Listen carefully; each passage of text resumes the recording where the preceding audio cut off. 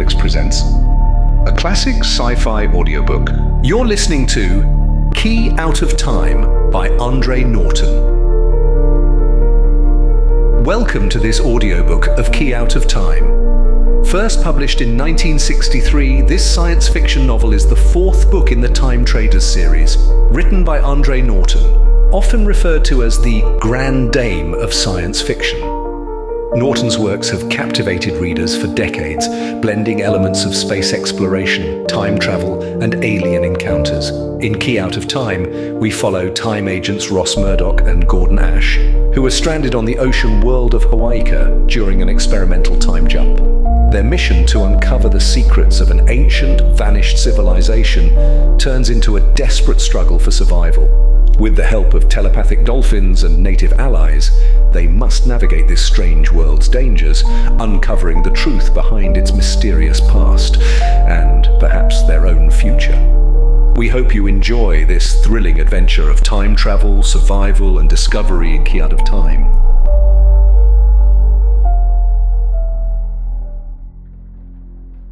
There was a shading of rose in the pearl arch of sky, deepening at the horizon, meeting of sea and air in a rainbow tint of cloud.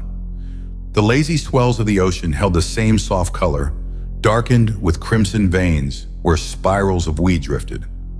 A rose world bathed in soft sunlight, knowing only gentle winds, peace, and sloth. Ross Murdoch leaned forward over the edge of the rock ledge to peer down at a beach of fine sand, pale pink sand with here and there a glitter of a crystalline shell. Or were those delicate, fluted oval shells? Even the waves came in languidly, and the breeze which ruffled his hair, smoothed about his sun-browned, half-bare body, caressed it, did not buffet on its way inland to stir the growths which the Terran settlers called trees, but which possessed long, lacy fronds instead of true branches. Hawaika, named for the old Polynesian paradise, a world seemingly without flaw except the subtle one of being too perfect, too welcoming, too wooing. Its long, uneventful, unchanging days enticed forgetfulness, offered a life without effort, except for the mystery. Because this world was not the one pictured on the tape which had brought the Terran settlement team here. A map, a directing guide, a description all in one, that was the ancient voyage tape. Ross himself had helped to loot a storehouse on an unknown planet for a cargo of such tapes. Once they had been the space navigation guides for a race or races who had ruled the star lanes 10,000 years in his own world's past, a civilization which had long since sunk again into the dust of its beginning. Those tapes returned to Terra after their chance discovery, were studied, probed, deciphered by the best brains of his time, shared out by lot between already suspicious Terran powers, bringing into the exploration of space bitter rivalries and old hatreds. Such a tape had landed their ship on Hawaika, a world of shallow seas and archipelagos instead of true continents. The settlement team had had all the knowledge contained on that tape crowded into them, only to discover that much they had learned from it was false. Of course, none of them had expected to discover here still the cities, the civilization the tape had projected as existing in that long ago period. But no present island string they had visited approximated those on the maps they had seen, and so far they had not found any trace that any intelligent beings had walked, built, lived on these beautiful, slumberous atolls. So what had happened to the Hawaika of the tape? Ross's right hand rubbed across the ridge scars which disfigured his left one, to be carried for the rest of his life as a mark of his meeting with the Star Voyagers in the past of his own world. He had deliberately seared his own flesh to break the mental control they had asserted.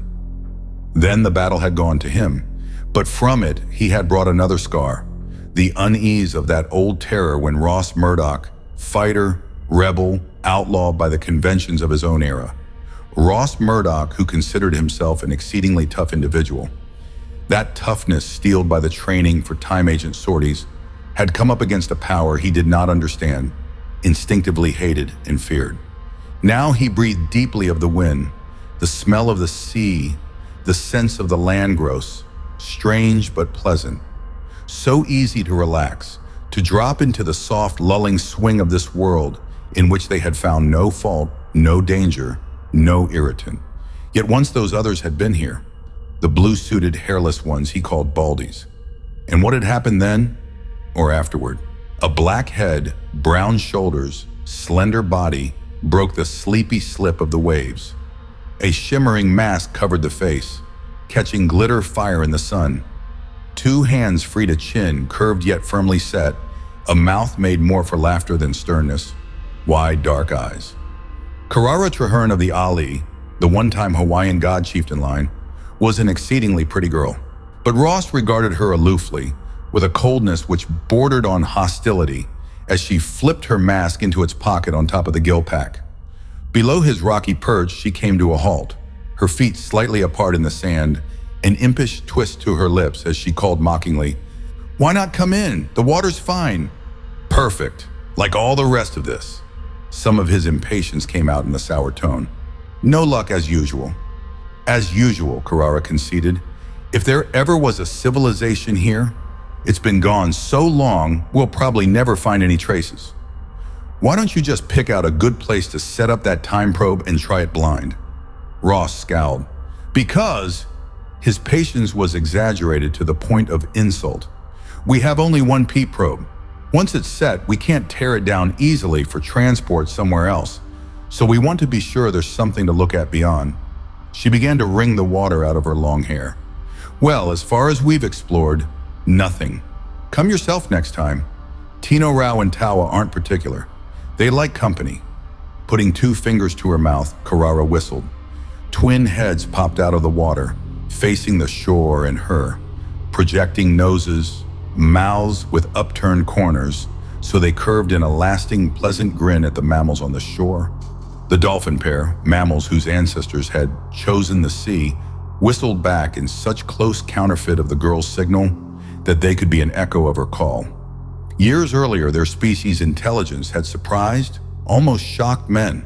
Experiments, training, cooperation had developed a tie which gave the water-limited race of mankind new eyes, ears, minds to see, evaluate, and report concerning an element in which the bipeds were not free. Hand in hand with that cooperation had gone other experiments. Just as the clumsy, armored diving suits of the early 20th century had allowed man to begin penetration into a weird new world, so had the frogman equipment made him still freer in the sea. And now the gill pack, which separated the needed oxygen from the water, made even that lighter burden of tanks obsolete.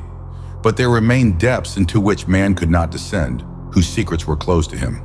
There the dolphins operated in a partnership of minds, equal minds, though that last fact had been difficult for man to accept. Ross's irritation, unjustified as he knew it to be, did not rest on Tino Rao or Tawa. He enjoyed the hours when he buckled on Gillpack and took to the sea with those two 10-foot black and silver escorts sharing the action. But Karara's presence was a different matter altogether. The agents' teams had always been strictly masculine.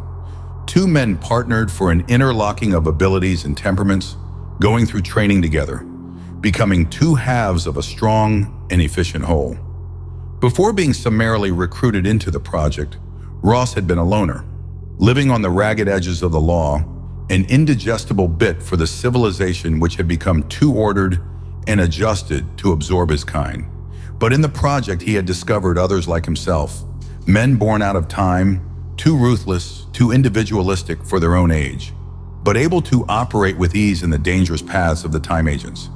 And when the time search for the wrecked alien ships had succeeded, and the first intact ship found, used, duplicated, the agents had come from forays into the past to be trained anew for travel to the stars.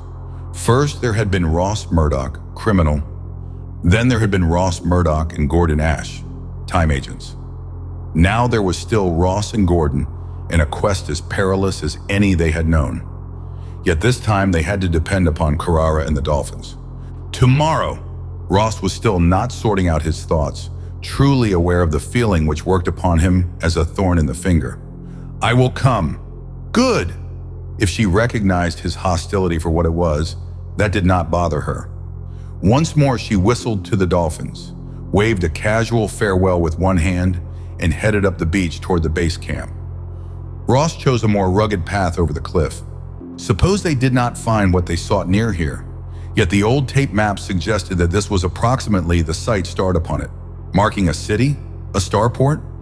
Ash had volunteered for Hawaika, demanded this job after the disastrous Topaz affair, when the team of Apache volunteers had been sent out too soon to counter what might have been a Red Sneak settlement.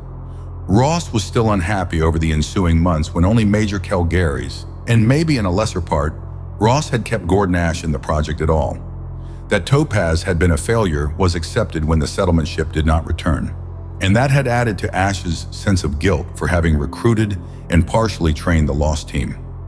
Among those dispatched over Ash's vehement protests had been Travis Fox, who had shared with Ash and Ross the first galactic flight in an age-old derelict spaceship.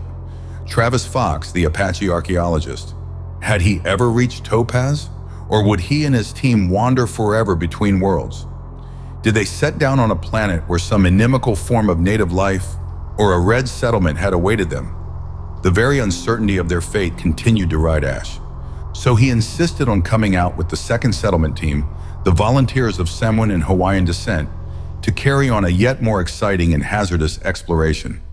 Just as the project had probed into the past of Terra, so would Ash and Ross now attempt to discover what lay in the past of Hawaika, to see this world as it had been at the height of the galactic civilization, and so to learn what they could about their forerunners into space. And the mystery they had dropped into upon landing added to the necessity for that discovery, or discoveries. Their probe, if fortune favored them, might become a gate through time. The installation was a vast improvement over these passage points they had first devised. Technical information had taken a vast leap forward after Terran engineers and scientists had had access to the tapes of the Stellar Empire. Adaptations and shortcuts developed, so that a new hybrid technology came into use, woven from the knowledge and experimentation of two civilizations thousands of years apart in time. If and when he or Ash or Karara and her dolphins discovered the proper site, the two agents could set up their own equipment. Both Ross and Ash had had enough drill in the process. All they needed was the brick of discovery. Then they could build their wall. But they must find some remainder of the past, the smallest trace of ancient ruin upon which to center their peep probe. And since landing here, the long days had flowed into weeks with no such discovery made. Ross crossed the ridge of rock which formed a coxcomb rise on the island's spine and descended to the village. As they had been trained, the Polynesian settlers adapted native products to their own heritage of building and tools. It was necessary that they live off the land, for their transport ship had had storage space only for a limited number of supplies and tools. After it took off to return home, they would be wholly on their own for several years. Their ship, a silvery ball, rested on a rock ledge, its pilot and crew having lingered to learn the results of Ash's search. 4 days more, and they would have to lift for home, even if the agents still had only negative results to report. That disappointment was driving Ash, the way that 6 months earlier his outrage and guilt feelings over the Topaz affair had driven him. Karara's suggestion carried weight the longer Ross thought about it. With more swimmers hunting, there was just that much increased chance of turning up some clue. So far, the dolphins had not reported any dangerous native sea life, or any perils, except the natural ones any diver always had at his shoulder under the waves. There were extra gill packs, and all of the settlers were good swimmers. An organized hunt ought to shake the Polynesians out of their present do-it-tomorrow attitude. As long as they had had definite work before them, the unloading of the ship, the building of the village, all the labors incidental to the establishing of this base, they had shown energy and enthusiasm. It was only during the last couple of weeks that the languor which appeared part of the atmosphere here had crept up on them, so that now they were content to live at a slower and lazier pace. Ross remembered Ash's comparison made the evening before, likening Hawaika to a legendary Terran island where the inhabitants lived a drugged existence, feeding upon the seeds of a native plant. Hawaika was fast becoming a lotus land for Terrans. Through here, then westward. Ash hunched over the crate table in the mat-walled house. He did not look up as Ross entered. Karara's still damp head was bowed until those black locks, now sleek to her round skull, almost touched the man's close-cropped brown hair. They were both studying a map as if they saw not lines on paper, but the actual inlets and lagoons which that drawing represented. You are sure, Gordon, that this is the modern point to match the site on the tape? The girl brushed back straying hair. Ash shrugged. There were tight brackets about his mouth which had not been there 6 months ago. He moved jerkily, not with the fluid grace of those old days when he had faced the vast distance of time travel with unruffled calm and a self-confidence to steady and support the novice Ross. The general outline of these two islands could stand for the capes on this. He pulled a second map, this on transparent plastic, to fit over the first. The capes marked on the much larger body of land did slip over the modern islands with a surprising fit. The once large island, shattered and broken, could have produced the groups of atolls and islets they now prospected. How long, Carrara mused aloud, and why? Ash shrugged. 10,000 years, 5, 2. He shook his head. We have no idea. It's apparent that there must have been some worldwide cataclysm here to change the contours of the land masses so much. We may have to wait on a return spaceflight to bring a copter or a hydroplane to explore farther. His hand swept beyond the boundaries of the map to indicate the whole of Hawaii. A year, maybe 2, before we could hope for that, Ross cut in. Then we'll have to depend on whether the council believes this important enough. The contrariness which spiked his tongue whenever Carrara was present made him say that without thinking. Then the twitch of Ash's lip brought home Ross's error. Gordon needed reassurance now, not a recitation of the various ways their mission could be doomed. Look here! Ross came to the table, his hand sweeping past Carrara as he used his forefinger for a pointer. We know that what we want could be easily overlooked, even with the dolphins helping us to check. This whole area is too big. And you know that it is certain that whatever might be down there would be hidden with seagrowths. Suppose 10 of us start out in a semicircle from about here and go as far as this point, heading inland. Video cameras here and here. Comb the whole sector inch by inch if we have to. After all, we have plenty of time and manpower. Carrara laughed softly. Manpower. Always manpower, Ross? But there is woman power too, and we have perhaps even sharper sight. But this is a good idea, Gordon. Let me see. She began to tell off names on her fingers. Pakiki, Vaioha, Hori, Liliha, Tayema, Ui, Honora. They are the best in the water. Me, you, Gordon, Ross. That makes 10 with keen eyes to look. And always there are Tino Rao and Tawa. We will take supplies and camp here on this island, which looks so much like a finger crooked to beckon. Yes, somehow that beckoning finger seems to me to promise better fortune. Shall we plan it so? Some of the tight look was gone from Ash's face, and Ross relaxed. This was what Gordon needed. Not to be sitting in here going over maps, reports, reworking over and over their scant leads. Ash had always been a field man, and the settlement work had been stultifying, a laborious chore for him. When Carrara had gone, Ross dropped down on the bunk against the side wall. What did happen here, do you think? Half was real interest in the mystery they had mulled over and over since they had landed on a Hawaii which diverged so greatly from the maps. The other half, a desire to keep Ash thinking on a subject removed from immediate worries. An atomic war? Could be. There are old radiation traces. But these aliens had, I'm sure, progressed beyond atomics. Suppose, just suppose, they could tamper with the weather, with the balance of the planet's crust. We don't know the extent of their powers, how they would use them. They had a colony here once, or there would have been no guide tape, and that is all we are sure of. Suppose, Ross rolled over on his stomach, pillowed his head on his arms, we could uncover some of that knowledge. The twitch was back at Ash's lips. That's the risk we have to run now. Risk? Would you give a child one of those hand weapons we found in the derelict? Naturally not, Ross snapped and then saw the point. You mean we aren't to be trusted?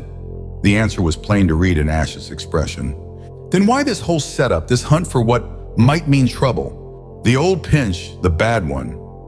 What if the Reds discover something first? They drew some planets in the tape lottery, remember? It's a seesaw between us. We advance here, they there. We have to keep up the race or lose it. They must be combing their stellar colonies for a few answers, just as furiously as we are. So we go into the past to hunt if we have to. Well, I think I could do without answers such as the Baldies would know, but I will admit that I would like to know what did happen here 2, 5, 10,000 years ago. Ash stood up and stretched. For the first time, he smiled.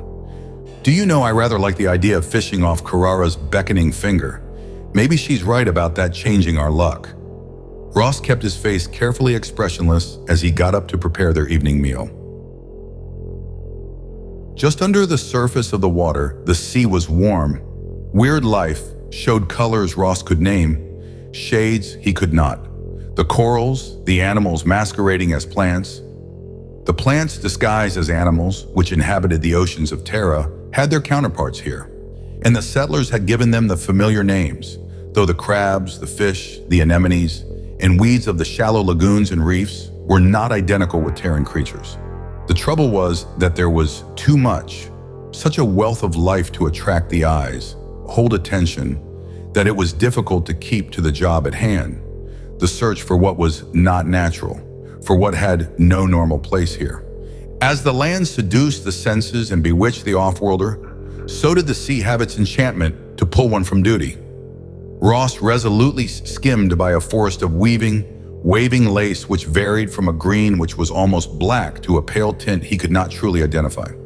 Among those waving fans lurked ghostfish, fin swimmers transparent enough so that one could sight through their pallid sides the evidences of recently ingested meals.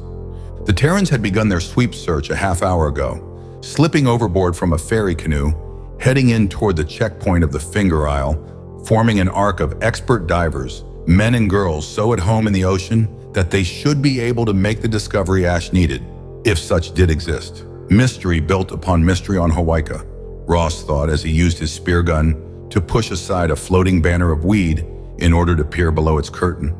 The native life of this world must always have been largely aquatic. The settlers had discovered only a few small animals on the islands, the largest of which was the burrower, a creature not unlike a miniature monkey in that it had hind legs on which it walked erect in forepaws, well clawed for digging purposes, which it used with as much skill and dexterity as a man used hands. Its body was hairless, and it was able to assume, chameleon-like, the color of the soil and rocks where it denned. The head was set directly on its bowed shoulders without vestige of neck, and it had round bubbles of eyes near the top of its skull, a nose which was a single vertical slit, and a wide mouth fanged for crushing the shelled creatures on which it fed. All in all, to Terran eyes, it was a vaguely repulsive creature. But as far as the settlers had been able to discover, it was the highest form of land life.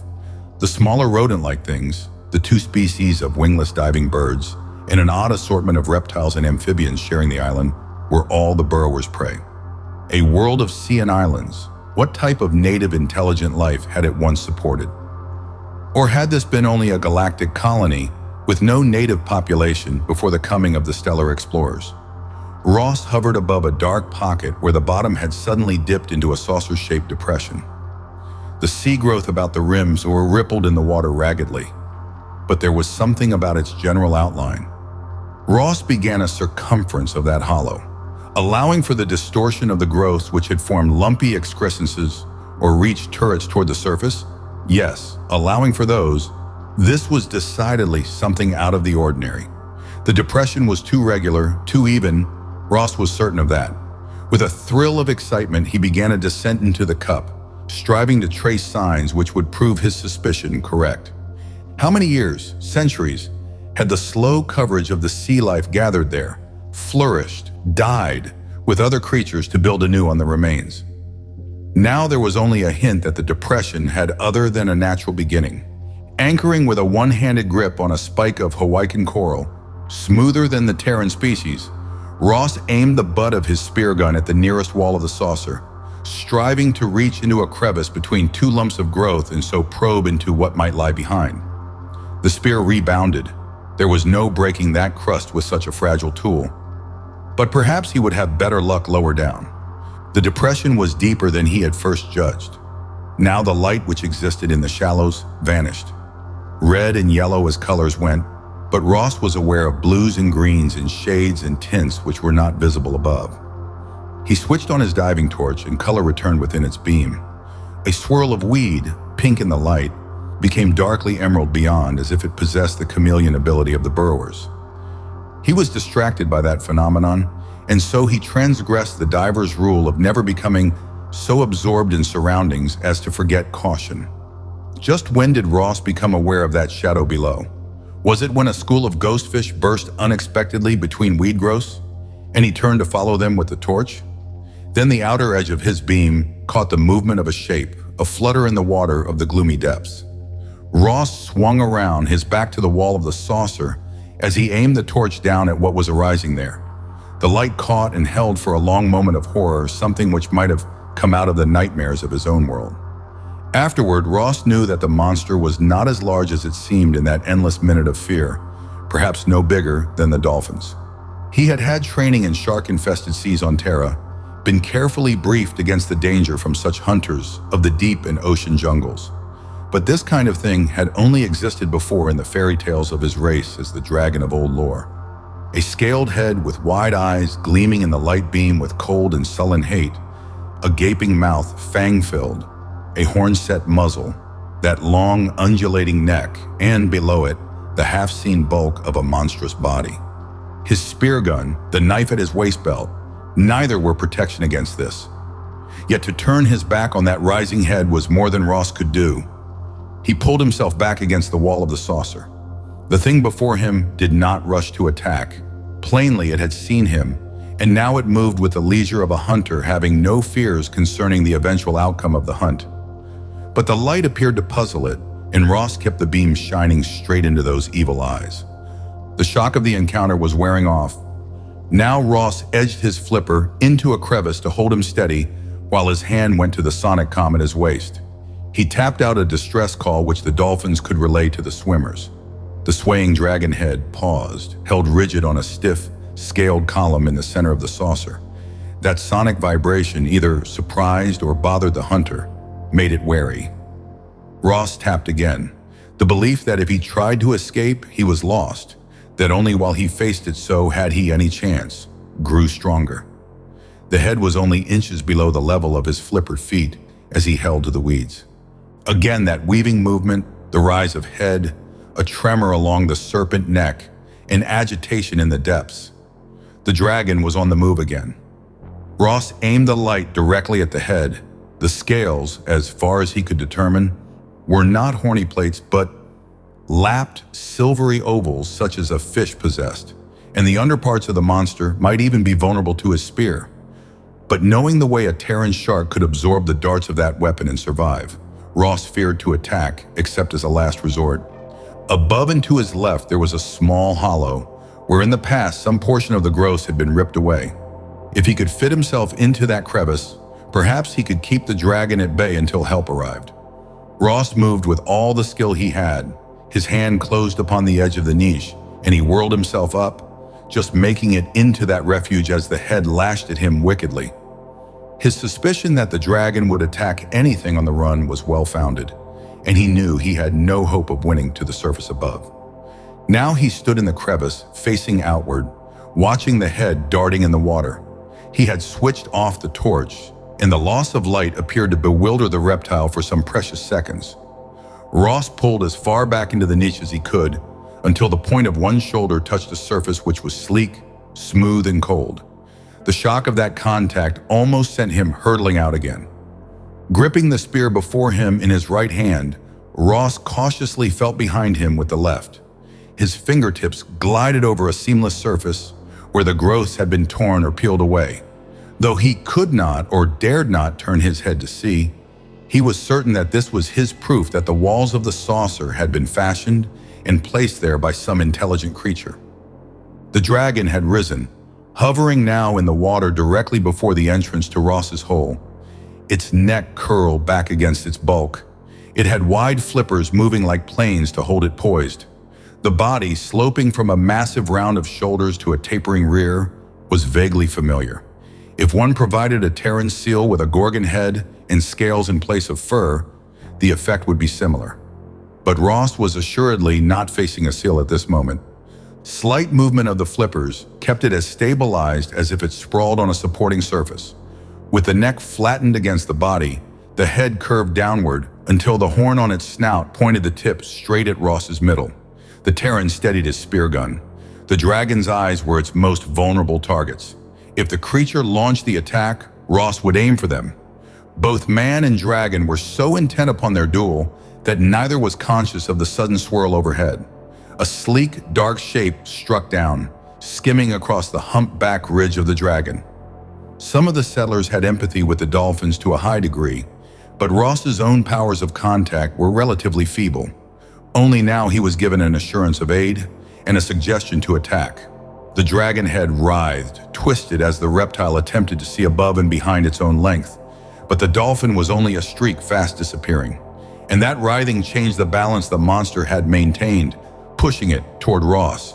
The Terran fired too soon and without proper aim, so the dart snaked past the head, but the harpoon line half hooked about the neck and seemed to confuse the creature.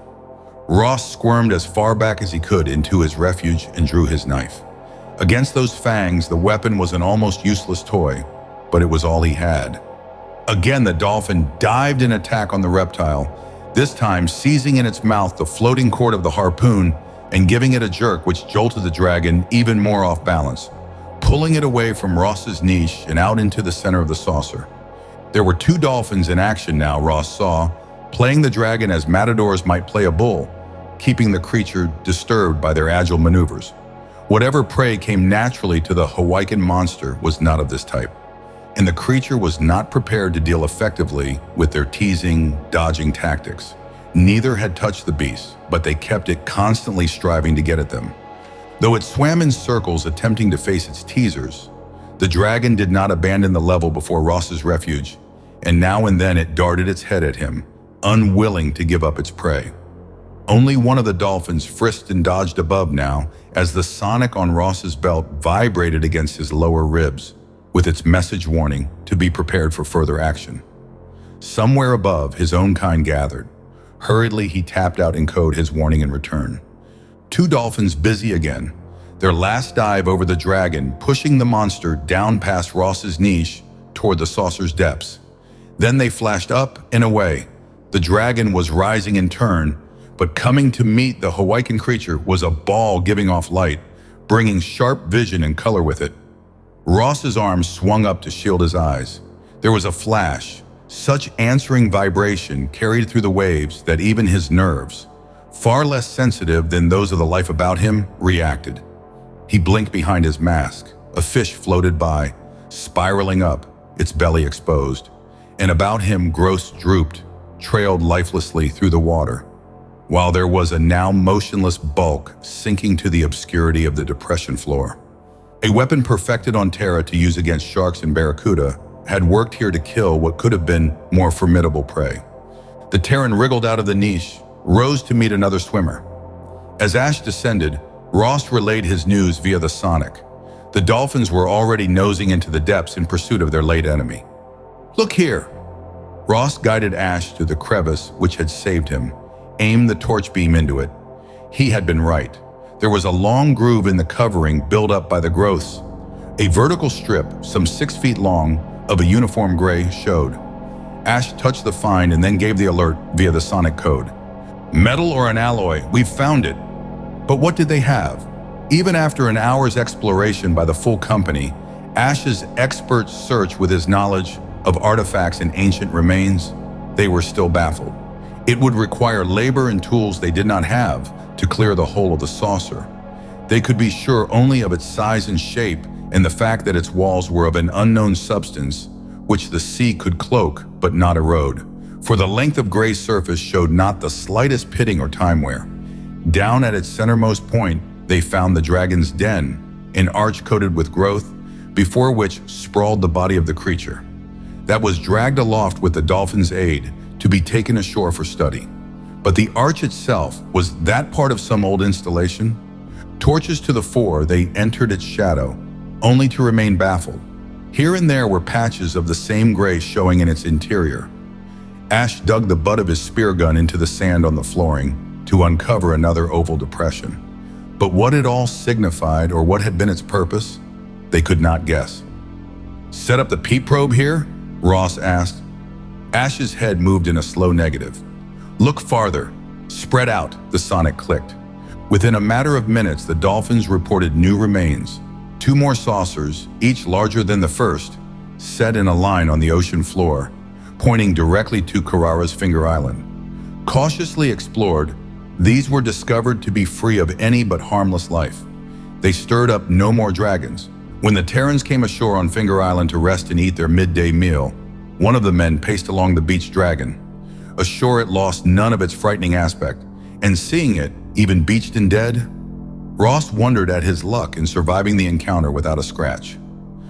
"I think that this one would be a lonen," Pakiki commented. "Where there is an eater of this size, there is usually only one." "Mano Nui!" The girl Tama shivered as she gave to this monster the name of the shark demon of her people. "Such a one is truly King Shark in these waters, but why have we not sighted its like before? Tino Rao, Tawa, they have not reported such.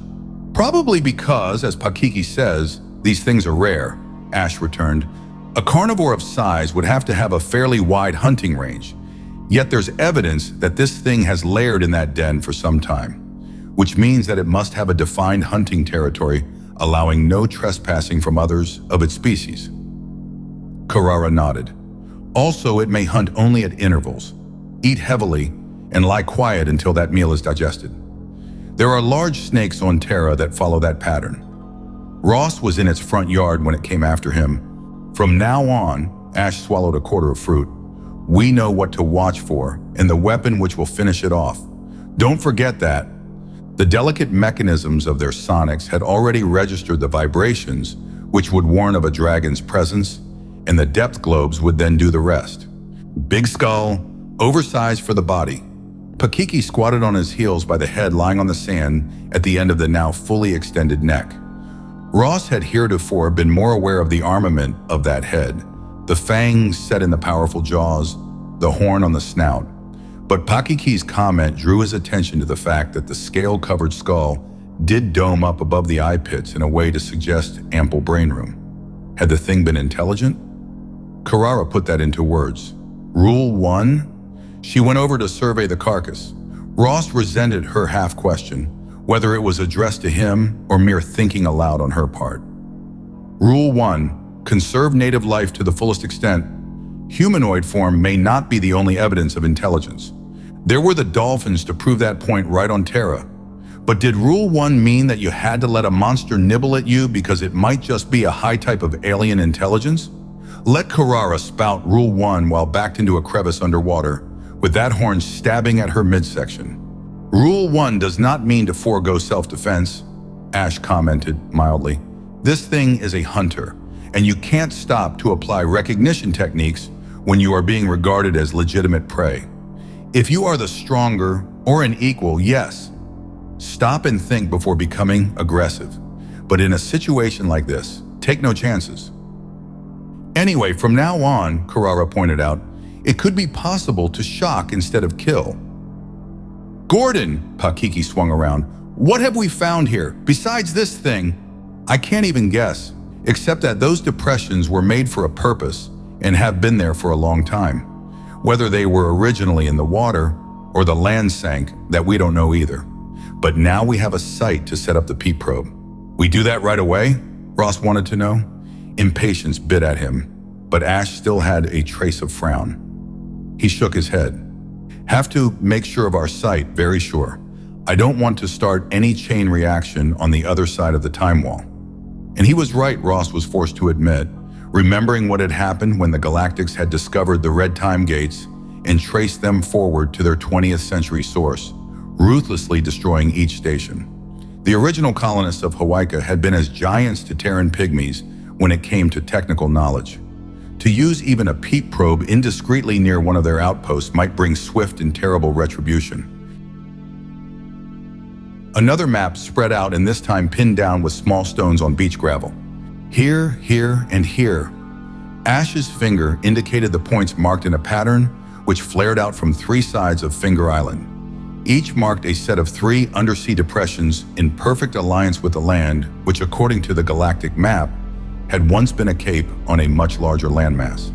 Though the Terrans had found the ruins, if those saucers in the sea could be so termed, the remains had no meaning for the explorers. "Do we set up here?" Ross asked. "If we could just get a report to send back, that might mean the difference between awakening the cooperation of the project policymakers so that a flood of supplies and personnel would begin to head their way." "We set up here," Ash decided. He had selected a point between two of the lines where a reef would provide them with a secure base.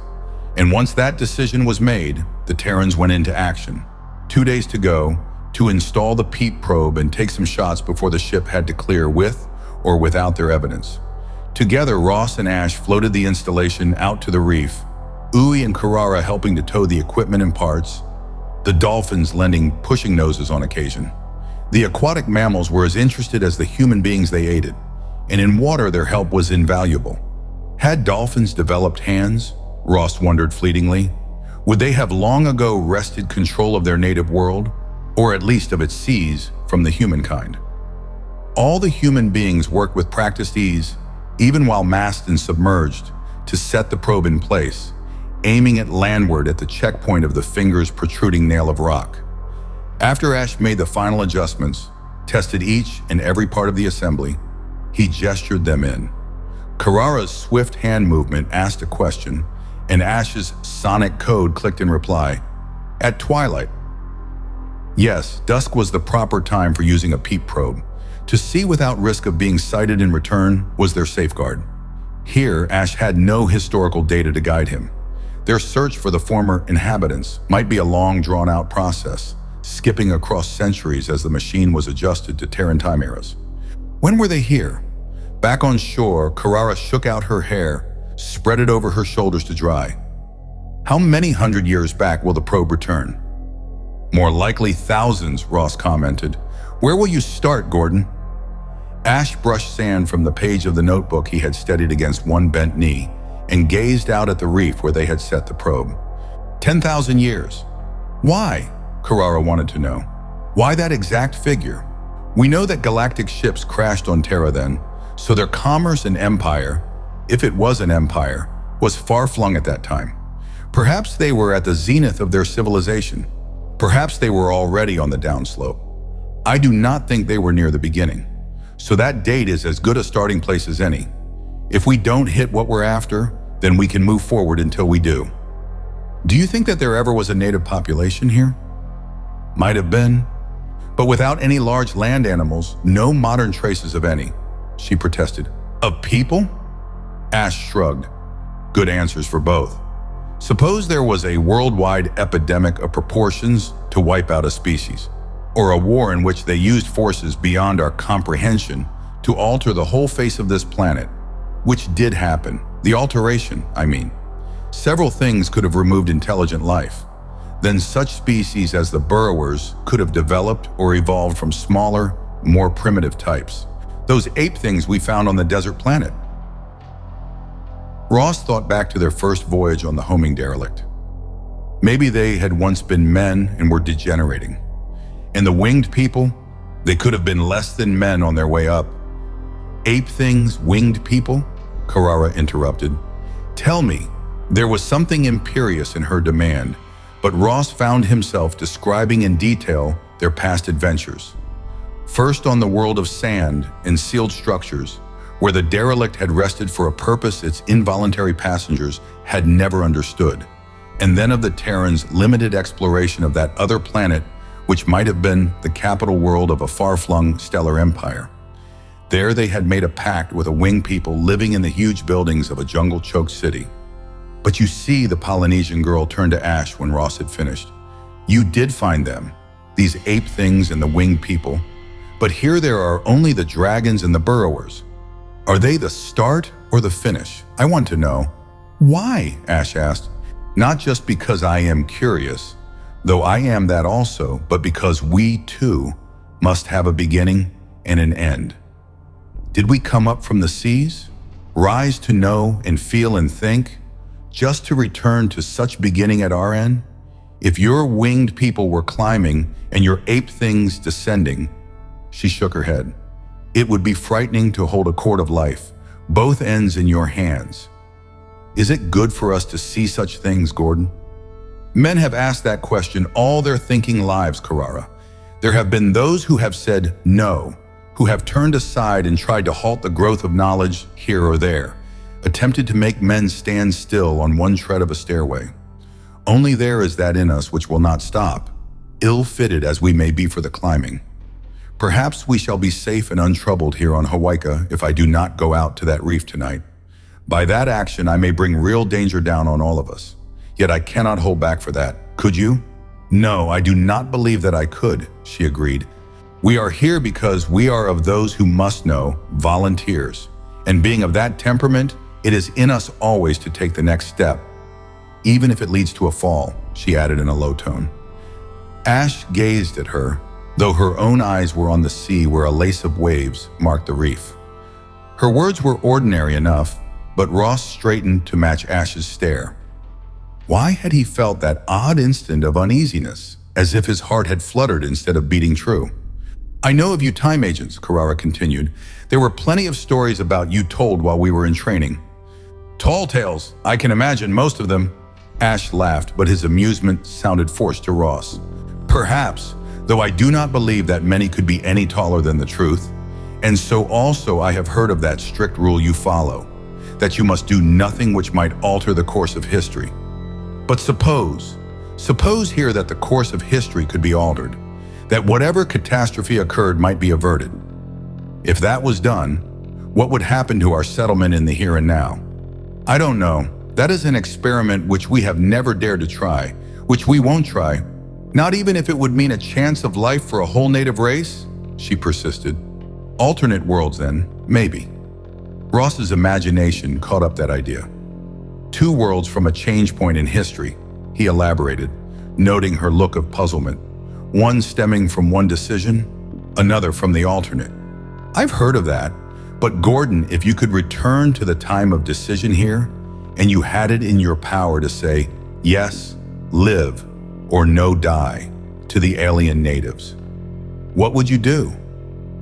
I don't know, but neither do I think I shall ever be placed in that position. Why do you ask? She was twisting her still damp hair into a ponytail and tying it so with a cord.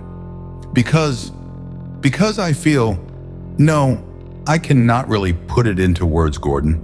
It is that feeling one has on the eve of some important event, anticipation, fear, excitement. You'll let me go with you tonight, please? I want to see it. Not the Hawaika, that is, but that other world with another name, the one they saw and knew. An instant protest was hot in Ross's throat, but he had no time to voice it, for Ash was already nodding. All right, but we may have no luck at all. Fishing in time is a chancy thing, so don't be disappointed if we don't turn you up that other world. Now I'm going to pamper these old bones for an hour or 2. Amuse yourselves, children. He lay back and closed his eyes. The past 2 days had wiped half the shadows from his lean, tanned face. He had dropped 2 years, 3, Ross thought thankfully. Let them be lucky tonight, and Ash's cure could be nearly complete. What do you think happened here? Carrara had moved so that her back was now to the wash of waves, her face more in the shadow. How do I know? Could be any of 10 different things. And will I please shut up and leave you alone? She countered swiftly. Do you wish to savor the excitement then? Explore a world upon world? Or am I saying it right? We have Hawaika 1, which is a new world for us. Now there is Hawaika 2, which is removed in time, not distance. And to explore that, we won't be exploring it really, Ross protested. Why? Did your agents not spend days, weeks, even months of time in the past on Terra? What is to prevent your doing the same here? Training. We have no way of learning the drill. What do you mean? Well, it wasn't as easy as you seem to think it was back on Terra, he began scornfully. We didn't just stroll through one of those gates and set up business, say, in Nero's Rome or Montezuma's Mexico. An agent was physically and psychologically fitted to the era he was to explore. Then he trained, and how he trained. Ross remembered the weary hours spent learning how to use a bronze sword, the technique of beaker trading, the hypnotic instruction in a language which was already dead centuries before his own country existed. You learned the language, the customs, everything you could about your time and your cover. You were letter perfect before you took even a trial run. And here you would have no guides, Carrara said, nodding. Yes, I can see the difficulty. Then you will just use the PEEP probe? Probably. Oh, maybe later on we can scout through a gate. We have the material to set one up, but it would be a strictly limited project, allowing no chance of being caught. Maybe the big brains back home can take PEEP data and work out some basis of infiltration for us from it. But that would take years. I suppose so. Only you begin to swim in the shallows, don't you? Not by jumping off a cliff. She laughed. True enough. However, even a look into the past might solve part of the big mystery. Ross grunted and stretched out to follow Ash's example. But behind his closed eyes, his brain was busy, and he did not cultivate the patience he needed. PEEP probes were all right, but Carrara had a point. You wanted more than a small window into a mystery. You wanted a part in solving it. The setting of the sun deepened rose to red, made a dripping, wine-hued banner of most of the sky, so that under it they moved in a crimson sea, looked back at an island where shadows were embers instead of ashes.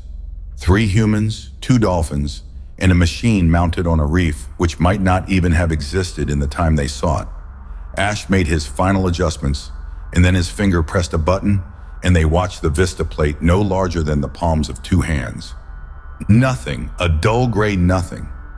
Something must have gone wrong with their assembly work. Ross touched Ash's shoulder, but now there were shadows gathering on the plate, thickening to sharpen into a distinct picture. It was still the sunset hour they watched, but somehow the colors were paler, less red and sullen than the ones about them in the here and now. And they were not seeing the isle toward which the probe had been aimed. They were looking at a rugged coastline where cliffs lifted well above the beach strand. While on those cliffs, Ross had not realized Carrara had reached out to grasp his arm until her nails bit into his flesh. And even then he was hardly aware of the pain, because there was a building on the cliff. Massive walls of native rock reared in outward defenses, culminating in towers. And from the high point of one tower, the pointed tail of a banner cracked in the wind. There was a headland of rock reaching out, not toward them, but to the north, and rounding that, "War canoe," Carrara exclaimed. But Ross had another identification: longboat. In reality, the vessel was neither one nor the other. Not the double canoe of the Pacific, which had transported warriors on raid from one island to another, or the shield-hung warship of the Vikings. But the Terrans were right in its purpose.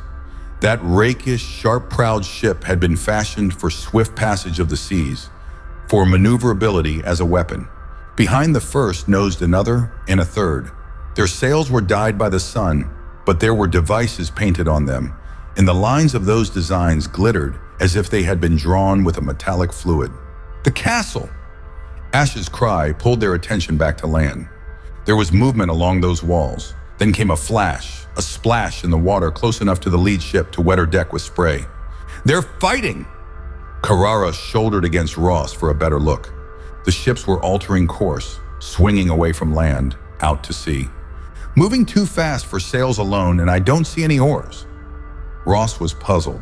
"How do you suppose—" The bombardment from the castle continued but did not score any hits. Already the ships were out of range. The lead vessel off the screen of the PEEP as well. Then there was just the castle in the sunset. Ash straightened up. "Rocks," he repeated wonderingly. They were throwing rocks. But those ships, they must have had engines. They weren't just depending on sails when they retreated. Ross added his own cause for bewilderment. Carrara looked from one to the other. "There is something here you do not understand. What is wrong?" "Catapults, yes," Ash said with a nod. "Those would fit periods corresponding from the Roman Empire into the Middle Ages. But you're right, Ross, those ships had power of some kind to take them offshore that quickly." "A technically advanced race coming up against a more backward one?" hazarded the younger man. "Could be. Let's go forward some." The incoming tide was washing well up on the reef. Ash had to don his mask as he plunged head and shoulders underwater to make the necessary adjustment. Once more, he pressed the button. And Ross's gasp was echoed by one from the girl. The cliff again, but there was no castle dominating it, only a ruin, hardly more than rubble. Now above the sites of the saucer depressions, great pylons of silvery metal, warmed into fire brilliance by the sunset, raked into the sky like gaunt, skeleton fingers. There were no ships, no signs of any life. Even the vegetation which had showed on shore had vanished. There was an atmosphere of stark abandonment and death which struck the Terrans forcibly. Those pylons, Ross studied them. Something familiar in their construction teased his memory. That refuel planet where the derelict ship had set down twice, on the voyage out and on their return. That had been a world of metal structures, and he believed he could trace a kinship between his memory of those and these pylons. Surely they had no connection with the earlier castle on the cliff. Once more, Ash ducked to reset the probe, and in the fast-fading light they watched a third and last picture. But now they might have been looking at the island of the present, save that it bore no vegetation, and there was a rawness about it, a sharpness of rock outline now vanished. Those pylons, were they the key to the change which had come upon this world? What were they? Who had set them there? For the last, Ross thought he had an answer. They were certainly the product of the Galactic Empire. In the castle, the ships, natives, settlers, two widely different eras, and the mystery still lay between them. Would they ever be able to bring the key to it out of time? They swam for the shore where Uy had a fire blazing and their supper prepared. How many years lying between those probes? Ross pulled broiled fish apart with his fingers. That first was 10,000 years ago. The second, Ash paused, only 200 years later. But, Ross stared at his superior, that means that there was a war or some drastic form of invasion, yes. You mean that the Star People arrived and just took over this whole planet? Karara asked. But why? And those pylons, what were they for? How much later was that last picture? 500 years. The pylons were gone too then, Ross commented. But why? He echoed Karara's question. Ash had taken up his notebook, but he did not open it. I think, there was a sharp, grim note in his voice. We had better find out. Put up a gate? Ash broke all the previous rules of their service with his answer. Yes, a gate. We have to know. Ash leaned back against the crate they had just emptied. Something was done here, in 200 years, and then an empty world. Pandora's box. Ross drew a hand across his forehead, smearing sweat and fine sand into a brand. Ash nodded. Maybe we run that risk, loosing all the devils of the aliens. But what if the Reds opened the box first on one of their settlement worlds?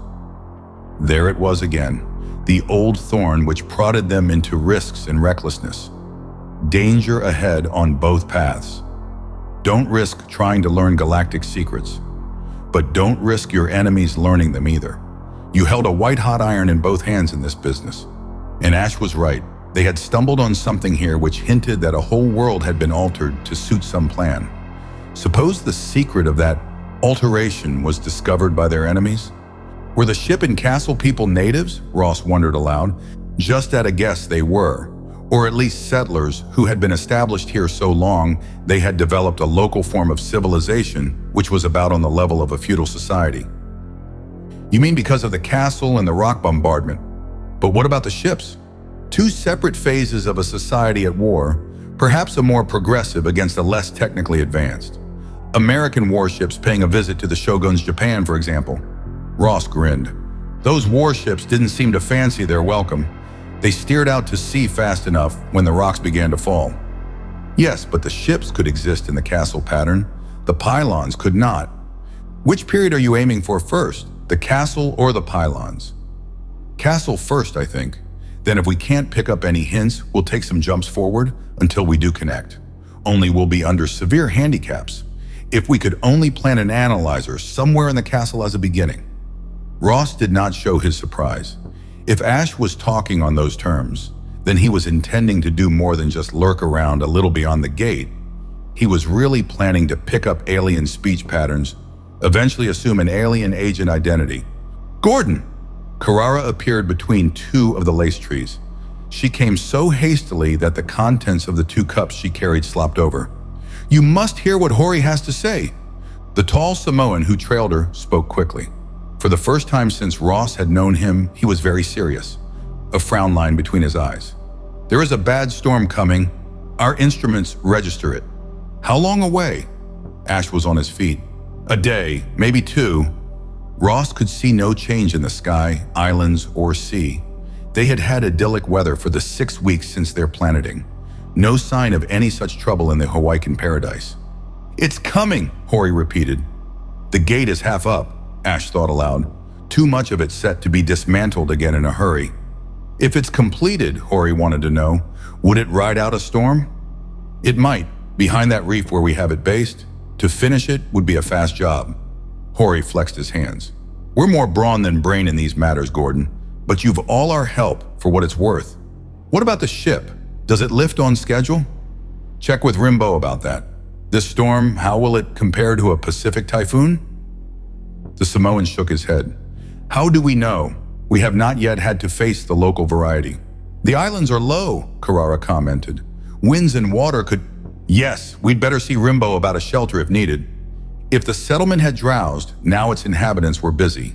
It was decided that they could shelter in the spaceship should the storm reach hurricane proportions, but before its coming, the gate must be finished. The final fitting was left to Ash and Ross, and the older agent fastened the last bolt when the waters beyond the reef were already wind-ruffled, the sky darkening fast. The dolphins swam back and forth in the lagoon, and with them, Carrara, though Ash had twice waved her to the shore. There was no sunlight left, and they worked with torches. Ash began his inspection of the relatively simple transfer, the two upright bars, the slab of opaque material forming a doorstep between them. This was only a skeleton of the gates Ross had used in the past, but continual experimentation had produced this more easily transported installation. Piled in a net were several supply containers ready for an exploring run. Extra gill packs, the analyzer, emergency rations, a medical kit, all the basics. Was Ash going to try now? He had activated the transfer. The rods were glowing faintly, the slab they guarded having an eerie blue glimmer. He probably only wanted to be sure it worked. What happened at that moment Ross could never find any adequate words to describe, nor was he sure he could remember. The disorientation of the pass-through he had experienced before. This time he was whirled into a vortex of feeling in which his body, his identity, were ripped from him, and he lost touch with all stability. Instinctively he lashed out, his reflexes more than his conscious will keeping him above water in the wild rage of a storm-whipped sea. The light was gone. Here was only dark and beating water. Then a lightning flash ripped wide the heavens over Ross as his head broke the surface, and he saw, with unbelieving eyes, that he was being thrust shoreward, not to the strand of Finger Island, but against a cliff where water pounded an unyielding wall of rock. Ross comprehended that somehow he had been jerked through the gate, that he was now fronting the land that had been somewhere beneath the heights supporting the castle. Then he fought for his life to escape the hammer of the sea, determined to crack him against the surface of the cliff. A rough surface loomed up before him, and he threw himself in that direction, embracing a rock, striving to cling through the backwash of the wave which had brought him there. His nails grated and broke on the stone, and then the fingers of his right hand caught in a hole, and he held with all the strength in his gasping, beaten body. He had had no preparation, no warning, and only the tough survival will, which had been trained and bred into him, saved his life. As the water washed back, Ross strove to pull up farther on his anchorage, to be above the strike of the next wave. Somehow he gained a foot before it came. The mask of the gill pack saved him from being smothered in that curling torrent as he clung stubbornly, resisting again the pull of the retreating sea. Inch by inch between waves, he fought for footing and stable support. Then he was on the surface of the rock, out of all but the lash of spray. He crouched there, spent and gasping, the thunder roar of the surf, and beyond it the deeper mutter of the rage in the heavens was deafening, dulling his sense as much as the ordeal through which he had passed. He was content to cling where he was, hardly conscious of his surroundings. Sparks of light along the shore to the north at last caught Ross's attention. They moved, some clustering along the waveline, a few strung up the cliff, and they were not part of the storm's fireworks. Men here. Why at this moment? Another bolt of lightning showed him the answer. On the reef fringe which ran a tongue of land into the sea hung a ship. Two ships, pounded by every hammer wave, shipwrecks. And those lights must mark castle dwellers drawn to aid the survivors. Ross crawled across his rock on his hands and knees, wavered along the cliff wall until he was again faced with angry water. To drop into that would be a mistake. He hesitated, and now more than his own predicament struck home to him. Ash. Ash had been ahead of him at the time gate. If Ross had been jerked through to this pass, then somewhere in the water, on the shore, Gordon was here too. But where to find him? Setting his back to the cliff and holding to the rough stone, Ross got to his feet, trying to see through the welter of foam and water. Not only the sea poured here, now a torrential rain fell into the bargain, streaming down about him, battering his head and shoulders. A chill rain which made him shiver. He wore a gill-pack weighted belt with its sheathed tool and knife, flippers, and the pair of swimming trunks which had been suitable for the Hawaika he knew. But this was a different world altogether. Dare he use his torch to see the way out of here? Ross watched the lights to the north, deciding that they were not too unlike his own beam, and took the chance. Now he stood on a shelf of rock pitted with depressions, all pools. To his left was a drop into a boiling, whirling cauldron from which points of stone fanged. Ross shuddered. At least he had escaped being pulled into that. To his right, northward, there was another space of sea, a narrow strip, and then a second ledge. He measured the distance between that and the one on which he perched. Staying where he was would not locate Ash. Ross stripped off his flippers, made them fast in his belt. Then he leaped and landed painfully as his feet slipped and he skidded face down on the northern ledge. As he sat up, rubbing a bruised and scraped knee, he saw lights advancing in his direction, and between them a shadow crawling from water to shore. Ross stumbled along the ledge, hastening to reach that figure, who lay still now, just out of the waves. Ash? Ross's limping pace became a trot, but he was too late. The other lights, two of them, had reached the shadow. A man, or at least a body which was humanoid, sprawled face down. Other men, three of them, gathered over the exhausted swimmer. Those who held the torches were still partially in the dark, but the third stooped to roll over their find. Ross caught the glint of light on a metallic head covering, the glisten of wet armor of some type on the fellow's back and shoulders as he made quick examination of the sea's victim. Then, Ross halted, his eyes wide. A hand rose and fell with expert precision. There had been a blade in that hand. Already the three were turning away from the man so ruthlessly dispatched. Ash, or some survivor of the wrecked ships. Ross retreated to the end of the ledge. The narrow stream of water dividing it from the rock where he had won ashore washed into a cave in the cliff. Dare he try to work his way into that?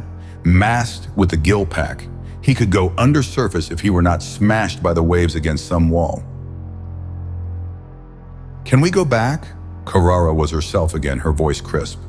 I don't know. Ross gave her the truth. The force which had drawn them through the gate was beyond his experience. As far as he knew, there had never been such an involuntary passage by Timegate, and what their trip might mean he did not know. The main concern was that Ash must have come through too and that he was missing. Just let the storm abate, and with the Dolphin's aid, Ross's chance for finding the missing agent was immeasurably better. He said so now, and Carrara nodded. Do you suppose there is a war going on here? She hugged her arms across her breast, her shoulders heaving in the torchlight with shudders she could not control. The damp chill was biting, and Ross realized that was also danger. Could be. He got to his feet, switched the light from the girl to the walls. That seaweed, could it make them some form of protective covering? Hold this! Aim it there! He thrust the torch into her hands and went for one of the loops of kelp. Ross reeled in lines of the stuff. It was rank-smelling, but only slightly damp, and he piled it on the ledge in a kind of nest. At least in the hollow of that mound, they would be sheltered after a fashion. Carrara crawled into the center of the mass, and Ross followed her. The smell of the stuff filled his nose, was almost like a visible cloud. But he had been right. The girl stopped shivering, and he felt a measure of warmth in his own shaking body. Ross snapped off the torch, and they lay together in the dark, the half-rotten pile of weed holding them. He must have slept, Ross guessed, when he stirred, raising his head. His body was stiff, aching, as he braced himself up on his hands and peered over the edge of their kelp nest. There was a light in the cave, a pale grayish wash which grew stronger toward the slit opening. It must be day, and that meant they could move. Ross groped in the weed, his hand falling on a curve of shoulder. "Wake up!" His voice was hoarse and held the snap of an order. There was a startled gasp in answer, and the mound beside him heaved as the girl stirred. "Day out," Ross pointed. "And the storm?" She stood up. "I think it is over." It was true that the level of water within the cave had fallen, that wavelets no longer lapped with the same vigor. Morning, the storm over, and somewhere ash. Ross was about to snap his mask into place when Carrara caught at his arm. "Be careful. Remember what I saw? Last night they were killing swimmers." He shook her off impatiently. "I'm no fool, and with the packs on, we do not have to surface." Listen, he had another thought, one which would provide an excellent excuse for keeping her safely out of his company, reducing his responsibility for her. "You take the dolphins and try to find the gate. We'll want out as soon as I locate Ash." "And if you do not find him soon?" Ross hesitated. She had not said the rest. What if he could not find Gordon at all? But he would. He had to. "I'll be back here." He checked his watch. No longer an accurate timekeeper, for Hawaiian days held an hour more than the Terran 24. But the settlers kept the off-world measurement to check on work periods. In, say, 2 hours. You should know by then about the gate, and I'll have some idea of the situation along the shore. But listen. Ross caught her shoulders in a taut grip, pulled her around to face him, his eyes hot and almost angry as they held hers. "Don't let yourself be seen." He repeated the cardinal rule of agents in new territory. We don't dare risk discovery. Carrara nodded, and he could see that she understood, was aware of the importance of that warning. "Do you want Tino Rao or Tawa?" "No, I'm going to search along the shore first." Ash would have tried for that last night, was probably driven in the way we were. He'd go to ground somewhere. And I have this. Ross touched the sonic on his belt. "I'll set it on his call. You do the same with yours. Then if we get within distance, he'll pick us up. Back here in 2 hours." "Yes." Carrara kicked free of the weed, was already wading down to where the dolphins circled in the cave pool waiting for her. Ross followed, and the four swam for the open sea. It could not be much after dawn, Ross thought, as he clung by one hand to a rock and watched Carrara and the dolphins on their way. Then he paddled along the shore northward for his own survey of the coast. There was a rose cast in the sky, warming the silver along the far reaches of the horizon, and about him bobbed storm flotsam, so that he had to pick a careful way through floating debris. On the reef, one of the wrecked ships had vanished entirely. Perhaps it had been battered to death by the waves, ground to splinters against the rocks. The other still held, its prow well out of the now receding waves, jagged holes in its sides through which spurts of water cascaded now and then. The wreck, which had been driven landward, was composed of planks, boxes, and containers, rolled by the waves' force. Much of this was already free of the sea, and on the beach figures moved examining it. In spite of the danger of chance discovery, Ross edged along rocks, seeking a vantage point from which he could watch that activity. He was flat against a sea-girt boulder, a swell of floating weed draped about him, when the nearest of the foraging parties moved into good view. Men. At least they had the outward appearance of men much like himself, though their skin was dark and their limbs appeared disproportionately long and thin. There were 2 groups of them, 4 wearing only a scanty loincloth, busy turning over and hunting through the debris under the direction of the other 2. The workers had thick growths of hair, which not only covered their heads, but down their spines and the outer sides of their thin arms and legs to elbow and knee. The hair was a pallid yellow-white in vivid contrast to their dark skins, and their chins protruded sharply, allowing the lower line of their faces to take on a vaguely disturbing likeness to an animal's muzzle. Their overseers were more fully clothed, wearing not only helmets on their heads, whose helms had a protective visor over the face, but also breast and back plates molded to their bodies. Ross thought that these could not be solid metal since they adapted to the movements of the wearers. Feet and legs were covered with casing combinations of shoe and leggings, colored dull red. They were armed with swords of an odd pattern. Their points curved up so that the blade resembled a fishhook. Unsheathed, the blades were clipped to a waist belt by catches which glittered in the weak morning light, as if gems set. Ross could see little of their faces, for the beak visors overhung their features. But their skins were as dusky as those of the laborers, and their arms and legs of the same unusual length. Men of the same race, he deduced. Under the orders of the armed overseers, the laborers were reducing the beach to order, sorting out the flotsam into two piles. Once they gathered about a find, and the sound of excited speech reached Ross as an agitated clicking. The armored men came up, surveyed the discovery. One of them shrugged and clicked an order. Ross caught only a half glimpse of the thing two of the workers dragged away. A body! Ash! The Terran was about to move closer when he saw the green cloak dragging about the corpse. No, not Gordon, just another victim from the wrecks. The aliens were working their way toward Ross, and perhaps it was time for him to go. He was pushing aside his well-arranged curtain of weed when he was startled by a shout. For a second, he thought he might have been sighted until resulting action on shore told him otherwise. The furred workers shrank back against the mound to which they had just dragged the body. While the two guards took up a position before them, curved swords snapped from their belt hooks, ready in their hands. Again that shout. Was it a warning or a threat? With the language barrier, Ross could only wait to see. Another party approached along the beach from the south. In the lead was a cloaked and hooded figure, so muffled in its covering of silver gray that Ross had no idea of the form beneath. Silvery gray. No, now that hue was deepening with blue tones, darkening rapidly. By the time the cloaked newcomer had passed the rock which sheltered the Terran, the covering was a rich blue which seemed to glow. Behind the leader were a dozen armed men. They wore the same beaked helmets, the supple encasing breast and back plates, but their leggings were gray. They too carried curved swords, but the weapons were still latched to their belts and they made no move to draw them in spite of the very patent hostility of the guards before them. Blue Cloak halted some 3 feet from the guards.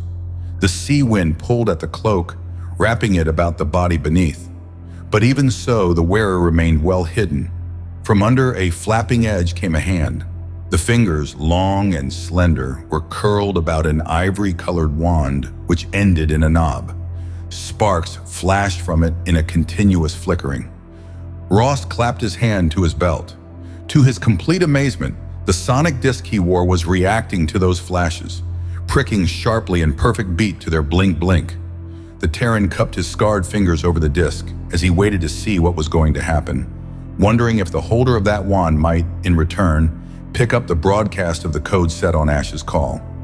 The hand clasping the wand was not dusky skinned, but had much of the same ivory shade as the rod, so that to Ross the meeting between flesh and wand was hardly distinguishable.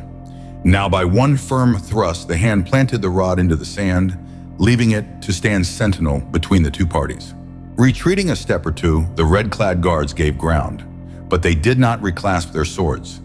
Their attitude, Ross judged, was that of men in some awe of their opponent, but men urged to defiance, either by a belief in the righteousness of their cause or strengthened by an old hatred.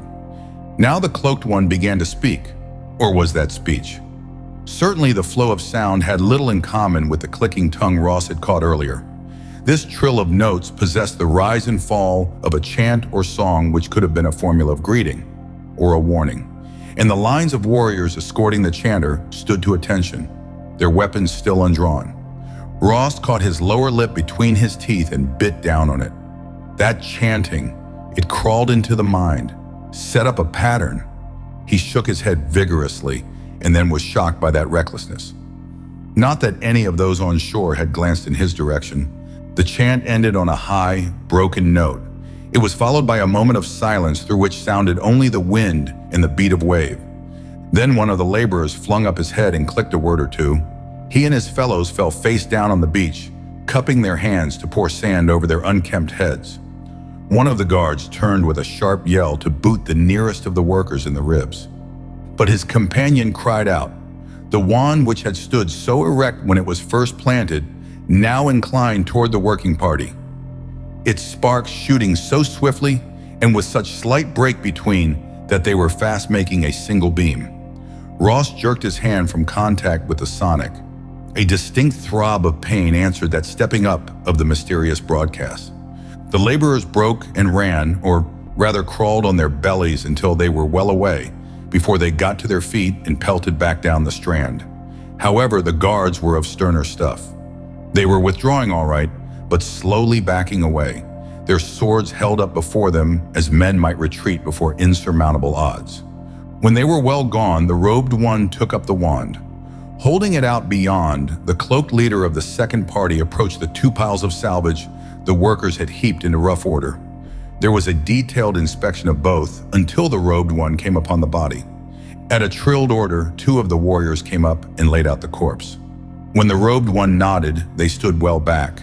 The rod moved, the tip rather than the knobbed head being pointed at the body. Ross's head snapped back. That bolt of light, energy, fire, whatever it was, issuing from the rod had dazzled him into momentary blindness. And a vibration of force through the air was like a blow. When he was able to see once more, there was nothing at all on the sand where the corpse had lain, nothing except a glassy trough from which some spirals of vapor arose. Ross clung to his rock support, badly shaken. Men with swords, and now this, some form of controlled energy which argued of technical development and science. Just as the cliff castle had bombarded with rock ships sailing with a speed which argued engine power of an unknown type, a mixture of barbaric and advanced knowledge. To assess this, he needed more experience, more knowledge than he possessed. Now Ash could... Ash!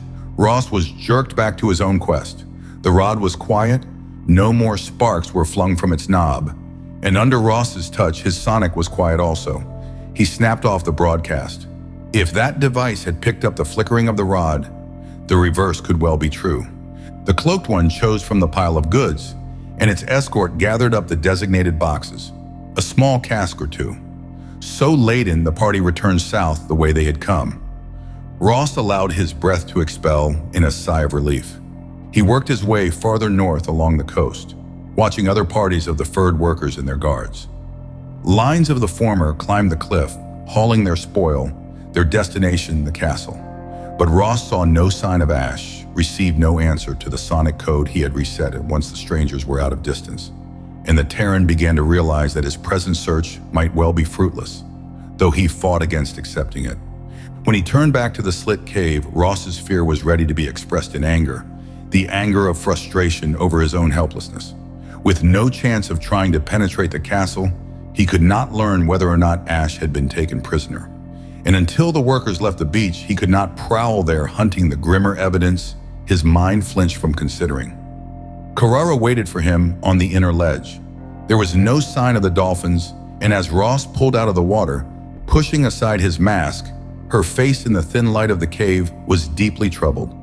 "You did not find him," she made that a statement rather than a question. "No, and I did not find it." Ross used a length of weed from the nest as a towel, but now he stood very still. The gate, no sign of it? Just this. She reached behind her and brought up a sealed container. Ross recognized one of the supply cans they had had in the cache by the gate. "There are others, scattered. Tawa and Tino Rao seek them now. It is as if all that was on the other side was sucked through with us." "You are sure you found the right place? Is this not part of it?" Again, the girl sought for something on the ledge. What she held out to him was a length of metal rod, twisted and broken at one end, as if a giant hand had wrenched it loose from the installation. Ross nodded dully. Yes. His voice was harsh, as if the words were pulled out of him against his will and against all hope. "That's part of a sidebar. It must have been totally wrecked." Yet even though he held that broken length in his hands, Ross could not really believe the gate was gone. He swam out once more, heading for the reef where the dolphins joined him as guides. There was a second piece of broken tube, the scattered containers of supplies, that was all. The Terrans were wrecked in time as surely as those ships had been wrecked on the sea reef the night before. Ross headed once again for the cave. Their immediate needs were of major importance now. The containers must be all gathered and taken into their hiding place, because upon their contents, 3 human lives could depend. He paused just at the entrance to adjust the net of containers he transported, and it was that slight chance which brought him knowledge of the intruder. On the ledge, Carrara was heaping up the kelp of the nest, but to one side and on a level with the girl's head.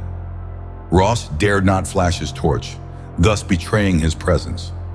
Leaving the net hitched to the rock by its sling, he swam underwater along the side of the cave by a route which should bring him out within striking distance of that hunched figure perching above to watch Carrara's every move.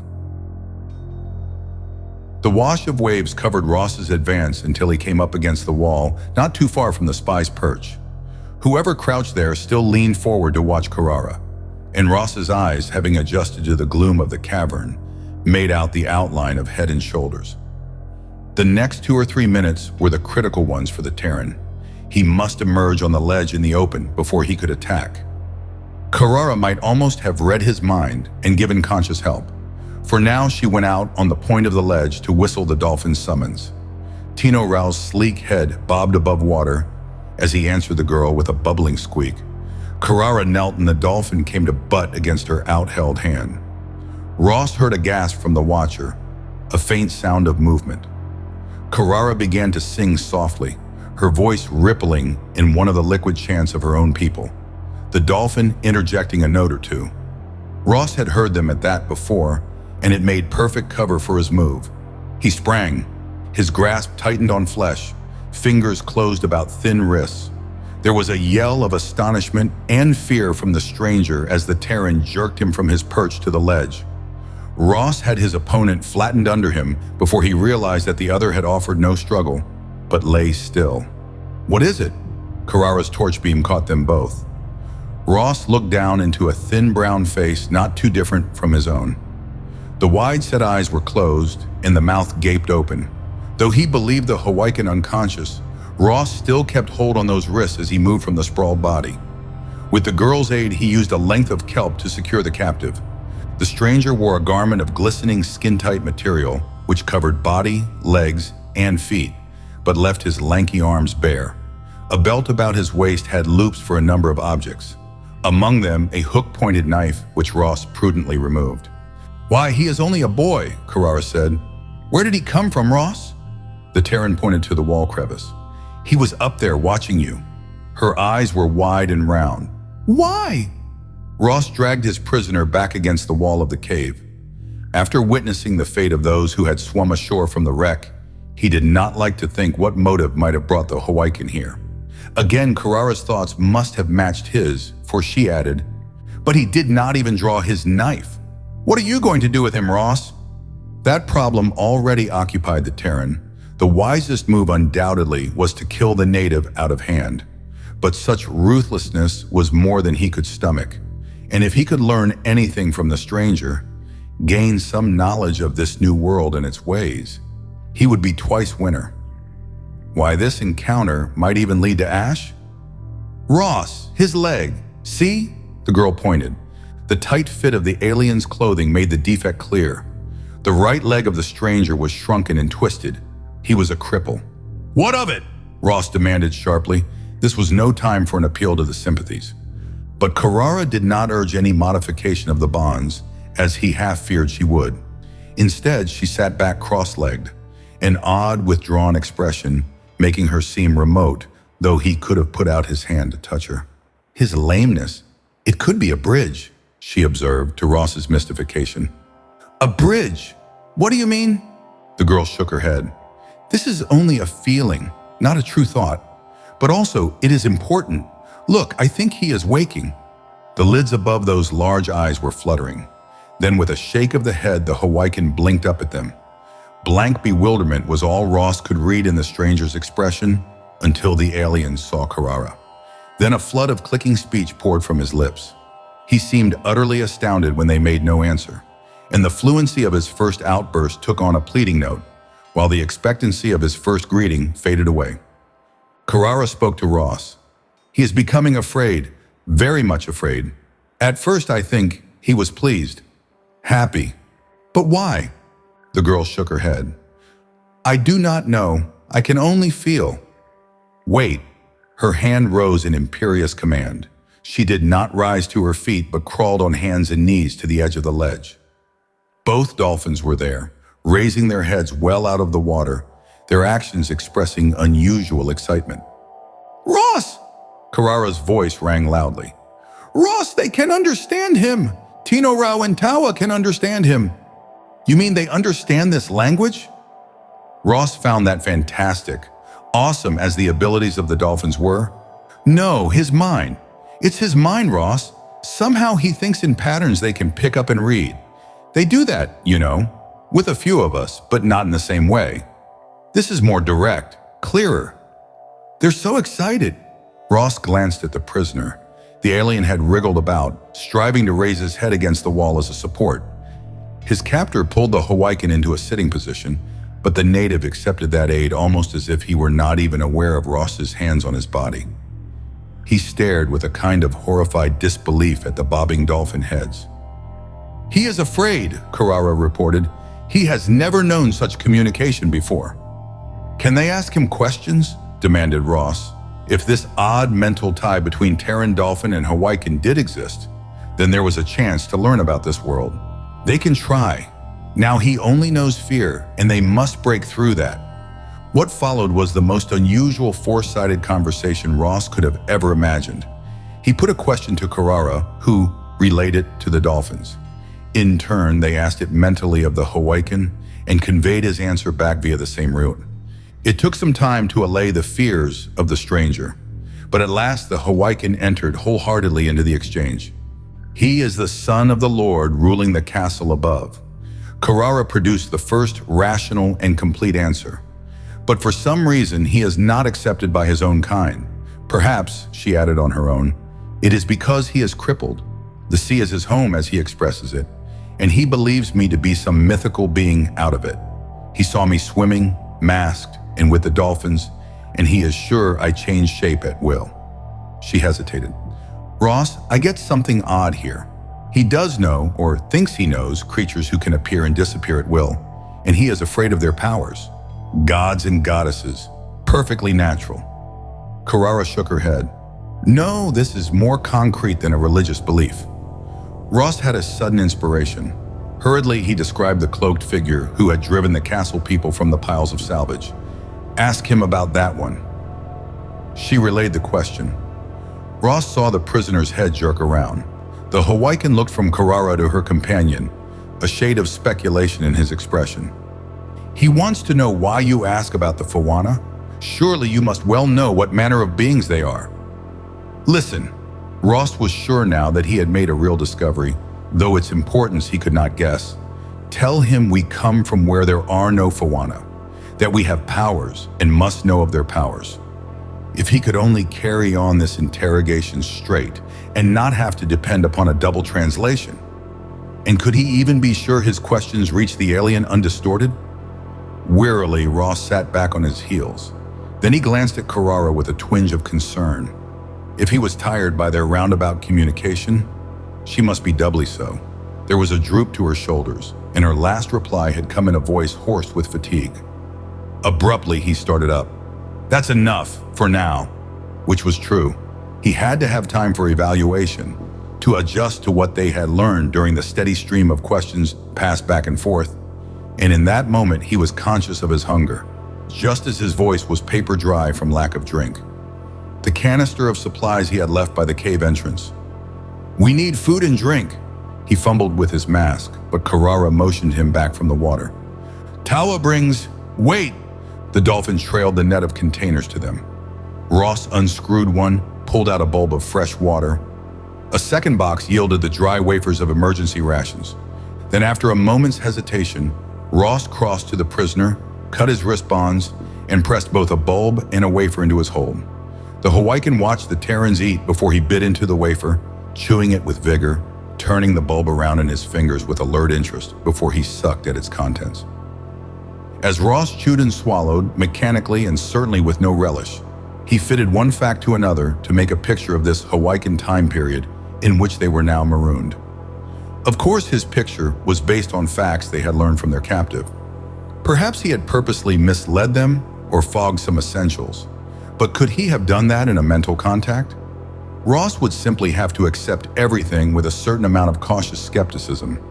Anyway, there were the wreckers of the castle, petty lordlings setting up their holds along the coasts, preying upon the shipping which was the lifeblood of this island water world. The Terrans had seen them in action last night and today, and if the captive's information was correct, it was not only the storm's fury which brought the wave's harvest. The wreckers had some method of attracting ships to crack up on their reefs, some method of attraction, and that force which had pulled the Terrans through the time gate. Could there be a connection? However, there remained the wreckers on the cliff. In their prey, the seafarers of the ocean, with an understandably deep enmity between them. Those two parties Ross could understand and be prepared to deal with, he thought. But there remained the Fawana, and from their prisoner's explanation, the Fawana were a very different matter. They possessed a power which did not depend upon swords or ships, or the natural tools and weapons of men. No, they had strengths which were unearthly, to give them superiority in all but one way: numbers. Though the Fawana had their warriors and servants, as Ross had seen on the beach, they themselves were of another race, a very old and dying race of which few remained. How many their enemies could not say, for the Fawana had no separate identities known to the outer world. They appeared, gave their orders, levied their demands, opposed or aided as they wished, always just one or two at a time, always so muffled in their cloaks that even their physical appearances remained a mystery. But there was no mystery about their powers. Ross gathered that no wrecker lord, no matter how much a leader among his own kind, how ambitious, had yet dared to oppose actively one of the Fawana, though he might make a token protest against some demand from them. And certainly the captive's description of those powers in action suggested a supernatural origin of Fawana knowledge, or at least for its application. But Ross thought that the answer might be that they possessed the remnants of some almost forgotten technical know-how, the heritage of a very old race. He had tried to learn something of the origin of the Fawana themselves, wondering if the robed ones could be from the Galactic Empire. But the answer had come that the Fawana were older than recorded time, that they had lived in the great citadel before the race of the Terran's prisoner had risen from very primitive savagery. What do we do now? Karara broke in upon Ross's thoughts as she refastened the containers. These slaves that the wreckers take upon occasion. Maybe Ash? Ross was catching at very fragile straws. He had to. And the stranger had said that able-bodied men who swam ashore relatively uninjured were taken captive. Several had been the night before. Loketh. Ross and Karara looked around. The prisoner put down the water bulb, and one of his hands made a gesture they could not mistake. He pointed to himself and repeated that word, Loketh. The Terran touched his own chest. Ross Murdoch. Perhaps the other was as impatient as he with their roundabout method of communication and had decided to try and speed it up. The analyzer. Ash had included the analyzer with the equipment by the gate. If Ross could find that, why then the major problem could be behind them? Swiftly he explained to Karara, and with a vigorous nod of assent she called to Tawa, ordering the rest of the salvage material from the gate be brought to them. Loketh, Ross pointed to the youth. Ross. That was himself. Karara. He indicated the girl. Ross. The alien made a clicking hiss of the first name. Karara. He did better with the second. Ross carefully unpacked the box Tawa had located. He had only slight knowledge of how the device worked. It was intended to record a strange language, break it down into symbols already familiar to the time agents. But could it also be used as a translator with a totally alien tongue? He could only hope that the rough handling of its journey through the gate had not damaged it, and that the experiment might possibly work. Putting the box between them, he explained what he wanted, and Karara took up the small microdisc, speaking slowly and distinctly the same liquid syllables she had used in the dolphin song. Ross clicked the lever when she was finished and watched the small screen. The symbols which flashed there had meaning for him right enough. He could translate what she had just taped. The machine still worked to that extent. Now he pushed the box into place before Loketh and made the visibly reluctant Hawaiian take the disc from Karara. Then through the dolphin link, Ross passed on definite instructions. Would it work as well to translate a stellar tongue as it had with languages past and present of his own planet? Reluctantly, Loketh began to talk to the disk, at first in a very rapid mumble, and then, as there was no frightening response, with less speed and more confidence. There were symbol lines on the vista plate in accordance, and some of them made sense. Ross was elated. Ask him, can one enter the castle unseen to check on the slaves? For what reason? Ross was sure he had read those symbols correctly. Tell him that one of our kind may be among them. Loketh did not reply so quickly this time. His eyes, grave and measuring, studied Ross, then Carrara, then Ross again. There is a way, discovered by this useless one. Ross did not pay attention to the odd adjective Loketh chose to describe himself. He pressed to the important matter. Can and will he show me that way? Again, that long moment of appraisal on the part of Loketh before he answered. Ross found himself reading the reply symbols aloud. If you dare, then I will lead. He might be recklessly endangering all of them, Ross knew. But if Ash was immured somewhere in that rock pile over their heads, then the risk of trusting Loketh would be worth it. However, because Ross was chancing, his own neck did not mean that Carrara need be drawn into immediate peril too. With the dolphins at her command and the supplies, scanty as those were, she would have a good chance to hide here safely.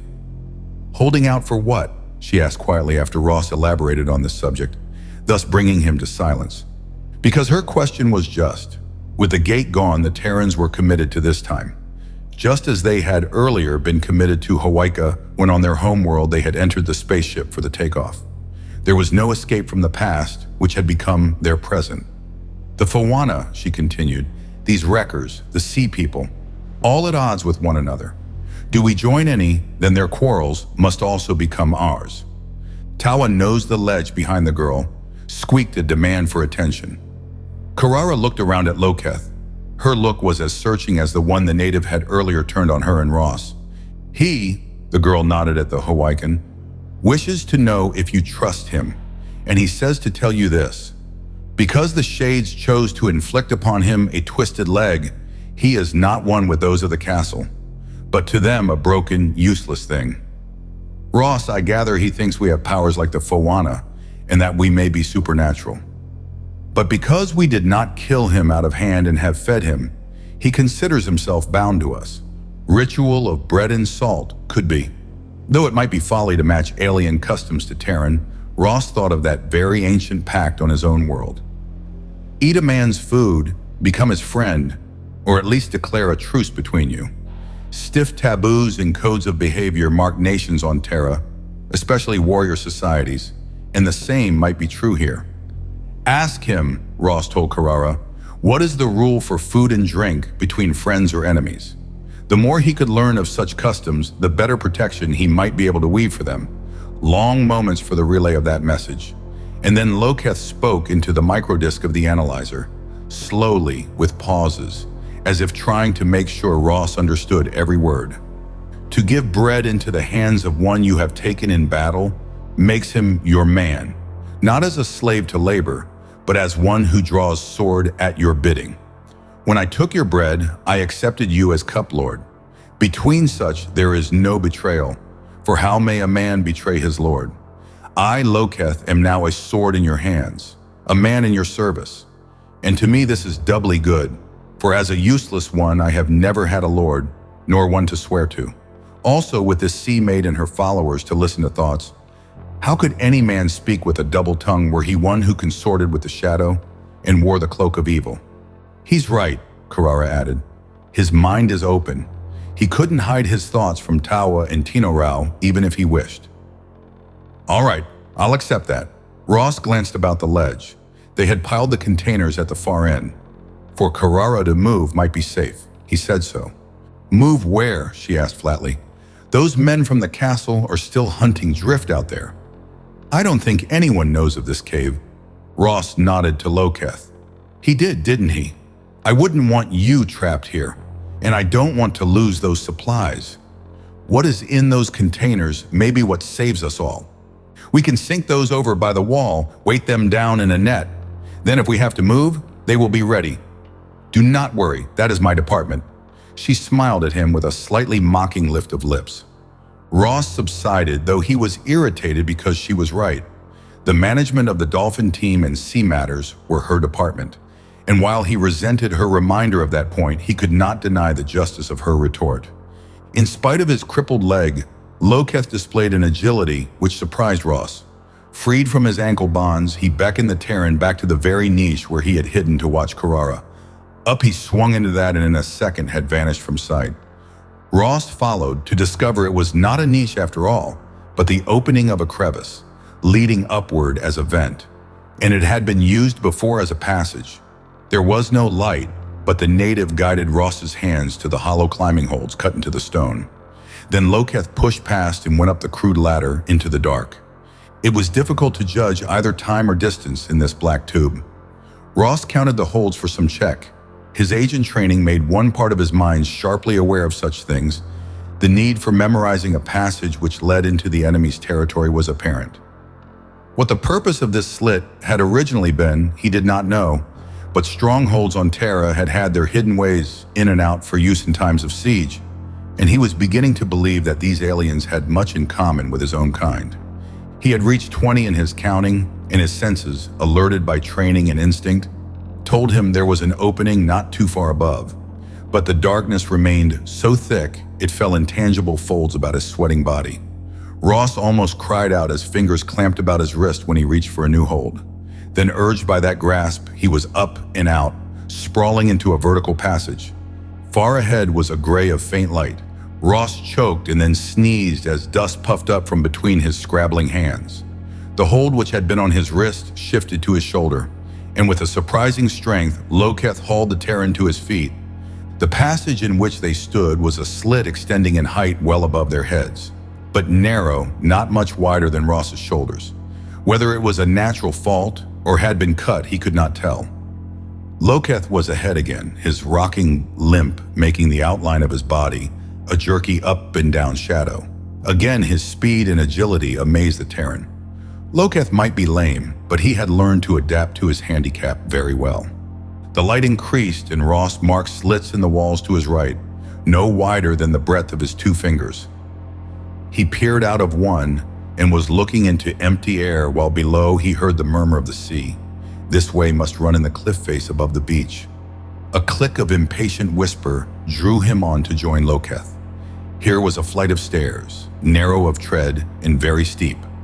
Loketh turned back and sighed against these to climb. His outspread hand flattened on the stone as if it possessed adhesive qualities to steady him.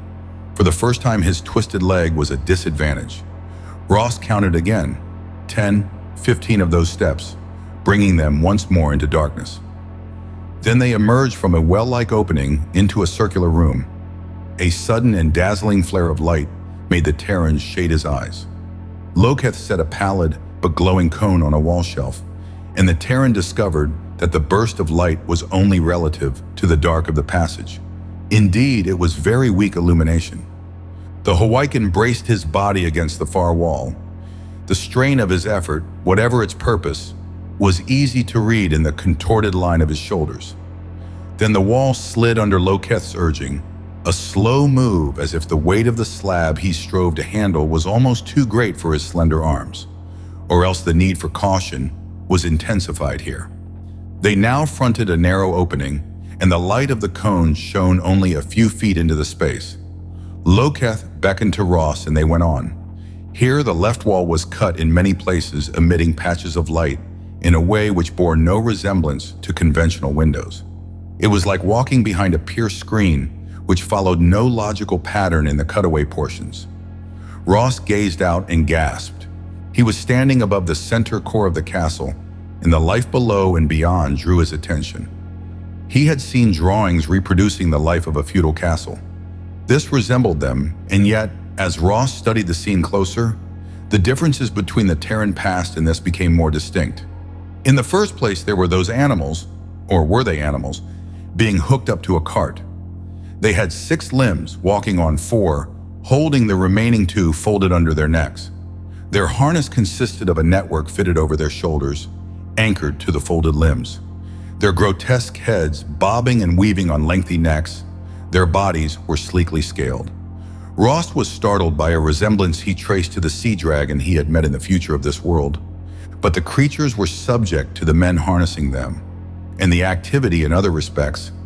Ross had to fight a wayward and fascinated interest in all he could see, force himself to concentrate on learning what might be pertinent to his own mission. But Loketh did not allow him to watch for long. Instead, his hand on the Terran's arm urged the other down the gallery behind the screen, and once more into the bulk of the fortress. Another narrow way ran through the thickness of the walls. Then a patch of light, not that of outer day, but a reddish gleam from an opening waist-high. There, Loketh went awkwardly to his good knee, motioning Ross to follow his example. What lay below was a hall furnished with a barbaric rawness of color and glitter. There were long strips of brightly hued woven stuff on the walls, touched here and there with sparkling glints which were jewel-like. And set at intervals among the hangings were oval objects, perhaps Ross's height, on which were designs and patterns picked out in paint and metal. Maybe the stylized representation of native plants and animals. The whole gave an impression of clashing color. Just as the garments of those gathered, there were garish in turn. There were 3 Hawaikans on the 2-step dais. All wore robes fitting tightly to the upper portion of their bodies, girded to their waists with elaborate belts, then falling in long points to floor level, the points being finished off with tassels. Their heads were covered with tight caps, which were a lattice work of decorated strips, glittering as they moved, and the mixture of colors in their apparel was such as to offend Terran eyes with their harsh clash of shade against shade. Drawn up below the dais were 2 rows of guards, but the reason for the assembly baffled Ross, since he could not understand the clicking speech. There came a hollow echoing sound as from a gong. The 3 on the dais straightened, turned their attention to the other end of the hall. Ross did not need Loketh's gesture to know that something of importance was about to begin. Down the hall was a somber note in the splash of clashing color. The Terran recognized the gray-blue robe of the Fawana. There were 3 of the robed ones this time, one slightly in advance of the other 2. They came at a gliding pace as if they swept along above that paved flooring, not by planting feet upon it. As they halted below the dais, the men there rose. Ross could read their reluctance to make that concession in the slowness of their movements. They were plainly being compelled to render deference when they longed to refuse it. Then the middle one of the castle lords spoke first. "Zahir?" Loketh breathed in Ross's ear, his pointed finger indicating the speaker. Ross longed vainly for the ability to ask questions, a chance to know what was in progress. That the meeting of the 2 Hawaiian factions was important, he did not doubt. There was an interval of silence after the castle lord finished speaking. To the Terran, this spun on, and he sensed the mounting tension. This must be a showdown, perhaps even a declaration of open hostilities between Wreckers and the older race. Or perhaps the pause was a subtle weapon of the Fawana, used to throw a less sophisticated enemy off balance, as a judo fighter might use an opponent's attack as part of his own defense. When the Fawana did make answer, it came in the sing-song of chanted words. Ross felt Loketh shiver, felt the crawl of chill along his own spine. The words, if those were words and not just sounds intended to play upon the mind and emotions of a listener, cut into one. Ross wanted to close his ears, thrust his fingers into them to drown out that sound, yet he did not have the power to raise his hands. It seemed to him that the men on the dais were swaying now, as if the chant were a rope leashed about them, pulling them back and forth. There was a clatter. One of the guards had fallen to the floor and lay there, rolling, his hands to his head. A shout from the dais. The chanting reached a note so high that Ross felt the torment in his ears. Below, the lines of guards had broken. A party of them were heading for the end of the hall, making a wide detour around the Fawana. Loketh gave a small, choked cry. His fingers tightened on Ross's forearm with painful intensity as he whispered. What was about to happen meant something important. To Loketh or to him? Ash. Was this concerned with Ash? Ross crowded against the opening, tried to see the direction in which the guards had disappeared. The weight made him doubly impatient. One of the men on the dais had dropped on the bench there, his head forward on his hands, his shoulders quivering. But the one Loketh had identified as Zahir still fronted the Fawana spokesman, and Ross gave tribute to the strength of will which kept him there. They were returning the guards and herded between their lines 3 men. 2 were Hawaikans, their bare dark bodies easily identifiable. But the third, Ash, Ross almost shouted his name aloud. The Terran stumbled along, and there was a bandage above his knee. He had been stripped to his swimming trunks, all his equipment taken from him. There was a dark bruise on his left temple, the angry wheel of a lash mark on neck and shoulder. Ross's hands clenched. Never in his life had he so desperately wanted a weapon as he did at that moment. To spray the company below with a machine gun would have given him great satisfaction. But he had nothing but the knife in his belt, and he was as cut off from Ash as if they were in separate cells of some prison. The caution which had been one of his inborn gifts, and which had been fostered by his training, clamped down on his first wild desire for action. There was not the slightest chance of his doing Ash any good at the present, but he had this much. He knew that Gordon was alive and that he was in the alien's hands. Faced by those facts, Ross could plan his own moves. The Fawana chant began again, and the 3 prisoners moved. The 2 Hawaikans turned, set themselves on either side of Ash, and gave him support. Their actions had a mechanical quality, as if they were directed by a will beyond their own. Ash gazed about him at the wreckers and the robed figures.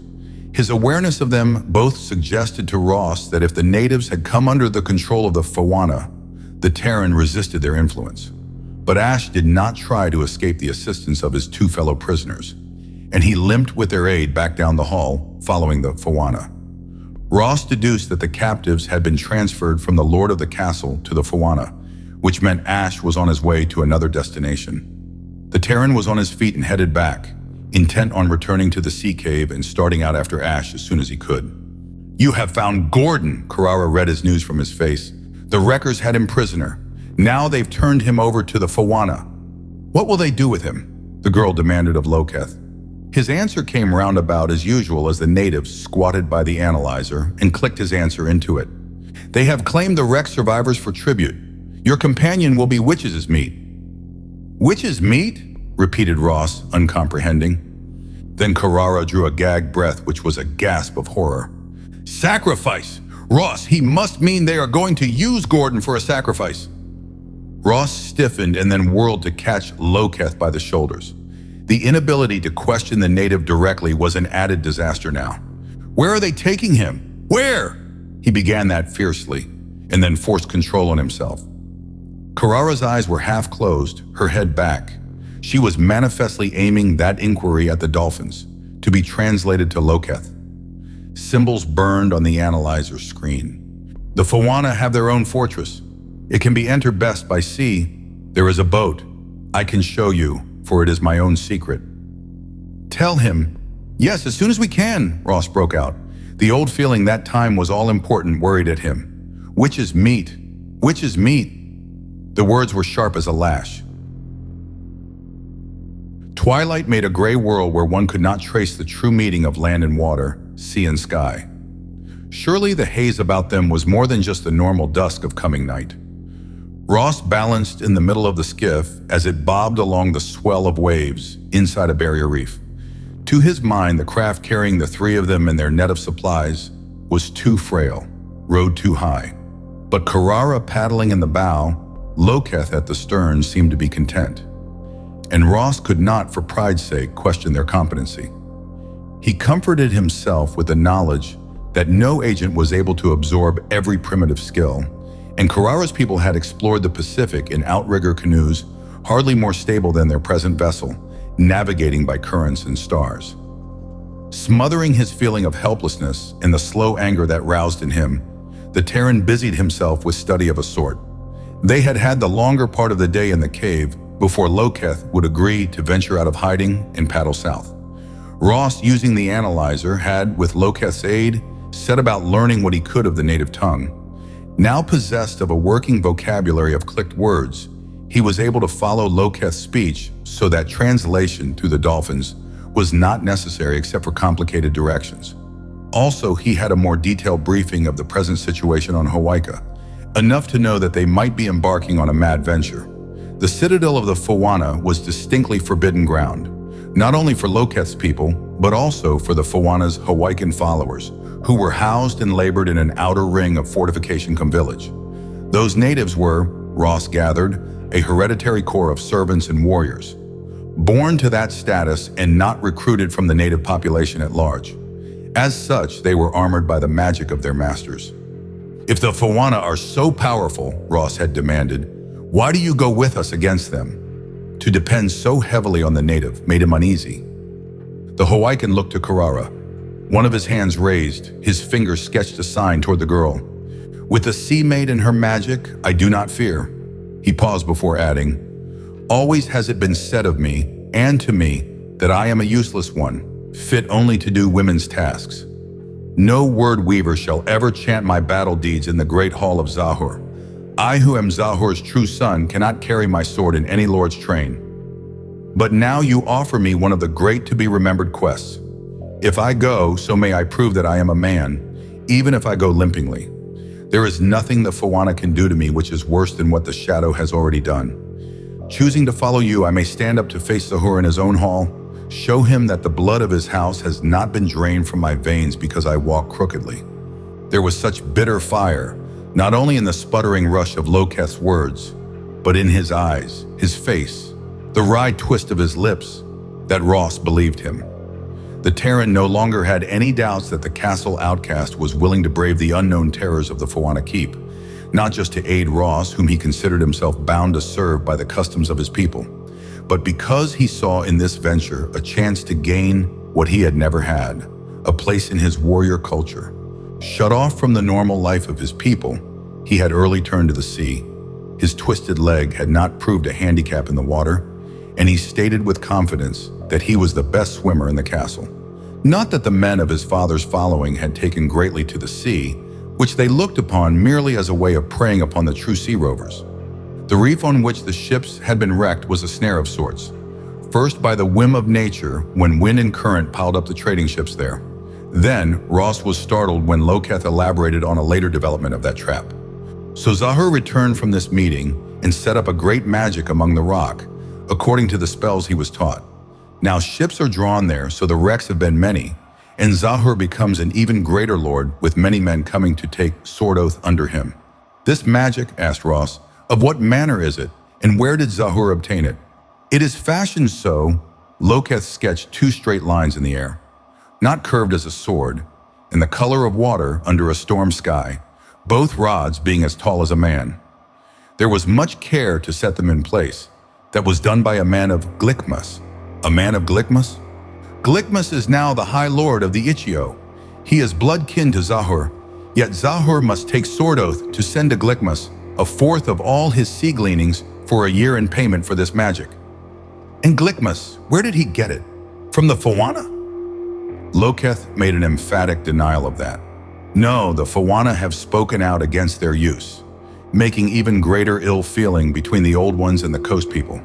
It is said that Glickmas saw a great wonder in the sky and followed it to a high place of his own country. A mountain broke in twain, and a voice issued forth from the rent, calling that the lord of the country come and stand to hear it. When Glickmas did so, he was told that the magic would be his. Then the mountain closed again, and he found many strange things upon the ground. As he uses them, they make him akin to the Fawana in power. Some he gives to those who are his blood kin, and together they will be great until they close their fists not only upon the sea rovers, but upon the Fawana also. This they have come to believe. But you do not? Carrara asked then. I do not know, Sea Maid. The time is coming when perhaps they shall have their chance to prove how strong is their magic. Already the rovers gather in fleets as they never did before, and it seems that they too have found a new magic, for their ships fly through the water, depending no longer on wind-filling sails, or upon strong arms of men at long paddles. There is a struggle before us, but that you must know, being who and what you are, Sea Maid. And what do you think I am? What do you think Ross is? If the Fawana dwell on land and hold old knowledge and power beyond our reckoning in their 2 hands, he replied, then it is possible that the same could have roots in the sea. It is my belief that you are of the shades, but not the shadow. And this warrior is also of your kind, but perhaps in different degree, putting into action your desires and wishes. Thus, if you go up against the Fawana, You shall be well matched, kind to kind. Nice to be so certain of that, Ross thought. He did not share Loketh's confidence on that subject. The shades, the shadow, Karara persisted. What are these, Loketh? An odd expression crossed the Hawaiian's face. Are those not known to you, Sea Maid? Indeed, then you are of a breed different from the men of land. The shades are those of power who may come to the aid of men should it be their desire to influence the future. And the shadow is that which ends all, man, hope, good, to which there is no appeal, and which holds a vast and enduring hatred for that which has life and full substance. So Zahur has this new magic. Is it the gift of shades or shadow? Ross brought them back to the subject, which had sparked in him a small warning signal. Zahur prospers mightily. Loketh's answer was ambiguous. And so the shadow could not provide such magic? The Terran pushed. But before the Hawaiian had a chance to answer, Karara added another question. But you believe that it did? I do not know. Only the magic has made Zahur a part of Glickmas, and Glickmas is now perhaps a part of that which spoke from the mountain. It is not well to accept gifts which tie one man to another, unless there is from the first a saying of how deep that bond may run. I think you are wise in that, Loketh, Karara said, but the uneasiness had grown in Ross. Alien powers out of a mountain heart passed from one lord to another. And on the other hand, the rover's sudden magic in turn, lending their ships wings. The two facts balanced in an odd way. Back on Terra, there had been those sudden and unaccountable jumps in technical knowledge on the part of the enemy. Jumps which had set in action the whole time travel service of which he had become a part. And these jumps had not been the result of normal research. They had come from the looting of derelict spaceships wrecked on his world in the far past. Could driblets of the same stellar knowledge have been here deliberately fed to warring communities? He asked Loketh about the possibility of space-borne explorers, but to the Hawaiian that was a totally foreign conception. The stars for Loketh were the doorways and windows of the shades, and he treated the suggestion of space travel as perhaps natural to those all-powerful specters, but certainly not for beings like himself. There was no hint that Hawaika had been openly visited by a galactic ship, though that did not bar such landings. The planet was, Ross thought, thinly populated. Whole sections of the interiors of the larger islands were wilderness, and this world must be in the same state of only partial occupation as his own Earth had been in the Bronze Age, when tribes on the march had fanned out into virgin wilderness, great forests and steppes unwalked by man before their coming. Now, as he balanced in the canoe and tried to keep his mind off the queasiness in his middle and the insecurity of the one thickness of sea creature hide stretched over a bone framework which made up the craft between his person and the water, Ross still mulled over what might be true.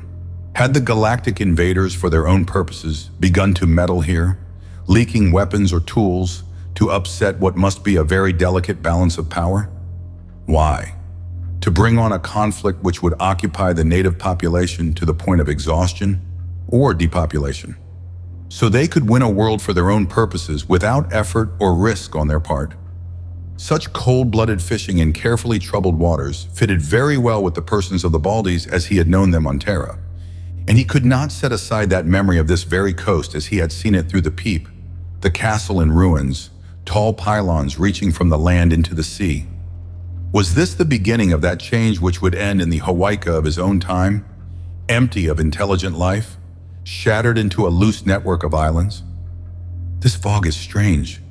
Karara's words startled Ross to return to the here and now. The haze he had been only half conscious of when they had put out from the tiny secret bay where Loketh kept his boat was truly a fog, piling up in soft billows and cutting down visibility with speed. The Fawana! Loketh's answer was sharp, a recognition of danger. They're magic. They hide their place so. There is trouble. Trouble on the move. Do we land then? Ross did not ascribe the present blotting out of the landscape to any real manipulation of nature on the part of the all-powerful Fawana.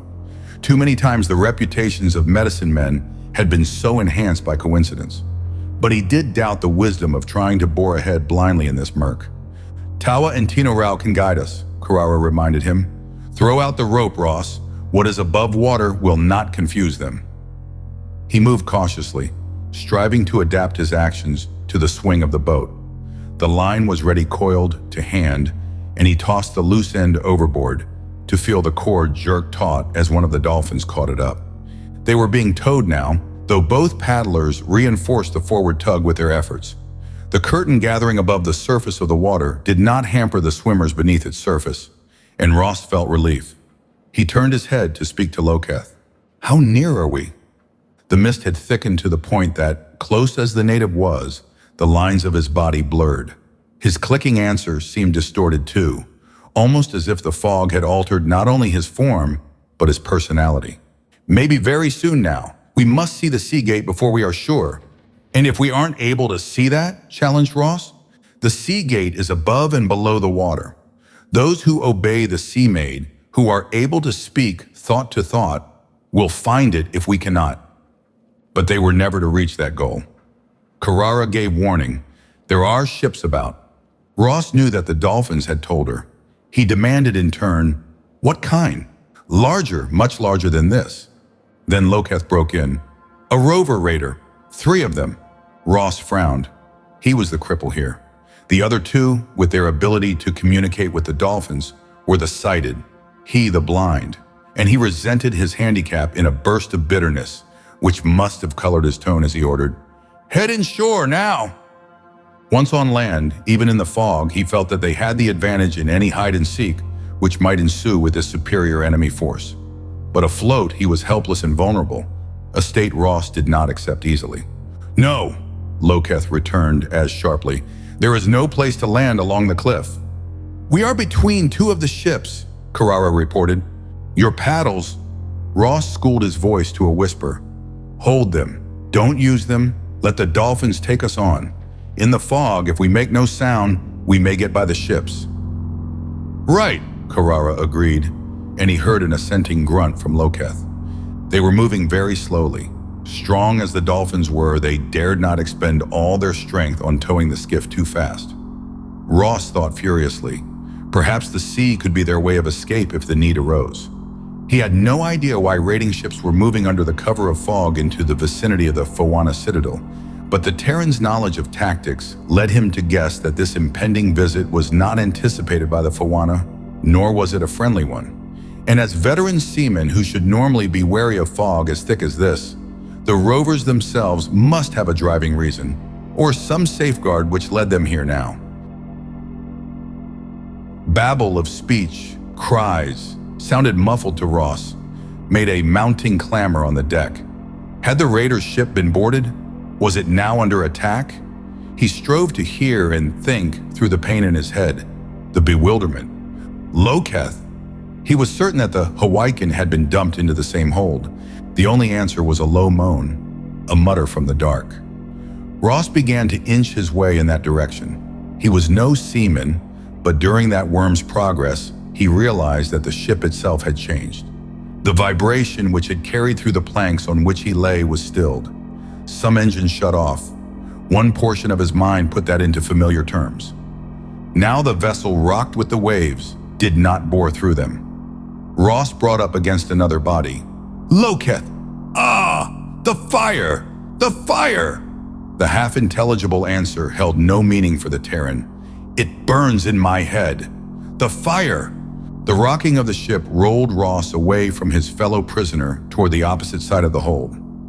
There was a roar of voice, bull-strong above the noise on deck. Then the sound of feet back and forth there. "The fire! Loketh's voice rose to a scream. Ross was now wedged between 2 abutments he could not see, and from which his best efforts could not free him. The pitching of the ship was more pronounced. Remembering the 2 vessels he had seen pounded to bits on the reef, Ross wondered if the same doom loomed for this one. But that disaster had occurred during a storm, and save for the fog, this had been a calm night, the sea untroubled. Unless, maybe the shaking his body had received during the past few moments had sharpened his thinking. Unless the Fawana had their own means of protection at the sea gate, and this was the result. The dolphins. What had made Tino Rao and Tawa react as they did? And if the rover ship was out of control, it would be a good time to attempt escape. "Loketh!" Ross dared to call louder. "Loketh!" He struggled against the drying strands which bound him from shoulder to mid-thigh. There was no give in them, more sounds from the upper deck. Now the ship was answering to direction again. The Terran heard sounds he could not identify, and the ship no longer rocked so violently. Loketh moaned. As far as Ross could judge, they were heading out to sea. Loketh! He wanted information. He must have it. To be so ignorant of what was going on was unbearable frustration. If they were now prisoners in a ship leaving the island behind, the threat of that was enough to set Ross struggling with his bonds until he lay panting with exhaustion. Ross! Only a Hawaiian could make that name a hiss. Here, Loketh. But of course it was Loketh. I am here. The other's voice sounded oddly weak, as if it issued from a man drained by a long illness. What happened to you? Ross demanded. The fire in my head, eating. Loketh's reply came with long pauses between the words. The Terran was puzzled. What fire? Loketh had certainly reacted to something beyond the unceremonious handling they had received as captives. This whole ship had reacted. And the dolphins? But what fire was Loketh talking about? I did not feel anything, he stated to himself as well as to the Hawaiian. Nothing burning in your head? So you could not think? No, it must have been the Fawana magic. Fire eating so that a man is nothing, only that which fire feeds upon. Karara.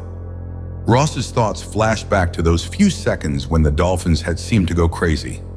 Karara had then called out something about the Fawana, so the dolphins must have felt this. And Karara, and Loketh, whatever it was. But why not Ross Murdoch? Karara possessed an extra, undefinable sense which gave her contact with the dolphins. Loketh had a mind which those could read in turn, but such communication was closed to Ross. At first, that realization carried with it a feeling of shame and loss, that he did not have what these others possessed. A subtle power beyond the body, a part of mind, was humbling. Just as he had felt shut out and crippled when he had been forced to use the analyzer instead of the sense the others had, so did he suffer now. Then Ross laughed shortly. All right, sometimes insensitivity could be a defense as it had at the Seagate. Suppose his lack could also be a weapon. He had not been knocked out as the others appeared to be. But for the bad luck of having been captured before the raiders had succumbed, Ross could perhaps have been master of this ship by now. He did not laugh now. He smiled sardonically at his own grandiose reaction. No use thinking about what might have been. Just file this fact for future reference. A creaking overhead heralded the opening of the hatch. Light lanced down into the cubby, and a figure swung over and down a side ladder, coming to stand over Ross, feet apart for balancing, accommodating to the swing of the vessel with the ease of long practice. Thus, Ross came face to face with his first representative of the third party in the Hawaiian tangle of power, a rover. The seaman was tall, with a heavier development of shoulder and upper arms than the landsman. Like the guards, he wore supple armor, but this had been colored or overlaid with a pearly hue in which other tints wove opaline lines. His head was bare except for a broad, scaled band running from the nape of his neck to the midpoint of his forehead, a band supporting a sharply serrated crest, not unlike the erect fin of some Terran fish. Now as he stood, fist planted on hips, the rover presented a formidable figure, and Ross recognized in him the air of command. This must be one of the ship's officers. Dark eyes surveyed Ross with interest. The light from the deck focused directly across the raider's shoulder to catch the Terran in its full glare, and Ross fought the need for squinting. But he tried to give back stare for stare, confidence for self-confidence. On Terra in the past, more than one adventurer's life had been saved simply because he had the will and nerve enough to face his captors without any display of anxiety. Such bravado might not hold here and now, but it was the only weapon Ross had to hand, and he used it. The rover broke the silence first. You are not of the Fawana? He paused as if waiting an answer, denial or protest. Ross provided neither. No, not of the Fawana nor of the scum of the coast either. Again a pause. So what manner of fish has come to the net of Torgal? He called an order aloft. A rope here. We'll have this fish and its fellow out. Loketh and Ross were jerked up to the outer deck. dumped into the midst of a crowd of seamen. The Hawaiian was left to lie, but at a gesture from the officer, Ross was set on his feet. He could see the nature of his bonds now, a network of dull gray strands, shriveled and stinking, but not giving in the least when he made another try at moving his arms. "Ho!" The officer grinned. "This fish does not like the net. You have teeth, fish. Use them, slash yourself free." A murmur of applause from the crew answered that mild taunt. Ross thought it time for a countermove. "I see you do not come too close to those teeth." He used the most defiant words his limited Hawaiian vocabulary offered. There was a moment of silence, and then the officer clapped his hands together with a sharp explosion of sound. "You would use your teeth, fish?" he asked, and his tone could be a warning. This was going it blind with a vengeance. But Ross took the next leap in the dark. He had the feeling, which often came to him in tight quarters, that he was being supplied from some hard core of endurance and determination far within him, with the right words, the fortunate guess. "On which one of you?" He drew his lips tight, displaying those same teeth, wondering for one startled moment if he should take the rover's query literally. "Vister! Vister!" more than one voice called. One of the crew took a step or two forward. Like Torgal, he was tall and heavy, his overlong arms well-muscled. There were scars on his forearms, the seam of one up his jaw. He looked what he was, a very tough fighting man, one who was judged so by peers as seasoned and dangerous. "Do you choose to prove your words on Vister, fish?" Again, the officer had a formal note in his question, as if this was all part of some ceremony. "If he meets with me as he stands, no other weapons," Ross flashed back. Now he had another reaction from them. There were some jeers, a sprinkling of threats as to Vister's intentions. But Ross caught also the fact that 2 or 3 of them had gone silent and were eyeing him in a new and more searching fashion, and that Torgal was one of those. Vister laughed. "Well said, fish. So shall it be." Torgal's hand came out, palm up, facing Ross. In its hollow was a small object that Terran could not see clearly. A new weapon? Only the officer made no move to touch it to Ross. The hand merely moved in a series of waves in midair. Then the rover spoke. "He carries no unlawful magic." Vister nodded. "He's no Fawana. And what need have I to fear the spells of any coast crawler? I am Vister." Again, the yells of his supporters arose in hearty answer. The statement held more complete and quiet confidence than any wordy boast. "And I am Ross Murdoch." The Terran matched the rover tone for tone. "But does a fish swim with its fins bound to its sides? Or does Vister fear a free fish too greatly to face one?" His taunt brought the result Ross wanted. The ties were cut from behind to flutter down as withered, useless strings. Ross flexed his arms. Tight as those thongs had been, they had not constricted circulation, and he was ready to meet Vister. The Terran did not doubt that the rover champion was a formidable fighter, but he had not had the advantage of going through one of the agent's training courses. Every trick of unarmed fighting known on his own world had been pounded into Ross long ago. His hands and feet could be as deadly weapons as any crook-bladed sword or gun, provided he could get close enough to use them properly. Vister stripped off his weapon belt, put to one side his helmet, showing that under it his hair was plaited into a braid coiled about the crown of his head to provide what must be an extra padding for that strangely narrowed helm. Then he peeled off his armor, peeled it literally indeed, catching the lower edge of the scaled covering with his hands and pulling it up and over his head and shoulders as one might skin off a knitted garment. Now he stood facing Ross, wearing little more than the Terran's swimming trunks. Ross had dropped his belt and gill pack. He moved into the circle the crew had made. From above came a strong light, centering from a point on the mainmast and giving him good sight of his opponent. Vister was being urged to make a quick end of the reckless challenger, his supporters shouting directions and encouragement. But if the rover had confidence, he also possessed the more intelligent and valuable trait of caution in the face of the unknown. He outweighed, apparently outmatched Ross, but he did not rush in rashly as his backers wished him to. They circled, Ross studying every move of the rover's muscles, every slight fraction of change in the other's balance. There would be something to telegraph an attack from the other, for he intended to fight purely in defense. The charge came at last as the crew grew impatient and yelled their impatience to see the prisoner taught a lesson. But Ross did not believe it was that which sent Vistur at him. The Hawaiian simply thought he knew the best way to take the Terran. Ross ducked so that a hammer blow merely grazed him, but the Terran's stiffened hand swept sideways in a judo chop. Vistur gave a whooping cry and went to his knees, and Ross swung again, sending the rover flat to the deck. It had been quick, but not so vicious as it might have been. The Terran had no desire to kill or even disable Vistur for more than a few minutes. His victim would carry a couple of aching bruises and perhaps a hearty respect for a new mode of fighting from this encounter.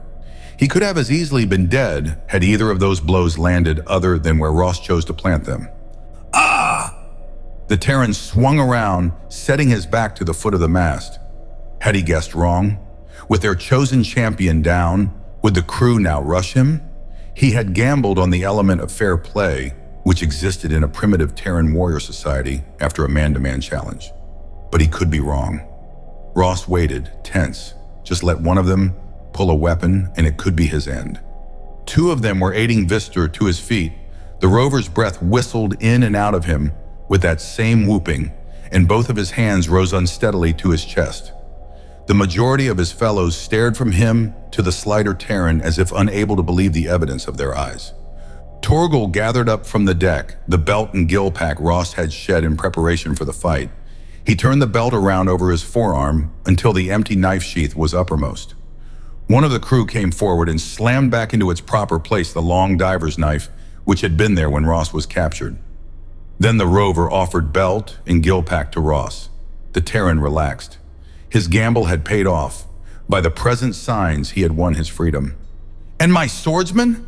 As he buckled on the belt, Ross nodded at Loketh, still lying bound where they had pushed him at the beginning of the fight. "He has sworn to you?" Torgal asked. "He is." "Loose the coast rat, then," the rover ordered. "Now, tell me, stranger, what manner of man are you? Do you come from the Fawana after all? You have a magic which is not our magic, since the stone of Futka did not reveal it on you. Are you from the Shades?" His fingers moved in the same sign Loketh had once made before Karara. Ross gave his chosen explanation. "I am from the sea, Captain. As for the Fawana, they are no friend to me, since they hold captive in their keep one who is my brother kin." Torgal stared him up and down. "You say you are from the sea. I have been a rover since I was able to stumble on my 2 feet across a deck, after the manner and custom of my people. Yet I have never seen your like before. Perhaps your coming means ill to me and mine, but by the law of battle, you have won your freedom on this ship. I swear to you, however, stranger, that if ill comes from you, then the law will not hold, and you shall match your magic against the strength of Futka. That you shall discover is another thing altogether.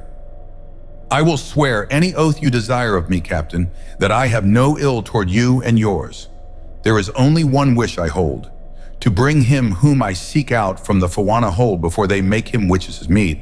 That will be a task worthy of any magic you may be able to summon, stranger. We have tasted this night of the power of the Sea Gate. Though we went in under the will of Futka, we were as weeds whirled about on the waves. Who enters that gate must have more force than any we now know. And you too then have a score to settle with the Fawana?" "We have a score against the Fawana, or against their magic," Torgal admitted.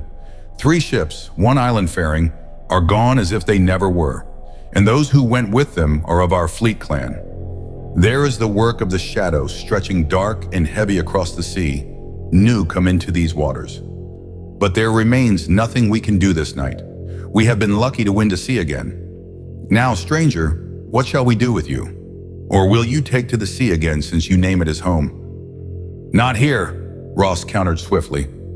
He must gain some idea of where they might be in relation to the island, how far from its shore. Karara and the dolphins, what had happened to them? "You took no other prisoners?" Ross had to ask. "There were more of you?" Torgal countered. "Yes. No need to say how many," Ross decided. "We saw no others. You, all of you," the captain rounded on the still cluster crew. "Get about your work. We must raise Kinad by morning and report to the council." He walked away, and Ross, determined to learn all he could, followed him into the stern cabin. Here again the Terran was faced with barbaric splendor in carvings, hangings, a wealth of plate and furnishing not too different from the display he had seen in the Wrecker's castle. As Ross hesitated just within the doorway, Torgal glanced back at him. "You have your life and that of your man, stranger. Do not ask more of me unless you have that within your hands to enforce the asking. I want nothing save to be returned to where you took me, Captain." Torgal smiled grimly. "You are the sea. You yourself said that. The sea is wide, but it is all one. Through it, you must have your own paths. Take any you choose, but I do not risk my ship again into what lies in wait before the gates of the Fawana." "Where do you go then, Captain?" "To Kinad. You have your own choice, stranger. The sea or our faring." There would be no way of changing the rover's decision, Ross thought, and even with the gill pack, he could not swim back to where he had been taken. There were no guideposts in the sea, but a longer acquaintance with Torgal might be helpful. "Kinad then, Captain." He made the next move to prove equality and establish himself with this rover, seating himself at the table as one who had the right to share the captain's quarters. The hour was close to dawn again, and a need for sleep weighted Ross's eyelids, was a craving as strong as hunger. Still, restlessness had brought him on deck, sent him to pacing, alert to this vessel and its crew. He had seen the ships of the Terran Bronze Age traders, small craft compared to those of his own time, depending upon oarsmen when the wind failed their sails, creeping along coast rather than venturing too far into dangerous seas, sometimes even tying up at the shore each night. There had been other ships, leaner, hardier. Those had plunged into the unknown, touching lands beyond the sea mists, sailed and oared by men plagued by the need to learn what lay beyond the horizon. And here was such a ship, taut, well-kept, larger than the Viking longboats Ross had watched on the tapes of the project's collection, yet most like those far-faring Terran craft. The prow curved up in a mighty bowsprit. Where was the carved likeness of the sea dragon Ross had fought in the Hawaii of his own time? The eyes of that monster flashed with a regular blink of light, which the Terran did not understand. Was it a signal or merely a device to threaten a possible enemy? There were sails now furled as this ship bored on, answering to the steady throb of what could only be an engine. And his puzzlement held. A Viking longboat powered by motor? The mixture was incongruous. The crew were uniform as to face. All of them wore the flexible, pearly armor, the skull-strip helmets, though there were individual differences in ornaments and the choice of weapons. The majority of the men did carry curve-pointed swords, though those were broader and heavier than those the Terran had seen ashore. But several had axes with sickle-shaped heads, whose points curved so far back that they nearly met to form a circle. Spaced at regular intervals on deck were box-like objects fronting what resembled gun ports, and smaller ones of the same type were on the raised deck at the stern and mounted in the prow. Their muzzles, if the square fronts might be deemed muzzles, flanking the blinking dragon head. Catapults of some type, Ross wondered. Ross? His name was given the hiss Loketh used, but it was not the Wrecker youth who joined him, now at the stern of the ship. "Ho, that was strong magic. That fighting knowledge of yours." Vistor rubbed his chest reminiscently. "You have big magic, seaman, but then you serve the maid, do you not? Your swordsman has told us that even the great fish understand and obey her." "Some fish," qualified Ross. "Such fish as that, perhaps?" Vistor pointed to the curling wake of foam. Startled, Ross stared in that direction. Torgal's command was the centermost in a trio of ships, and those cruised in a line, leaving 3 trails of troubled wave behind them. Coming up now to port in the comparative calm between 2 wakes was a dark object.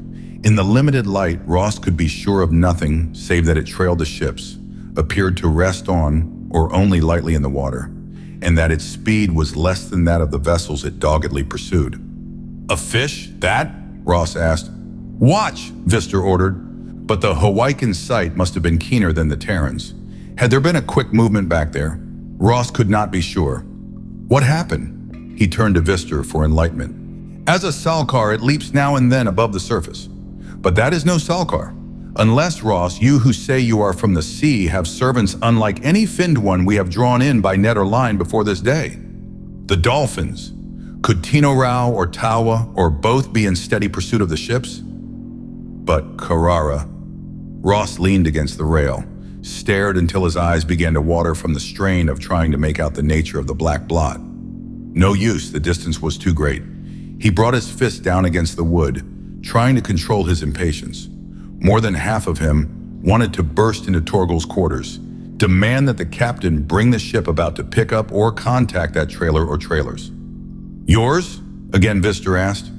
Ross had tight rein on himself now. I do not know. It could well be. It could well be also that the smart thing would be to encourage the rovers to believe that he had a force of sea dwellers much larger than the four-time castaways. The leader of an army or a navy had more prestige in any truce discussion than a member of a lost scouting party. But the thought that the Dolphins could be trailing held both promise and worry. Promise of allies and worry over what had happened to Carrara. Had she too disappeared after Ash into the hold of the Foana? The day did not continue to lighten. Though there was no cottony mist, as had enclosed them the night before, there was an odd muting of sea and sky, limiting vision. Shortly, Ross was unable to sight the follower or followers. Even Vister admitted he had lost visual contact. Had the blot been hopelessly outdistanced, or was it still dogging the wakes of the rover ships? Ross shared the morning meal with Captain Torgal, a round of leathery substance with a salty, meaty flavor, and a thick mixture of what might be native fruit reduced to a tart paste. Once before, he had tasted alien food when in the derelict spaceship it had meant eat or starve. And this was a like circumstance, since their emergency ration supplies had been lost in the net. But though he was apprehensive, no ill effects followed. Torgal had been uncommunicative earlier. Now he was looser of tongue, volunteering that they were almost to their port, the fairing of Kin Ad. The Terran had no idea how far he might question the Hawaiian. Yet the fuller his information, the better. He discovered that Torgal appeared willing to accept Ross's statement that he was from a distant part of the sea, and that local customs differed from those he knew.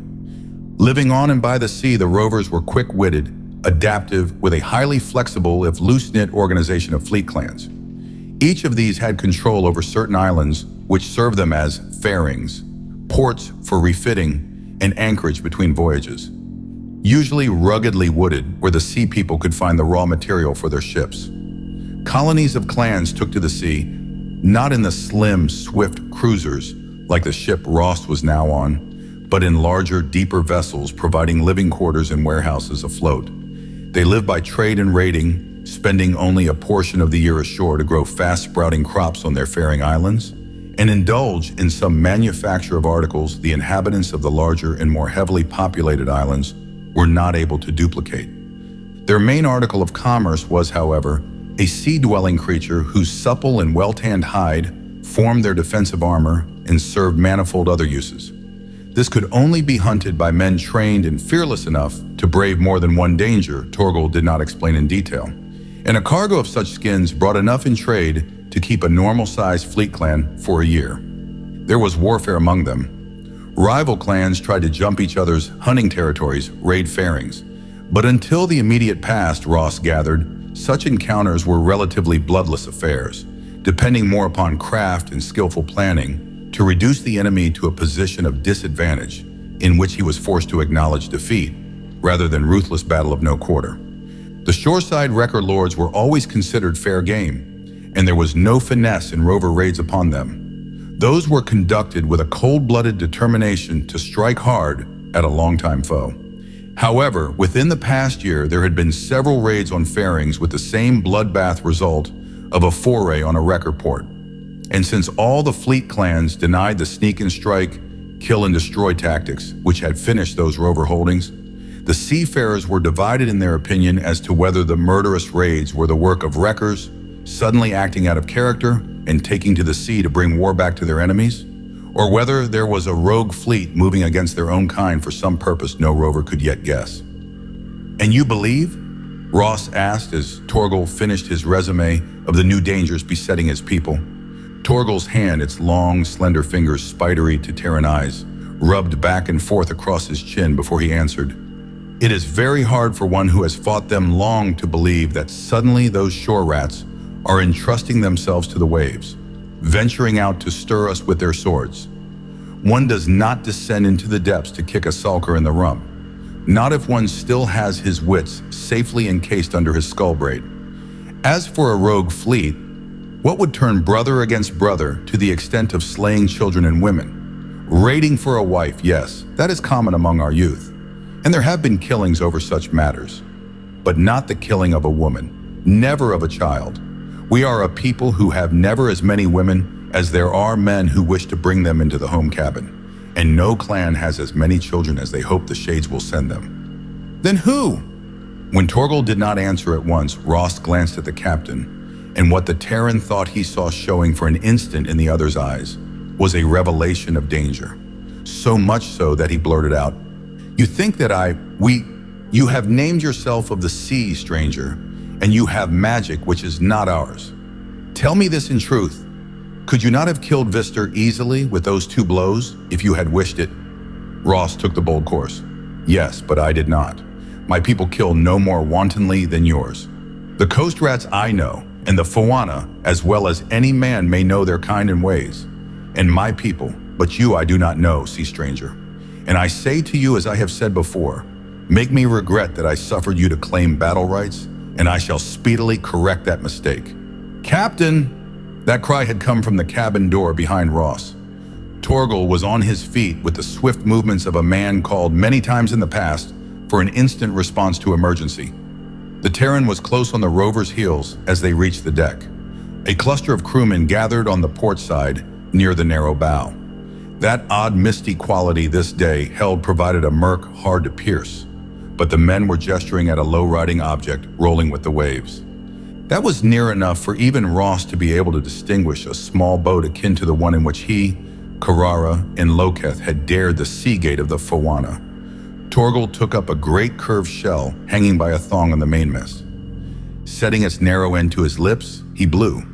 A weird, booming note, like the coughing of a sea monster, carried over the waves. But there was no answer from the drifting boat, no sign it carried any passengers. "Who, how?" Torgal's signal was re-echoed by shell calls from the other 2 cruisers. "Heave to," the captain ordered. "Wakti, Zimin, Joanna, out and bring that in." 3 of the crew leaped to the railing, poised there for a moment, and then dived almost as one into the water. A rope end was thrown, caught by one of them, and then they swam with powerful strokes toward the drifting boat. Once the rope was made fast, the small craft was drawn toward Torgal's command, the crewmen swimming beside it. Ross longed to know the reason for the tense expectancy of the men around him. It was apparent the skiff had some ominous meaning for them. Ross caught a glimpse of a body huddled within the craft. Under Torgal's orders, a sling was dropped. To rise, waited with a passenger. The Terran was shouldered back from the rail as the limp body was hurried into the captain's cabin. Several crewmen slid down to make an examination of the boat itself. Their heads came up, their eyes searched along the rail and centered on Ross. The hostility was so open that Terran braced himself to meet those cold stares as he would a rush from a challenger. A slight sound behind sent Ross leaping to the right, wanting to get his back against solid protection. Loketh came up, his limp making him awkward so that he clutched at the rail for support.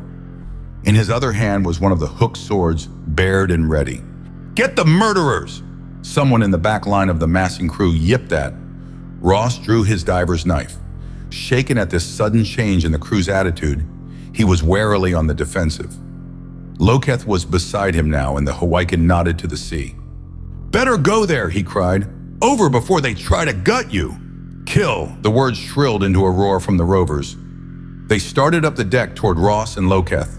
Then someone leaped between, and Vister fronted his own comrades. "Stand away!" One of the others ran forward, thrusting at the tall rover with a stiffened, outheld arm to fend him out of their path. Vister rolled a shoulder, sending the fellow shunting away.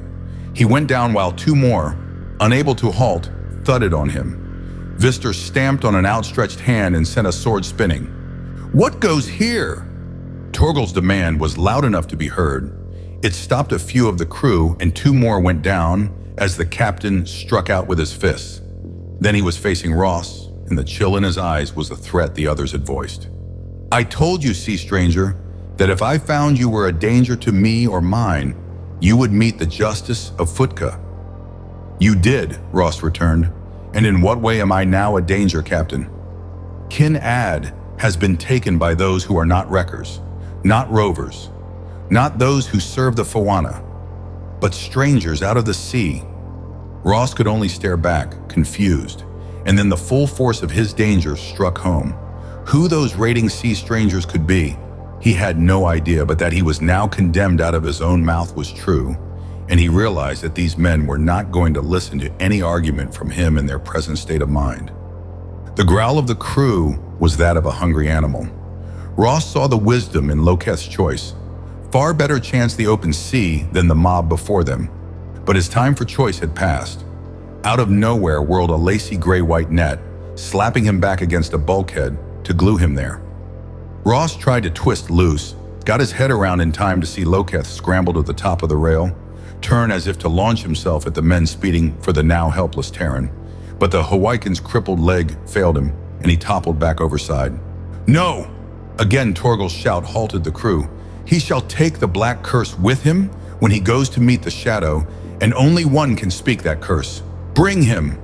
Helpless, reeling under their blows, dragged along, Ross was thrown into the captain's cabin, confronted by a figure braced up by coverings and cushions in Torgal's own chair.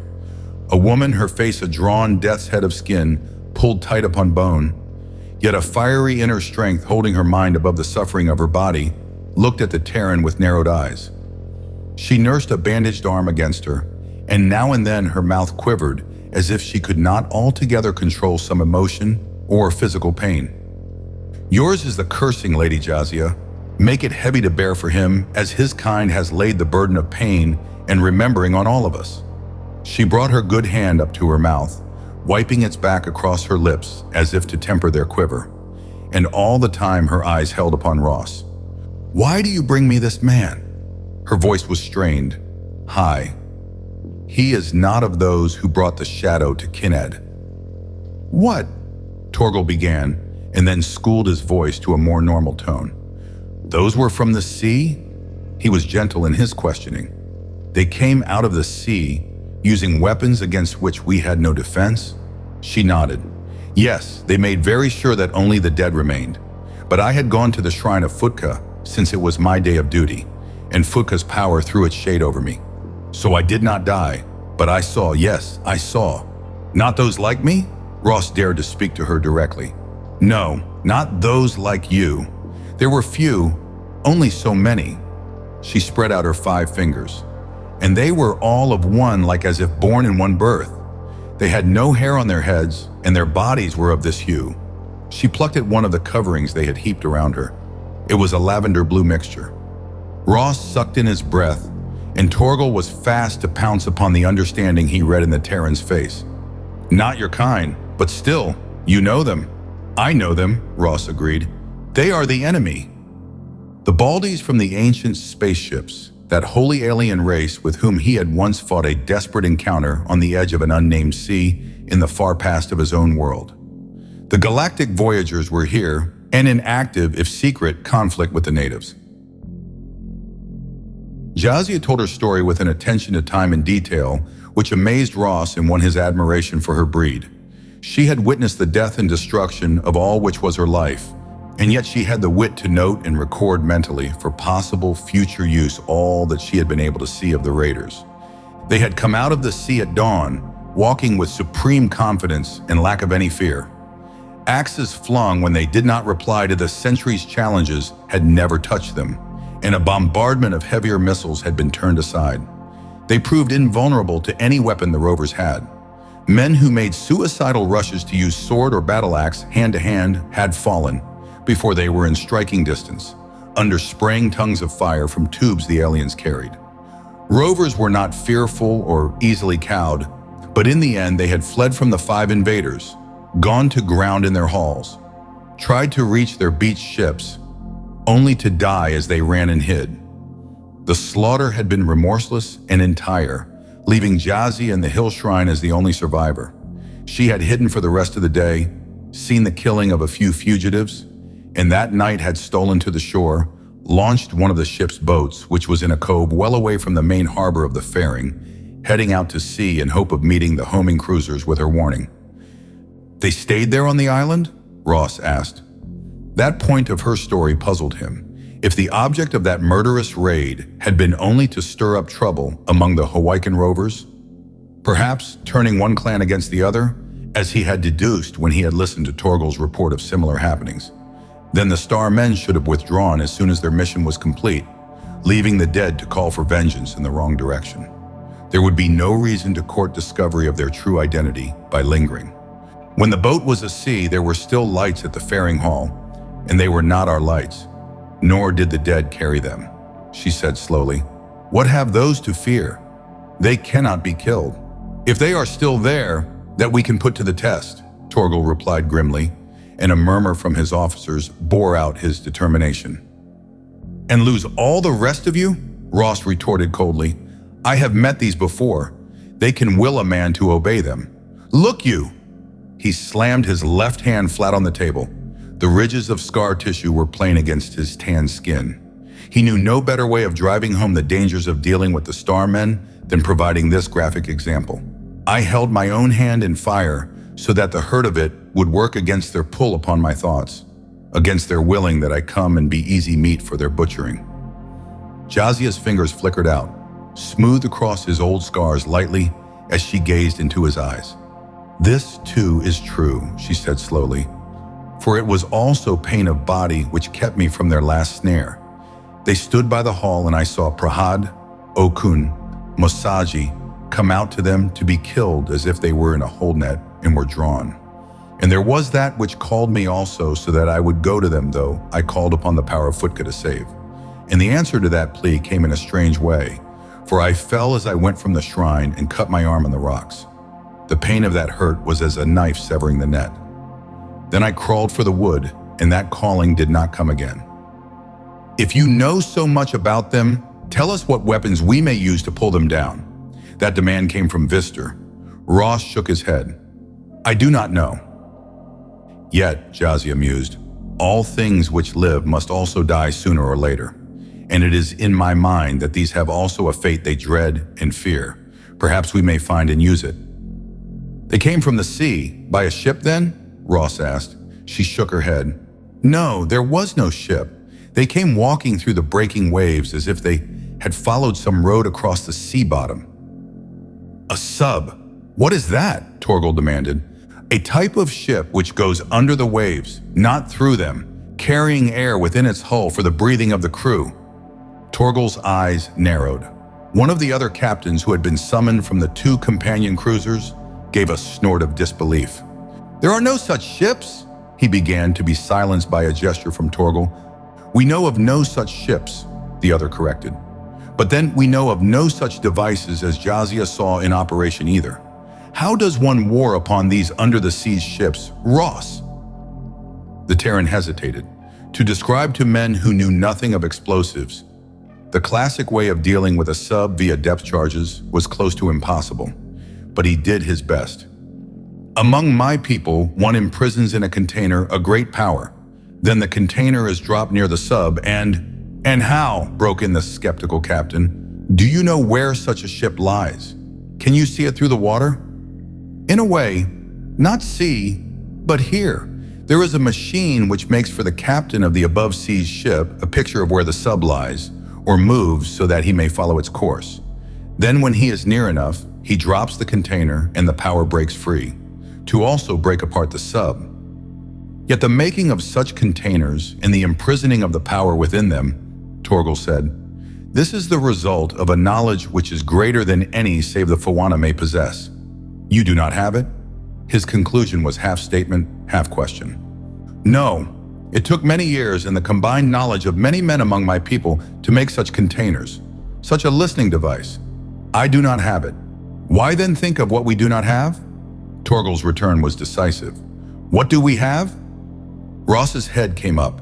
He was listening, not to anything in that cabin, but to a sound which had come through the port just behind his head. There, it had come again. He was on his feet. What? Vister's hand hovered over the axe at his belt. Ross saw their gaze centered on him. "We may have reinforcements now."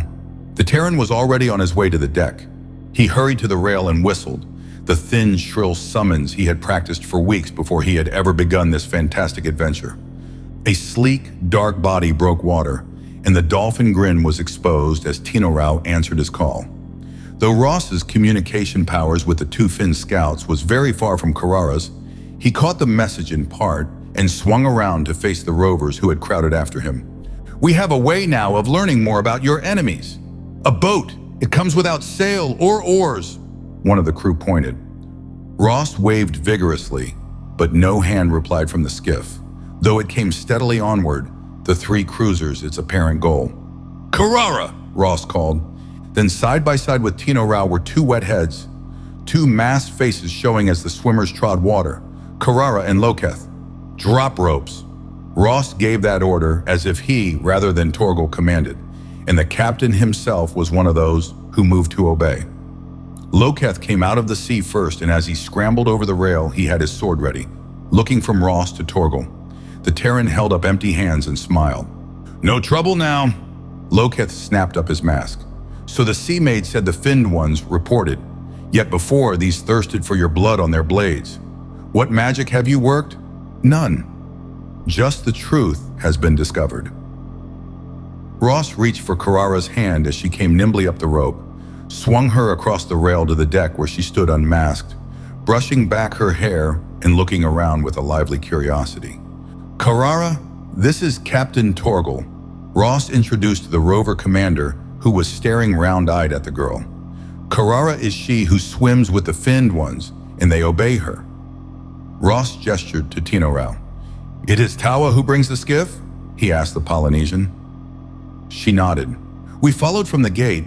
Then Loketh came and said that... She paused and then added, "But you do not seem to be in danger." "What has happened?" "Much. Listen, this is important. There is trouble at an island ahead. The Baldies were there. They murdered the kin of these men. The odds are they reach there by some form of sub. Send one of the dolphins to see what is happening, and if they are still there." Carrara asked no more questions, but whistled to the dolphin. With a flip of tail, Tino Rao took off. Since they could make no concrete plan of action, the cruiser captains agreed to wait for Tino Rao's report and to cruise well out of sight of the faring harbor until it came. "This belief in magic," Ross remarked to Carrara, "has one advantage. The natives seem able to take in their stride the fact the dolphins will scout for us. They have lived their lives on the sea. For it they must have a vast respect. Perhaps they know, as did my people, that the ocean has many secrets, some of which are never revealed except to the forms of life which claim their homes there. But even if you discover this Baldy sub, what will the rovers be able to do about it? I don't know, yet." Ross could not tell why he clung to the idea that they could do anything to strike back at the superior alien force. He only knew that he was not yet willing to relinquish the thought that in some way they could. "And Ash?" "Yes, Ash." "I don't know." It hurt Ross to admit that. "Back there, what really happened at the gate?" he asked Carrara. "All at once, the dolphins seemed to go crazy." "I think for a moment or two they did." "You felt nothing?" "No, it was like a fire slashing through the head. Some protective device of the Fawana, I think. A mental defense to which he was not sensitive, which meant that he might be able to breach that gate if none of the others could. But he had to be there first. Just suppose Torgal could be persuaded that this attack on the gutted Kinad was useless. Would the rover commander take them back to the Fawana Keep? Or with the dolphins and the skiff, could Ross himself return to make the try? That he could make it on his own, Ross doubted. Excitement and willpower had buoyed him up throughout the past Hawaiian day and night. Now fatigue closed in, past his conditioning and the built-in stimulant of the Terran rations, to enclose him in a groggy haze. He had been warned against this reaction, but that was just another item he had pushed out of his conscious mind. The last thing he remembered now was seeing Carrara move through a fuzzy cloud. Voices argued somewhere beyond. The force of that argument carried more by tone than any words Ross could understand. He was pulled sluggishly out of a slumber too deep for any dream to trouble. and lifted heavy eyelids to see Carrara once again. There was a prick in his arm, or was that part of the unreality about him? "Oh, 4, 5, 6, she was counting, and Ross found himself joining in. 7, 8, 9, 10.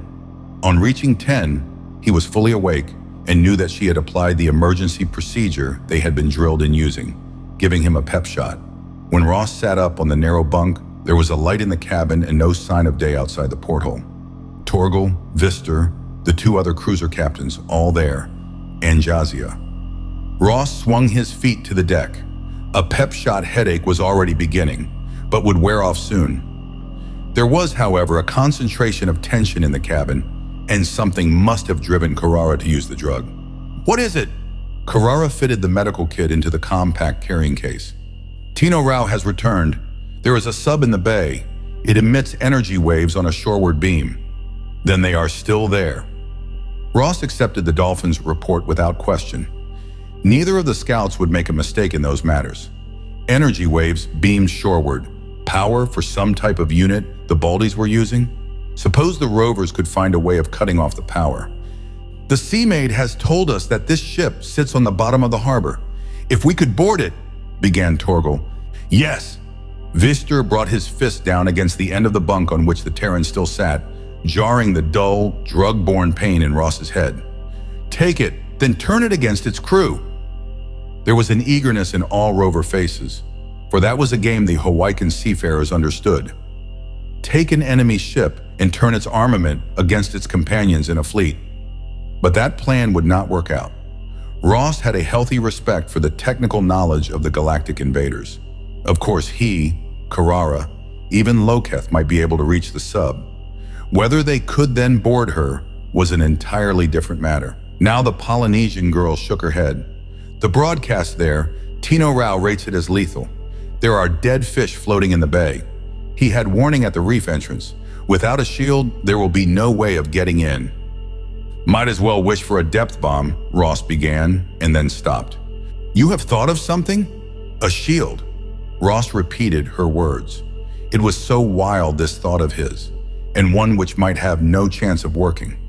He knew almost nothing about the resources of the invaders. Could that broadcast which protected the sub and perhaps activated the weapons of the invaders ashore be destroyed? A wall of fish, sea life, herded in there as a shield. Wild, yes, even so wild it might work. Ross outlined the idea, speaking more to Carrara than to the rovers. "I do not know," she said doubtfully. "That would need many fish, too many to herd and drive." "Not fish," Torgal cut in. "Salkars." "Salkars. You have seen the bow carving on this ship. That is a Salkar. Such are larger than 100 fish.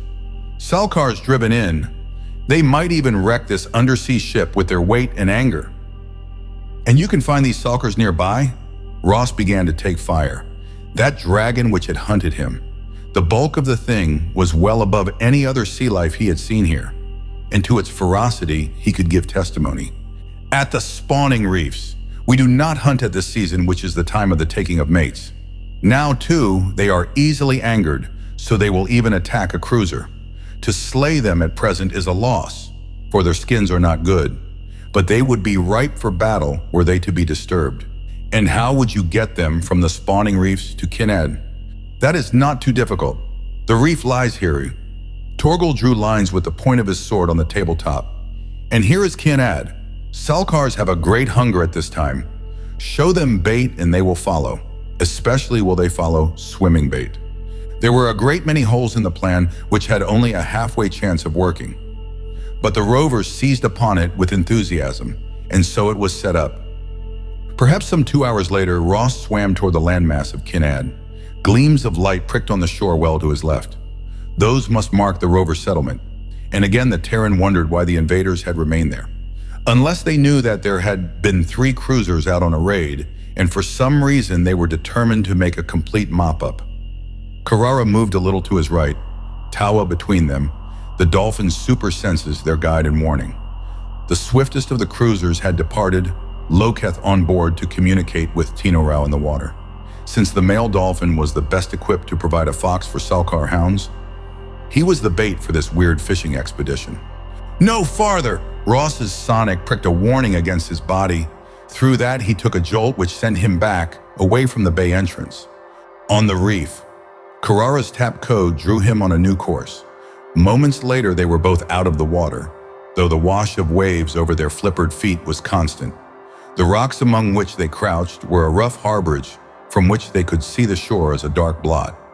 But they were well away from the break in the reef, through which, if their outlandish plans succeeded, the Salkars would come.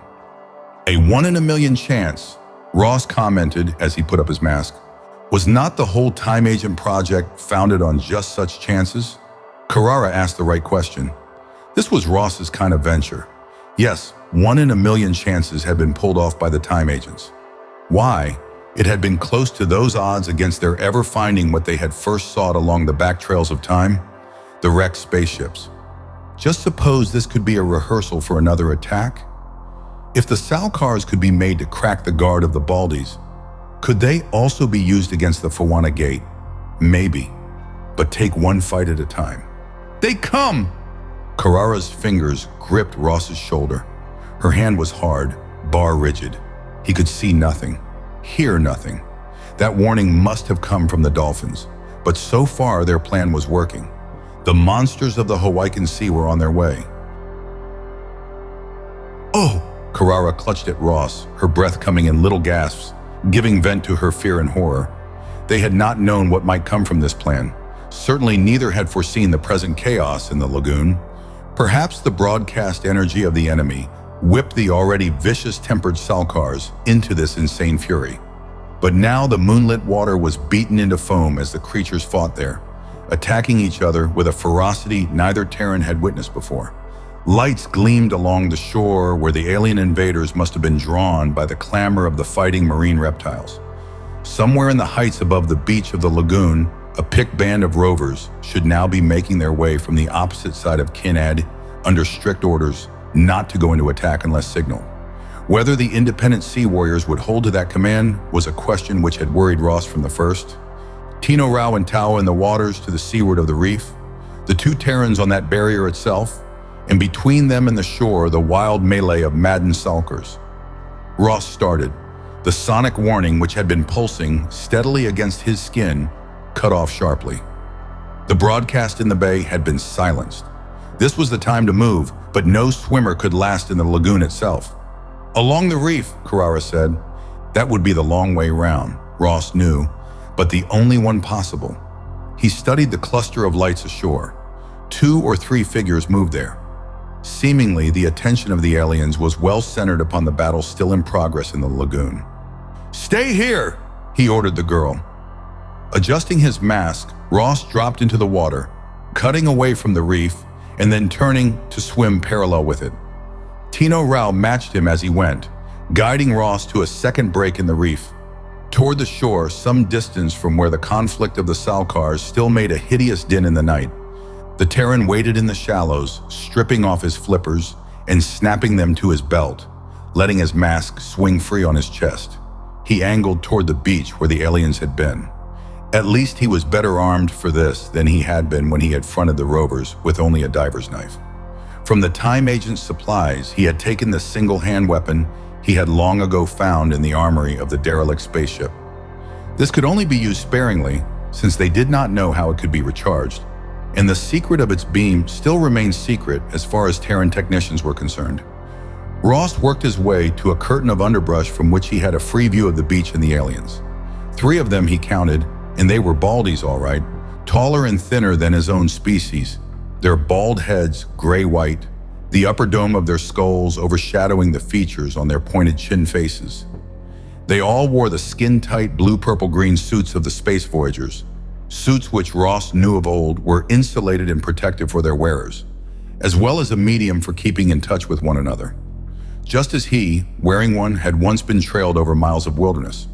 To him, all 3 of the invaders looked enough alike to have been stamped out from one pattern, and their movements suggested that they worked or went into action with drilled precision. They all faced seaward, holding tubes aimed at the Salkar-infested lagoon. There was no sound of any explosion, but green spears of light struck at the scaled bodies plunging in the water. And where those beams struck, flesh seared. Methodically, the trio raked the basin. But, Ross noted, those beams which had been steady at his first sighting were now interrupted by flickers. One of the Baldies upended his tube, wrapped its butt against a rock, as if trying to correct a jamming. When the alien went into action once again, his weapon flashed and failed.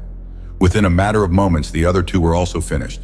The lighted rods pushed into the sand, giving a glow to the scene, darkened as a fire might sink to embers.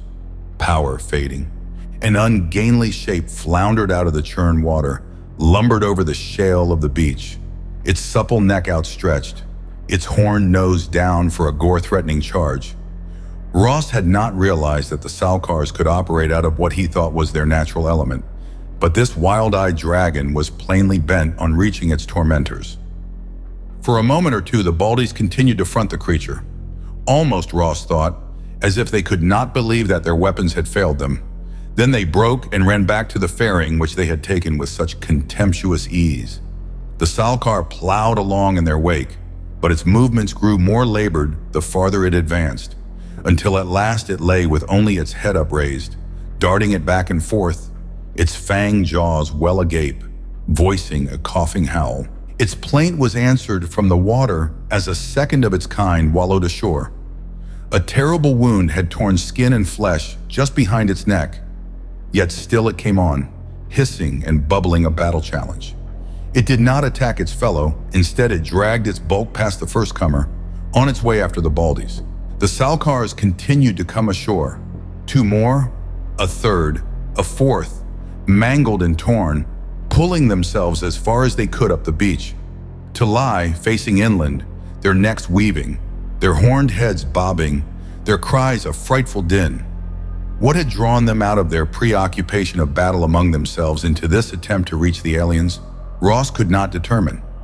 Unless the intelligence of the beast was such that they had been able to connect the searing beams which the Baldies had turned on them so tellingly with the men on the beach, and had responded by striving to reach a common enemy. But no desire could give them the necessary energy to pull far ashore. Almost helplessly beached, they continued to dig into the yielding sand with their flippers in a vain effort to pursue the aliens. Ross skirted the clamoring barrier of Salkars and headed for the fairing. A neck snapped about. A head was lowered in his direction. He smelled the rank stench of reptile combined with burned flesh. The nearest of the brutes must have scented the Terran in turn, as it was now trying vainly to edge around to cut across Ross's path. But it was completely outclassed on land, and the man dodged it easily. 3 Baldies had fled this way, yet Jazia had reported 5 had come out of the sea to take Kinad. 2 were missing. Where? Had they remained in the fairing? Were they now in the sub? And that sub, what had happened to it? The broadcast had been cut off. He had seen the failure of the weapons and the shore lights. Might the sub have suffered from Salkar attack? Though Ross could hardly believe that the beast could wreck it. The Terran was traveling blindly, keeping well under cover of such brush as he could, knowing only that he must head inland. Under his feet the ground was rising, and he recalled the nature of this territory as Torgal and Jazia had pictured it for him. This had to be part of the ridge wall of the valley in which lay the buildings of the fairing. In these heights was the shrine of Futka, where Jazia had hidden out. To the west now lay the rover village. So he had to work his way left, downhill, in order to reach the hole where the Baldies had gone to ground. Ross made that progress with the stealth of a trained scout. Hawaika's moon, triple in size to Terra's companion, was up, and the landscape was sharply clear, with shadows well defined. The glow, weird to Terran eyes, added to the effect of being abroad in a nightmare, and the bellowing of the grounded Salkars continued a devil's chorus.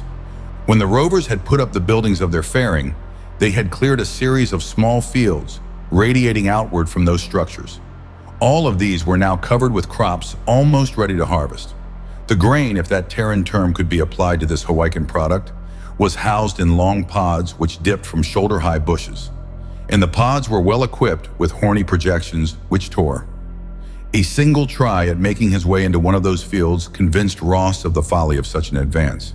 He sat back to nurse his scratched hands and survey the landscape. To go down a very tempting lane would be making himself a clear target for anyone in those buildings ahead. He had seen the flamers of the Baldies fail on the beach, but that did not mean the aliens were now weaponless.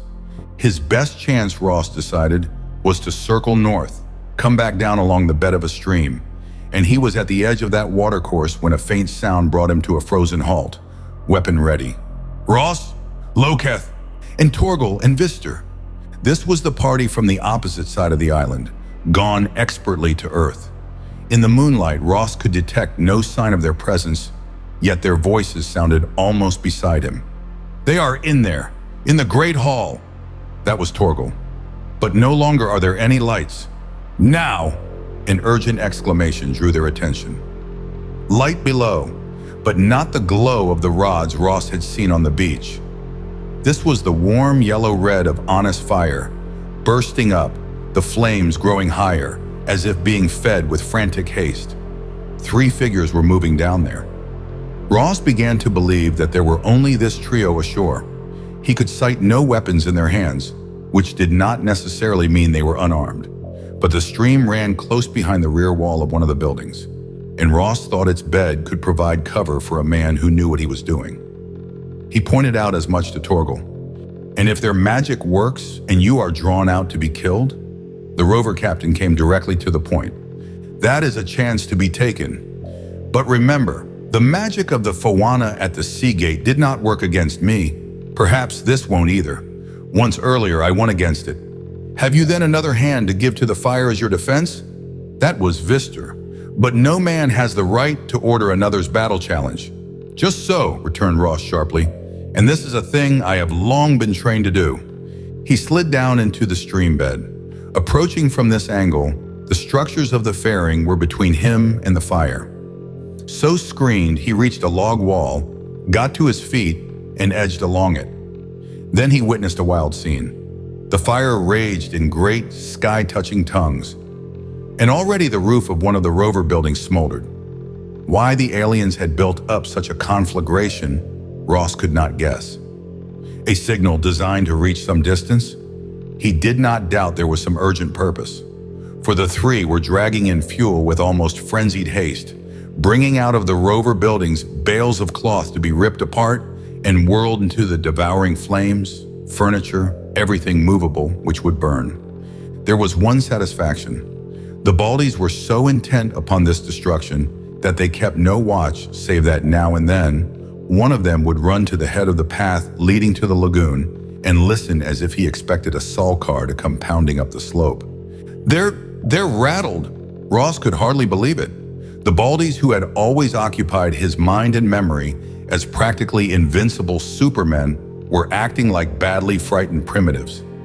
And when the enemy was so off balance, you pushed hard. Ross thumbed the button on the grip of the strange weapon. He sighted with deliberation and fired. The blue figure at the top of the path wilted, and for a long moment, neither of his companions noted his collapse.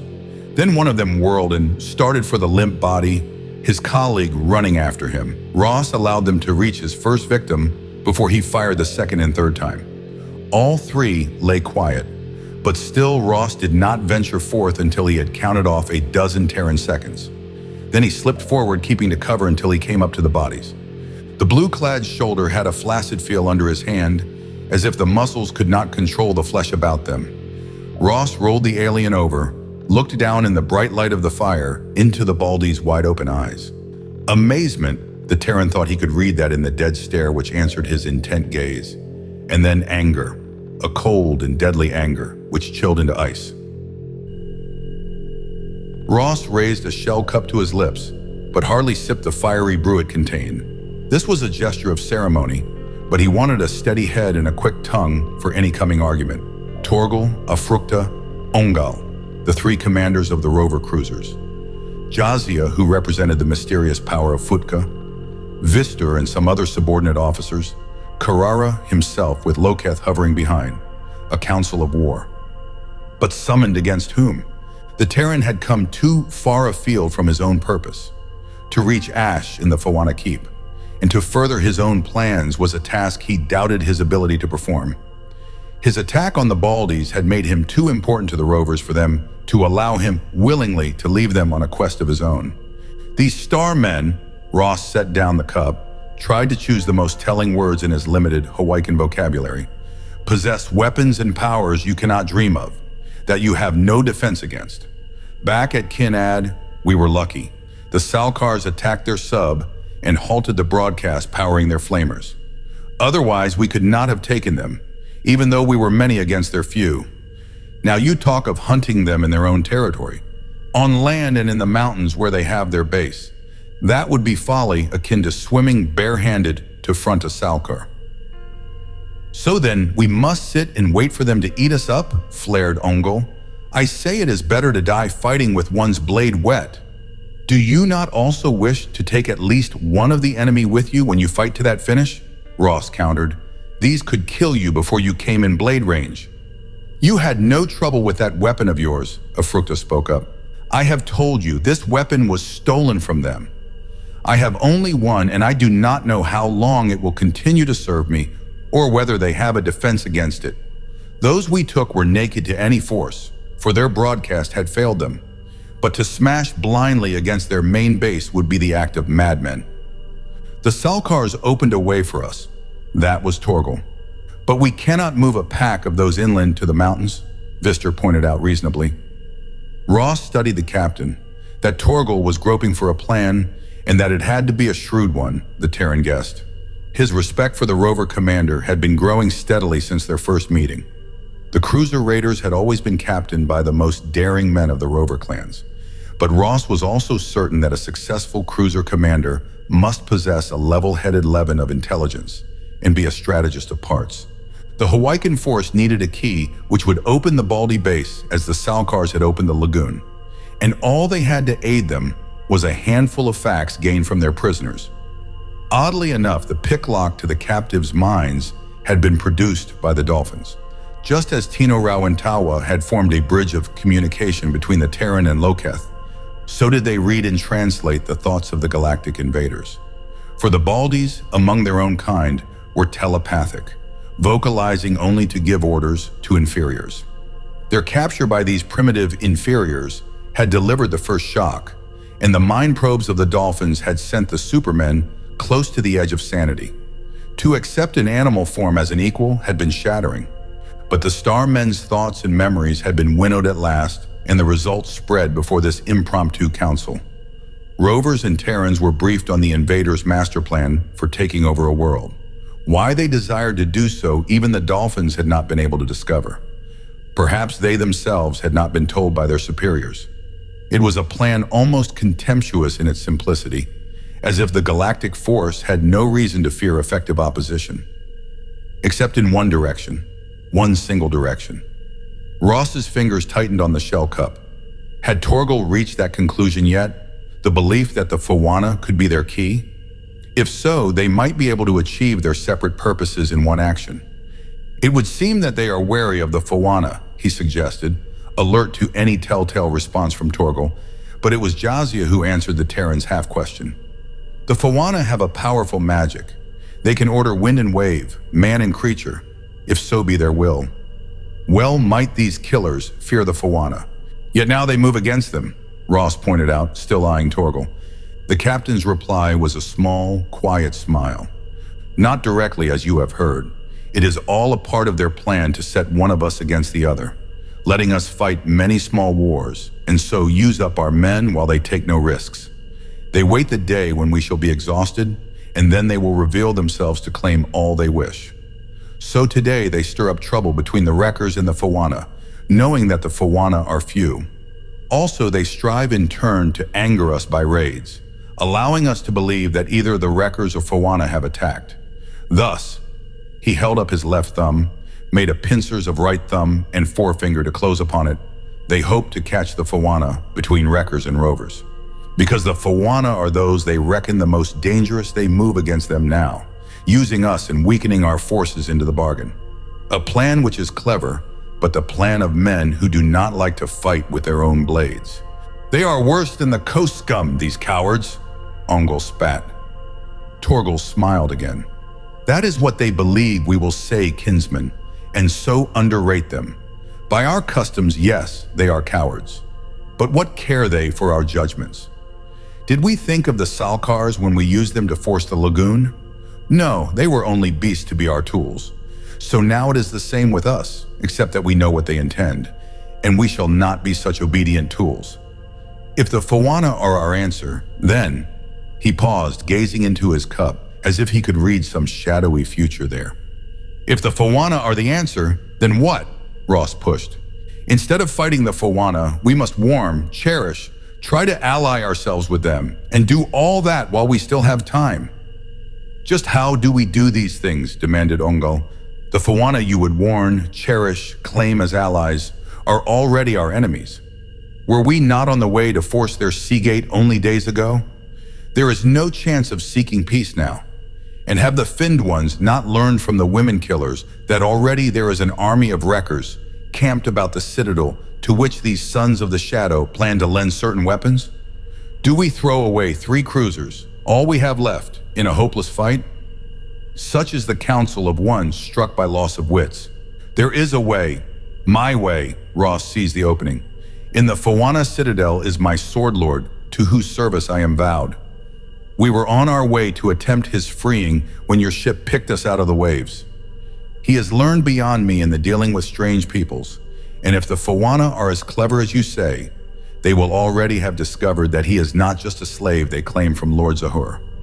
There it was in the open, his own somewhat tattered hope that Ash had been able to impress his captors with his knowledge and potential.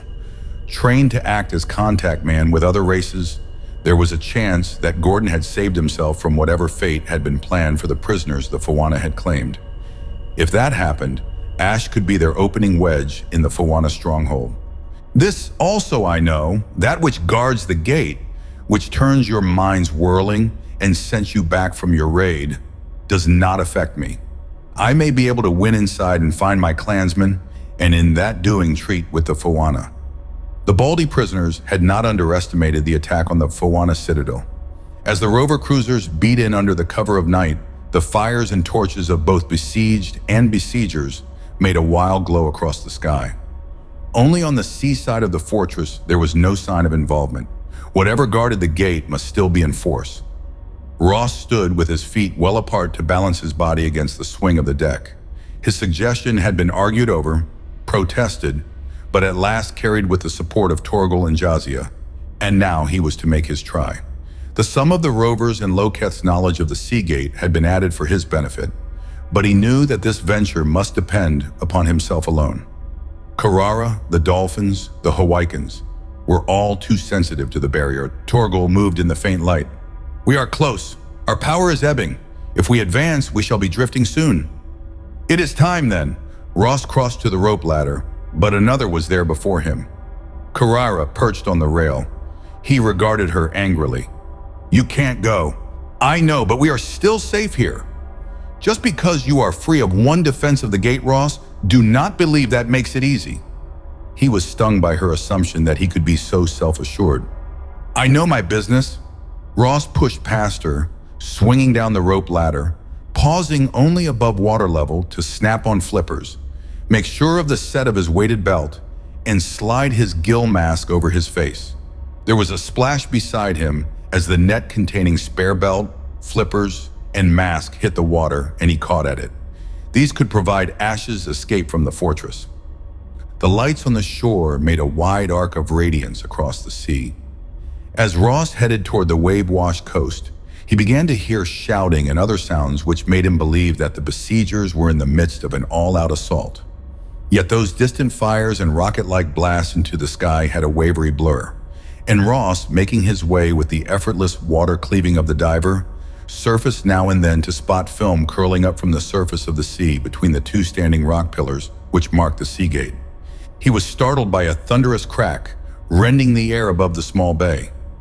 Ross pulled to one of the pillars, steadied himself with one hand against it. Those twists of film rising from the surging surface were thickening. More tendrils grew out from parent stems to creep along above the waves, raising up sprouts and branches in turn. A wall of mist was building between gate and shore. Again a thunderclap overhead. Involuntarily the Terran ducked. Then he turned his face up to the sky, striving to see any evidence of storm. What hung there sped the growth of the fog on the water. Yet where the fog was gray-white, it was a darkness spouting from the highest point of the citadel. Ross could not explain how he was able to see one shade of darkness against equal dusk, but he did. Or did he only sense it? He shook his head, willing himself to look away from the finger. Only it was a finger no longer. Now it was a fist aimed at the stars it was fast blotting out. A fist rising to the heavens before it curled back, descended to press the fortress and its surroundings into rock and earth. Fog curled about Ross, spilled outward through the sea gates. He loosed his grip on the pillar and dived, swimming on through the gap with the fortress of the Fawana before him. There was a jetty somewhere ahead. That much he knew from Torgal's description. Those who served the Fawana sometimes took sea roads, and they had slim, fast cutters for such coastwise travel. Ross surfaced cautiously to discover there was no visibility to wave level. Here the mist was thick, a smothering cover so bewildering he was confused as to direction. He ducked below again and flippered on. Was his confusion born of the fog, or was it also in his head? Did he, after all, have this much reaction to the gate defense? Ross ducked that suspicion as he had ducked the moist blanket on the surface. He had come from the gate, which meant that the jetty must lie there. A few moments later, Ross had proof that his sense of direction had not altogether failed him when his shoulder grazed against a solid obstruction in the water, and his exploring touch told him that he had found one of the jetty piles. He surfaced again, and this time he heard not a thunder roll, but the sing-song chanting of the Fawana. It was loud almost directly above his head, but since the cotton mist held, he was not afraid of being sighted. The chanter must be on the jetty, and to Ross's right was a dark bulk which he thought was one of the cutters. Was a sortie by the besieged being planned? Then, out of the night, came a dazzling beam, well above the level of Ross's head where he clung to the piling.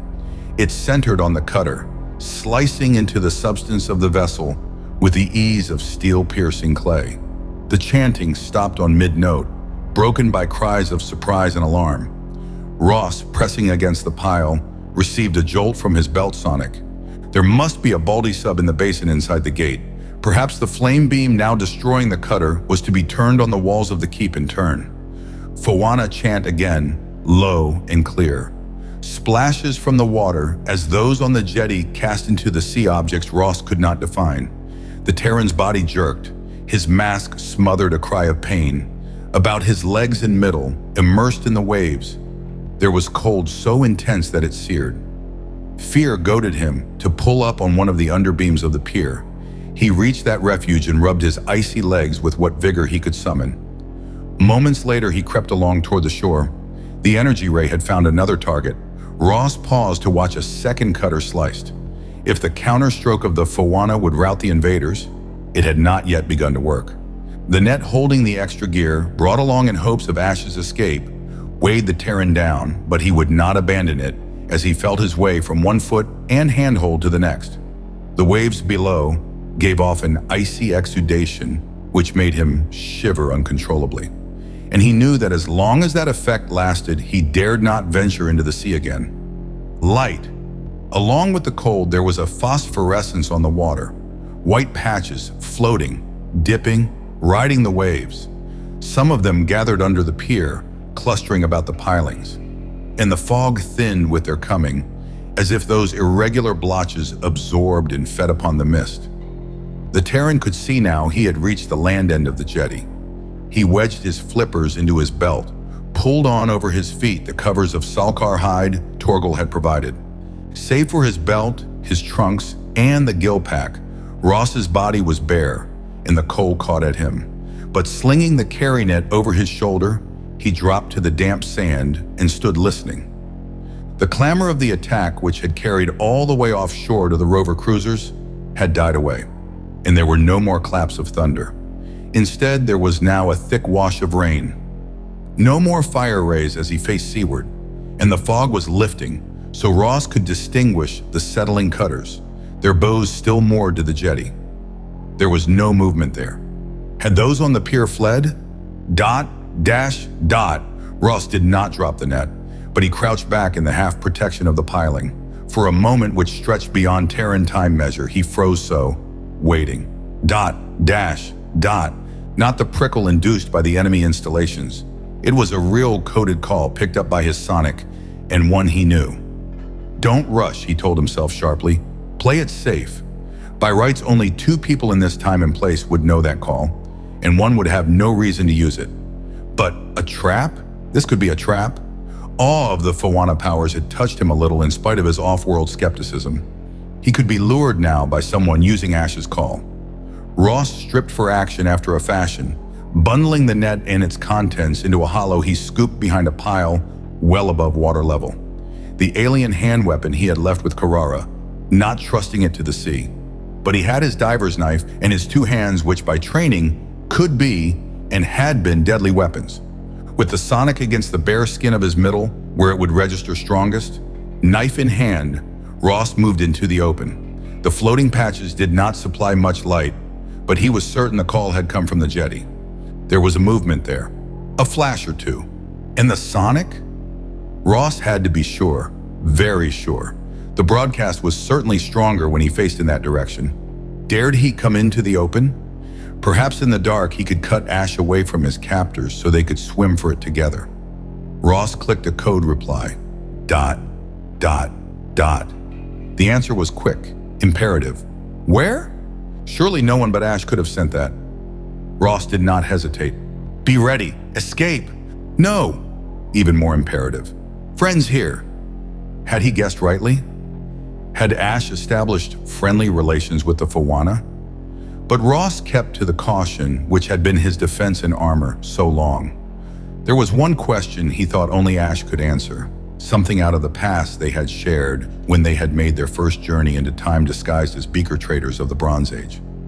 Deliberately, he tapped that question. What did we kill in Britain? Tensely, he waited.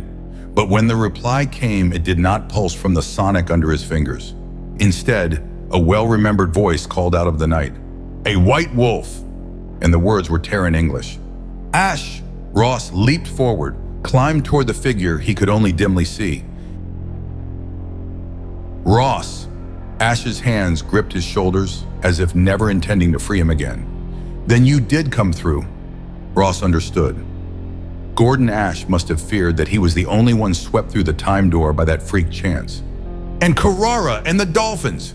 Here, now, in this black bowl of the Citadel Bay. Ash was only a shadow with voice and hands. No, out with the rover cruisers. Ash, do you know the Baldies are on Hawaika? They've organized this whole thing, the attack here, trouble all over. Right now they have one of their subs out there. That's what cut those cutters to pieces. 5 days ago, 5 of them wiped out a whole rover fairing, just 5 of them. Gordoon, unlike the hissing speech of the Hawaikans, this new voice made a singing, lilting call of Ash's name. This is your swordsman in truth? Another shadow drew near them, and Ross saw the flutter of cloak edge. This is my friend. There was a tone of correction in Ash's reply. Ross, this is the guardian of the Seagate. And you come, the Fawana continued, with those who gather to feast at the Shadows table. But your rovers will find little loot to their liking. No. Ross hesitated. How did one address the Fawana? He had claimed equality with Torgal, but that approach was not the proper one here. Instinct told him that. He fell back on the complete truth uttered simply. We took 3 of the Baldy killers. From them, we learned they moved to wipe out the Fawana first. For you, he addressed himself to the cloak shape, they believed to be a threat. We heard that they urged the Wreckers to this attack, and so the rovers come, but not to loot? Then they are something new among their kind. The Fawana's reply was as chill as the sea bay's water. Loot does not summon men who want a blood price for their dead kin, Ross retorted. No, and the rovers are believers in the balance of hurt against hurt, the Fawana conceded. Do they also believe in the balance of aid against aid? Now that is a thought upon which depends much. Gordoon, it would seem that we may not take to our ships, so let us return to council. Ash's hand was on Ross's arm, guiding him through the murk. Though the fog which had choked the bay had vanished, thick darkness remained, and Ross noted that even the fires and flares were dimmed and fewer. Then they were in a passage where a very faint light clung to the walls. Robed Fawana, 3 of them, moved ahead with that particular gliding progress. Then Ash and Ross, and bringing up the rear, a dozen of the mailed guards. The passageway became a ramp. Ross glanced at Ash. Like the Fawana, the Terran agent wore a cloak of gray, but his did not shift color from time to time, as did those of the Hawaiian Enigmas. And now Gordon shoved back its folds, revealing supple body armor. Questions gathered in Ross.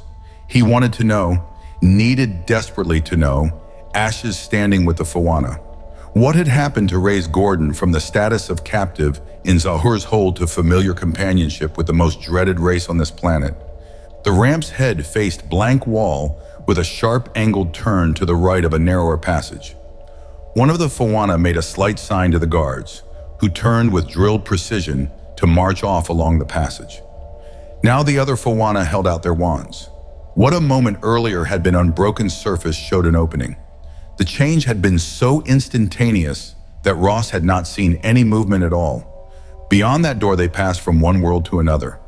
Ross's senses, already acutely alert to his surroundings, could not supply him with any reason by sight, sound, or smell for his firm conviction that this hold was alien, as neither the Wrecker Castle nor the rover ships had been.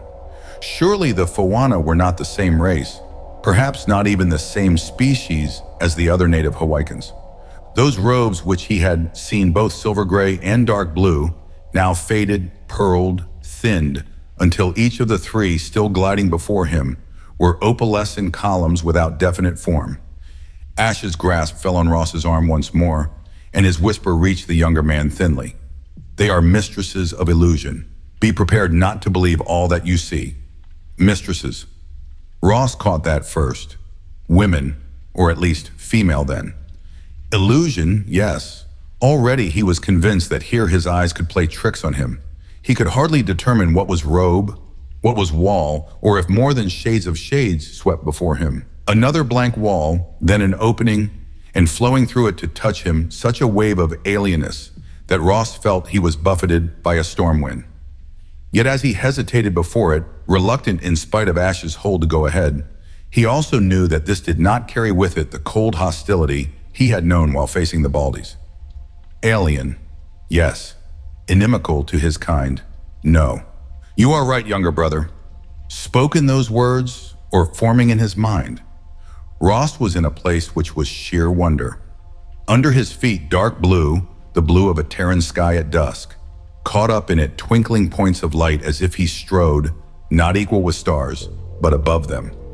Walls. Were there any walls here? Or shifting, swaying blue curtains on which silvery lines ran to form symbols and words, which some bemused part of his brain almost understood, but not quite. Constant motion, no quiet, until he came to a place where those swaying curtains were stilled, where he no longer strode above the sky but on soft surface, a mat of gray living sod where his steps released a spicy fragrance. And there he really saw the Fawana for the first time. Where had their cloaks gone? Had they tossed them away during that walk or drift across this amazing room? Or had the substance which had formed those coverings flowed away by itself? As Ross looked at the 3 in wonder, he knew that he was seeing them as not even their servants and guards ever viewed them. And yet was he seeing them as they really were, or as they wished him to see them? As we are, younger brother, as we are. Again an answer which Ross was not sure was thought or speech. In form they were humanoid, and they were undoubtedly women. The muffling cloaks gone, they wore sleeveless garments of silver which were girded at the waist with belts of blue gems. Only in their hair and their eyes did they betray alien blood, for the hair which flowed and wove about them, cascading down shoulders, rippling about their arms, was silver too, and it swirled, moved as if it had a separate life of its own.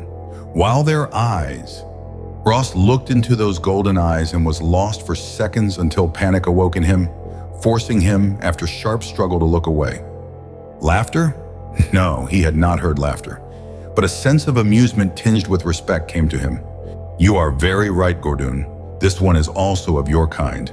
He is not witch's meat. Ross caught the distaste, the kind of haunting unhappiness which colored those words, remnants of an old hurt. These are the Fawana, Ash's voice broke more of the spell. The Lady Inland, the Lady Ingram, the Lady Invalda. The Fawana, these three only. She whom Ash had named Inland, whose eyes had entrapped and almost held what was Ross Murdoch, made a small gesture with her ivory hand. And in that gesture, as well as in the words witches meet, the Terran read the unhappiness, which was as much a part of this room as the rest of its mystery. The Fawana are now but three. They have been only three for many weary years. O man from another world and time. And soon, if these enemies have their way, they will not be three, but none. But Ross was still startled. He knew from Loketh that the Wreckers had deemed the Fawana few in number, an old and dying race. But that there were only three women left was hard to believe. The response to his unspoken wonder came clear and determined. We may be but three, however, our power remains. And sometimes power distilled by time becomes the stronger. Now it would seem that time is no longer our servant, but perhaps among our enemies. So tell us this tale of yours as to why the Rovers would make one with the Fawana. Tell us all, younger brother. Ross reported what he had seen, what Tino Rao and Tawa had learned from the prisoners taken at Kinad. And when he had finished, the three Fawana stood very still, their hands clasped one to the other. Though they were only an arm's distance from him, Ross had the feeling they had withdrawn from his time and world. So complete was their withdrawal that he dared to ask Ash one of the many questions which had been boiling inside him. Who are they? But Ross knew he really meant, what are they? Gordon Ash shook his head. I don't really know. The last of a very old race which possesses powers and knowledge different from any we have believed in for centuries. We have heard of witches. In the modern day, we discount the legends about them. The Fawana bring those legends alive. And I promise you this, if they turn those powers loose, he paused, it will be such a war as this world, perhaps any world has never seen. That is so. The Fawana had returned from the place to which they had withdrawn. And this is also the truth, or one face of the truth. The Rovers are right in their belief that we have kept some measure of balance between one form of change and another on this world. If we were as many as we once were, then against us, these invaders could not move at all. But we are three only, and also, do we have the right to evoke disaster which will strike not only the enemy, but perhaps recoil upon the innocent? There has been enough death here already, and those who are our servants shall no longer be asked to face battle to keep an empty shell inviolate. We would see with our own eyes these invaders, probe what they would do. There is ever change in life, and if a pattern grows too set, then the race caught in it may wither and die. Maybe our pattern has been too long in its old design. We shall make no decision until we see in whose hands the future may rest. Against such finality of argument, there was no appeal. These could not be influenced by words. Gordon, there is much to be done. Do you take with you this younger brother and see to his needs. When all is in readiness, we shall come. 1 minute Ross had been standing on the carpet of living moss. Then, he was in a more normal room with 4 walls, a floor, a ceiling, and light which came from rods set in the corners. He gasped. Stunned me too the first time they put me through it, he heard Ash say. Here, get some of this inside you. It'll steady your head. There was a cup in his hand, a beautifully carved rose-red container shaped in the form of a flower. Somehow Ross brought it to his lips with shaking hands, gulped down a good third of its contents. The liquid was a mixture of tart and sweet, cooling his mouth and throat, but warming as it went down, and that glow spread through him. What? How did they do that? He demanded. Ash shrugged. How do they do the 101 things I have seen happen here? We've been teleported. How it's done, I don't know any more than I did the first time it happened. Simply a part of Fawana magic, as far as spectators are concerned. He sat down on a stool, his long legs stretched out before him. Other worlds, other ways, even if they are confounded queer ones. As far as I know, there's no reason for their power to work, but it does. Now, have you seen the time gate? Is it in working order? Ross put down the now empty cup and sat down opposite Ash. As concisely as he could, He outlined the situation with a quick resume of all that had happened to him, Karara, and the dolphins since they had been sucked through the gate. Ash asked no questions, but his expression was that of the agent Ross had known, evaluating and listing all the younger man had to report. When the other was through, he said only 2 words: no return. So much had happened in so short a time that Ross's initial shock at the destruction of the gate had faded, been well overlaid by all the demands made upon his resources, skill, and strength. Even now, the fact Ash's voice seemed of little consequence balanced against the struggle in progress. Ash! Ross rubbed his hands up and down his arms, brushing away grains of sand. Remember those pylons with the empty seacoast behind them? Does that mean the Baldies are going to win? I don't know. No one has ever tried to change the course of history. Maybe it is impossible even if we dared to try. Ash was on his feet again, pacing back and forth. Try what, Gordon? Ross jerked around. Ash halted. One of the Fawana stood there, her hair playing about her shoulders as if some breeze felt only by her stirred those long strands. Dare to try and change the course of the future, Ash explained, accepting her materialization with the calm of one who had witnessed it before. Ah, yes, you're traveling in time. And now you think that perhaps this poor world of ours has a choice as to which overlords it will welcome? I do not know either, Gordon, whether the future may be altered, nor if it be wise to try. But also, well, perhaps we should see our enemy before we are set in any path. Now it is time that we go. Younger brother, how did you plan to leave this place when you accomplished your mission? By the Seagate, I have extra swimming equipment cached under the jetty. And the rover ships await you at sea? Yes.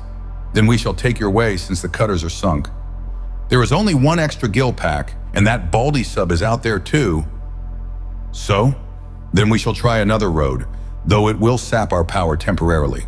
Her head inclined slightly to the left as if she listened. Good. Our people are now in the passage which will take them to safety. What those outside will find here when they break in will be of little aid to their plans. Secrets of the Fawana remain secrets past others prying, though they shall try, oh how they shall try to solve them. There is knowledge that only certain types of minds can hold and use, and to others it remains for all time unlearnable. Now, her hand reached out, flattened against Ross's forehead. Think of your rover ship, younger brother. See it in your mind, and see well and clearly for me. Torgal's cruiser was there. He could picture with details he had not thought he knew or remembered. The deck in the dark of the night with only a shaded light at the mast. The deck. Ross gave a choked cry. He did not see this in his mind. He saw it with his eyes. His hands swung out in an involuntary gesture of repudiation and struck painfully against wood. He was on the cruiser. A startled exclamation from behind him, then a shout. Ash was here, and beyond him 3 cloaked figures, the Fawana. They had their own road indeed and had taken it. You, Ross? Vistor fronted them, his face a mixture of bewilderment and awe. The Fawana, said in a half-whisper, echoed by crewmen gathering around but not too close. Gordon! Karara elbowed her way between 2 of the Hawaiians and ran across the deck. She caught the agent's both hands as if to assure herself that he was alive and there before her. Then she turned to the 3 Fawana. There was an odd expression on the Polynesian girl's face, first of measurement with some fear, and then of dawning wonder. From beneath the cloak of the middle Fawana came the rod of office with its sparking knob. Karara dropped Ash's hands, took a tentative step forward, and then another. The knob was directly before her, breast high. She brought up both hands, cupping them about the knob, but not touching it directly. The sparks it emitted could have been flashing against her flesh, but Karara displayed no awareness of that. Instead, she lifted both hands farther, palm up and cupped, as if she carried some invisible bounty, then flattened them, loosing what she held. There was a sigh from the crewman. Karara's gesture had been confident, as if she knew just what she was doing and why. And Ross heard Ash draw a deep breath also as the Terran girl turned, allying herself with the Fawana. These great ones stand in peace, she said. It is their will that no harm comes to this ship and those who sail in her. What do the Great Ones want of us? Torgal advanced, but not too near. To speak concerning those who are your prisoners. So be it, the captain bowed. The Great One's will is our will. Let it be as they wish. Ross lay listening to the even breathing from across the cabin. He had awakened in that quick transference from sleep to consciousness, which was always his when on duty, but he made no attempt to move. Ash was still sleeping. Ash, whom he thought, or had thought he knew as well as one man could ever know another, who had taken the place of family for Ross Murdoch the Loner. Years, 2, 4 of them now since he had made half of that partnership. His head turned, though he could not see that lean body, that quiet, controlled face. Ash still looked the same, but Ross's sense of loss was hurt and anger mingled. What had they done to Gordon, those 3? Bewitched? Tales Terrans had accepted as purest fantasy for centuries came into his mind. Could it be that his own world once had its Fawana? Ross scowled. You couldn't refute their magic. Call it by what scientific name you wished. Hypnotism. Teleporting. They got results, and the results were impressive. Now he remembered the warning the Fawana themselves had delivered hours earlier to the rovers. There were limits to their abilities. Because they were forced to draw on mental and physical energy, they could be exhausted. Thus, they had barriers too. Again, Ross considered the subject of barriers. Karara had been able to meet the aliens, if not mind to mind, then in a closer way even than Ash. The talent which tied her to the Dolphins had in turn been a bond with the Fawana. Ash and Karara could enter that circle, but not Ross Murdoch. Along with his new separation from Ash came that feeling of inferiority to bite on, and the taste was sour. This isn't going to be easy. So Ash was awake. What can they do? Ross asked in return. I don't know. I don't believe that they can teleport an army into Baldy headquarters the way Torgal expects, and it wouldn't do such an army much good to get there and then be outclassed by the weapons the Baldys might have, Ash said. Ross had a moment of warmth and comfort. He knew that tone of old. Ash was studying the problem, willing to talk out difficulties as he always had before. No, outright assault isn't the answer. We'll have to know more about the enemy. One thing puzzles me. Why have the Baldys suddenly stepped up their timing? What makes you think they have? Well, according to the accounts I've heard, it's been about 3 or 4 planet years here since some off-world devices have been infiltrating the native civilization. You mean such things as those attractors set up on the reef at Zahur's castle? Ross remembered Loketh's story. Those and other things. The refinements added to the engine power on these ships. Torgal said they spread from rover fleet to fleet. No one's sure where they started. The Baldys began slowly, but they are speeding up now. Those fairing attacks have all been recent, and this assault on the Fawana Citadel blew up almost overnight on a flimsy excuse. Why the quick push after the slow beginning? Maybe they decided the natives are easy pushovers and they no longer have to worry about any real opposition, Ross suggested. Could be. Self-confidence becoming arrogance when they didn't uncover any opponent strong enough to matter, or else they may be spurred by some need with a time limit. If we knew the reason for those pylons, we might guess their motives.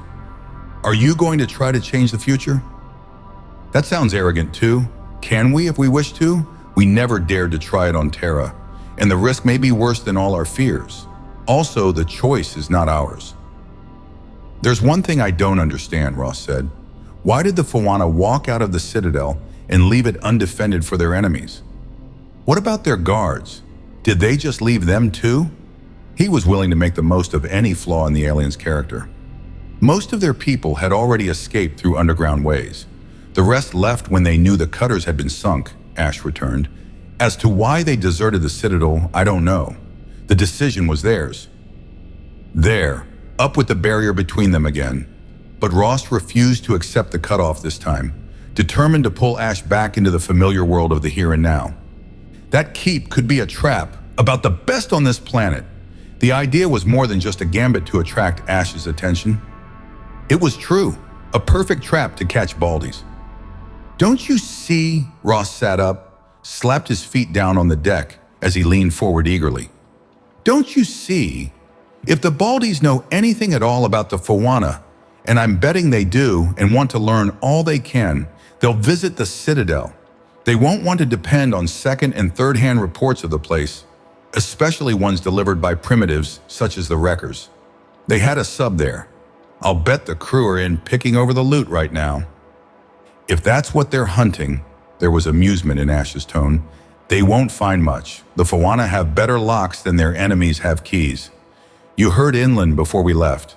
Any secrets left will remain secrets. But there's bait. Bait for a trap, argued Ross. You're right. To the younger man's joy, Ash's enthusiasm was plain. And if the Baldies could be led to believe that what they wanted was obtainable with just a little more effort or the right tools, the trap could net bigger catch than just underlings. Ross's thought matched Ash's. Why, it might even pull in the VIP directing the whole operation. How can we set it up? And do we have time? The trap would have to be a Fawana setting. Our part would come after it was sprung. Ash was thoughtful again. But it is the only move which we can make at present with any hope of success. And it will only work if the Fawana are willing. Have to be done quickly, Ross pointed out. Yes, I'll see. Ash was a dark figure against the thin light of the companionway as he slid back the cabin door. If Invalda agrees. As he went out, Ross was right behind him. The Fawana had been given, by their own choice, quarters on the bow deck of the cruiser where sailcloth had been used to form a tent. Not that any of the awe-stricken rovers would venture too near them. Ash reached for the flap of the fabric, and a lilting voice called, "You seek us, Gordon? This is important. Yes, it is important, for the thought which brings you both has merit. Enter then, brothers." The flap was looped aside, and before them was a swirling of mist, light, sheets of pale color. Ross could not have described what he saw, save if the Fawana were there, he could not distinguish them from the rippling of their hair, the melting film of their robes. So, younger brother, you think that which was our home and our treasure box has now become a trap for the confounding of those who believe we are a threat to them? Somehow Ross was not surprised that they knew about his idea before he had said a word, before Ash had given any explanations. Their omniscience was only a small portion of their other talents. Yes, and why do you believe so? We swear to you that the coast folk cannot be driven into those parts of the castle which mean the most, any more than our sea gate can be breached unless we will it so. Yet I swam through the sea gate, and the sub was there also. Ross knew again a flash of, was it pleasure, at being able to state this fact. There were chinks in the Fawana defenses. Again the truth. You have that within you, young brother, which is both a lack and a shield. True also that this undersea ship entered after you. Perhaps it has a shield as part of it. Perhaps those from the stars have their own protection. But they cannot reach the heart of what they wish, not unless we open the doors for them. It is your belief, younger brother, that they still strive to force such doors? Yes, knowing there is something to be learned, they will try for it. They will not dare not to. Ross was very certain on that point. His encounters with the Baldies had not led to any real understanding, but the way they had wiped out the line of Russian time stations made him sure that they dealt thoroughly with any situation they considered a threat. From the prisoners taken at Kin Od, they had learned the invaders believed the Fawana their enemies here, even though the old ones had not repulsed them or their activities. Therefore, it followed that, having taken the stronghold, the Baldies would endeavor to rip open every one of its secrets. A trap with good bait! Ross wondered which one of the Fawana said that. To see nothing but the swirls of mist color, listen to disembodied voices from it, was disconcerting. Part of the stage dressing, he decided, for building their prestige with the other races with whom they dealt. 3 women alone would have to buttress their authority with such trappings. Ah, younger brother, indeed you are beginning to understand us. Laughter, soft but unmistakable. Ross frowned. He did not feel the touch-go-touch of mental communication which the dolphins used, but he did not doubt that the Fawana read his thoughts, or at least a few of them. Some of them echoed from the mist. Not all, not as your older brothers, or the maiden whose mind meets with ours. With you, younger brother, it is a thought here, a thought there, and only our intuition to connect them into a pattern. But now there is serious planning to be done, and knowing this enemy, you believe they will come to search for what they cannot find. So you would set a trap, but they have weapons beyond your weapons, have they not, younger brother? Brave as are these rover kind, they cannot use swords against flame, their hands against a killer who may stand apart and slay. What remains, Gordon? What remains in our favor? You have your weapons too, Ash answered. Yes, we have our weapons, but long have they been used only in one pattern, and they were attuned to another race. Did our defenses hold against you, Gordon, when you strove to prove that you were as you claimed to be? And did another repulse younger brother when he dared the Seagate? So can we trust them in turn against these other strangers with different brains? Only at the testing shall we know, and in such learning, perhaps we shall also be forced to eat the sourness of defeat. To risk all may be to lose all. That may be true, Ash assented. You mean the sight you have had into our future says that this happens?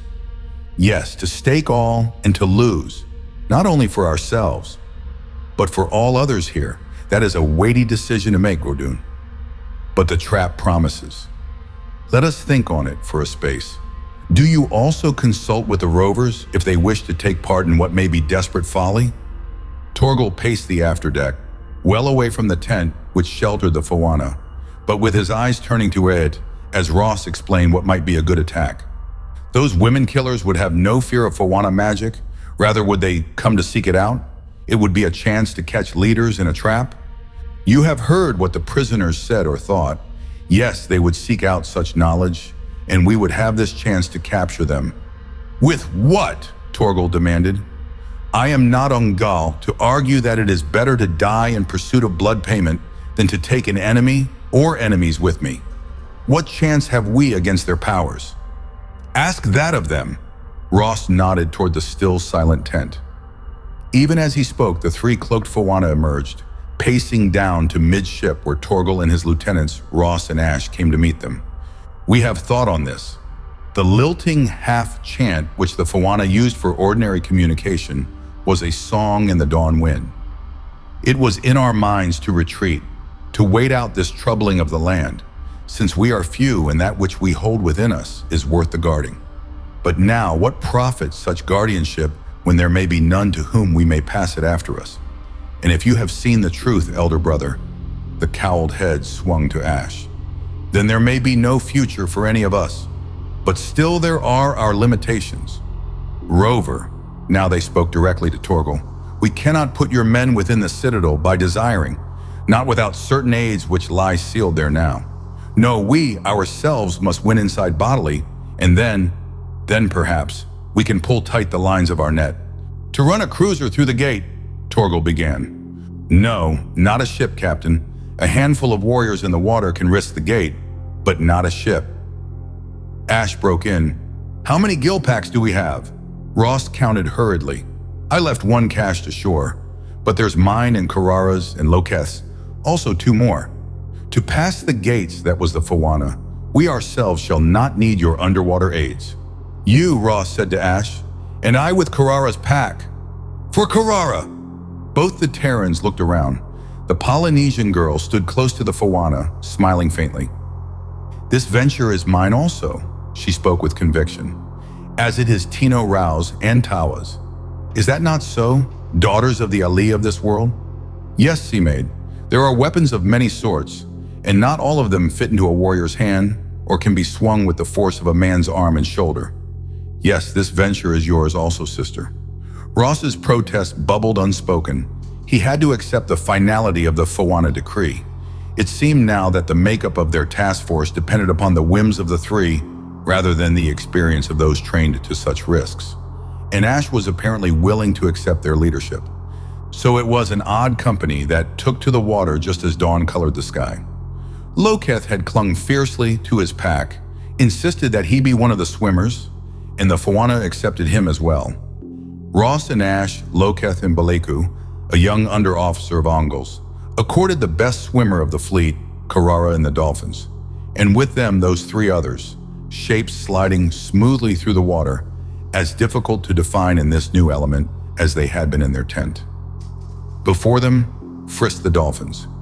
Tino Rao and Tawa played about the Fawana in an ecstatic joy, and when all were in the sea, they shot off shoreward. That sub within the sea gate, had it unleashed the same lethal broadcast as the one at Kinad? But the dolphins could give warning if that were so. Ross swam easily, Asha next, Loketh on his left, Baleku a little behind, and Carrara to the fore, as if in vain pursuit of the dolphins. The Fawana well to the left. A queer invasion party, even queerer when one totaled up the odds which might lie ahead. There was no mist or storm this morning to hide the headlands where the Fawana citadel stood, and the promontories of the sea gate were starkly clear in the growing light. The same drive which always was a part of Ross when he was committed to action sustained him now, though he was visited by a small prick of doubt when he thought that the leadership did not lie with Ash but with the Fawana. No warning of any trouble ahead as they passed between the mighty, sea-sunk bases of the gate pillars. Ross depended upon his sonic, but there was no adverse report from the sensitive recorder. The terrible chill of the water during the night attack had been dissipated, but here and there dead sea things floated, being torn and devoured by hunters of the waves. They were well past the pillars when Ross was aware that Loketh had changed place in the line, spurting ahead. After him went Baleku. They caught up with Carrara, flashed past her. Ross looked to Ash onto the Fawana, but saw nothing to explain the action of the two Hawaikans. Then his sonic beat out a signal from Ash. Danger! Follow the Fawana! Left!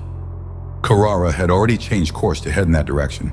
Ahead of her, he could see Loketh and Baleku, both still bound for the midpoint of the shore, where the jetty and the sunken cutters were.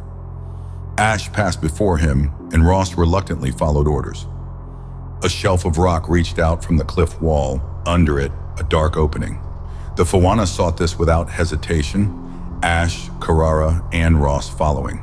Moments later, they were out of the water where footing sloped back and up. Below them, Tino Rao and Tawa nosed the rise, their heads lifting out of the water as they spoke, and Carrara hastened to reply. Loketh, Baleku. Ross began when he caught a mental stroke of anger so deadly that it was a chill lance into his brain. He faced the Fawana, startled and a little frightened. They will not come now, a knob-crowned wand stretched out in the air, pointing to the upper reaches of the slope. Nor can any of their blood, unless we win. What is wrong? Ash asked. You were right, very right, men out of time. These invaders are not to be lightly dismissed. They have turned one of our own defenses against us. Loketh, Baleku, all of their kind, can be made into tools for a master. They belong to the enemy now. And we have failed so early? Carrara wanted to know. Again, that piercing thrust of anger, so vivid that it was no mere emotion, but seemed a tangible force. Failed? No, not yet have we even begun to fight. You were very right. This is such an evil as must be faced and fought, even if we lose all in battle. Now we must do that which none of our own race has done for generations. We must open 3 locks, throw wide the great door, and seek out the keeper of the closed knowledge. Light a sharp ray sighting from the tip of the wand, and the Fawana following that beam, the 3 Terrans coming after, into the unknown. It was not the general airlessness of the long closed passage which wore on Ross's nerves, made Carrara suddenly reach out and clasp fingers about the wrists of the 2 men she walked between. It was a crushing sensation of age, of a toll of years so long, so heavy as to make time itself into a turgid flood, which tugged at their bodies, mired their feet as they trudged after the Fawana.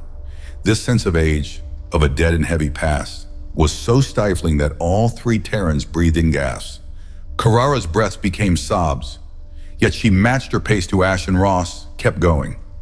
Ross himself had little idea of their surroundings, but one small portion of his brain asked answerless questions. The foremost being, why did the past crush in on him here? He had traveled time, but never before had he been beaten with the feel of countless dead and dying years. Going back? That hoarse whisper came from Ash, and Ross thought he understood. A time gate. He was eager to accept such an explanation. Time gates he could understand, but that the Fawana used one. Not our kind, Ash replied, but his words had pulled Ross out of a spell which had been as quicksand about him. and he began to fight back with a determination not to be sucked into what filled this place. In spite of Ross's efforts, his eyes could supply him with no definite impression of where they were. The ramp had led them out of the sea, but where they walked now, linked hand to hand, Ross could not say. He could see the glimmer of the Fawana. Turning his head, he could see his companions as shadows. But all beyond that was utter dark. "Ah!" Karara's sobs gave way to a whisper, which was half moan. "This is a way of gods, old gods, gods who never dealt with men. It is not well to walk the road of the gods." Her fear lapped to Ross. He faced that emotion as he had faced so many different kinds of fear all his life. Sure, he felt that pressure on him, not the pressure of past centuries now, but a power beyond his ability to describe. "Not our gods!" Ross put his stubborn defiance into words, more as a shield against his own wavering. No power where there is no belief. From what half-forgotten bit of reading had he dredged that knowledge? "No being without belief," he repeated. To his vast amazement, he heard Ash laugh, though the sound bordered on hysteria. "No belief, no power," the older man replied.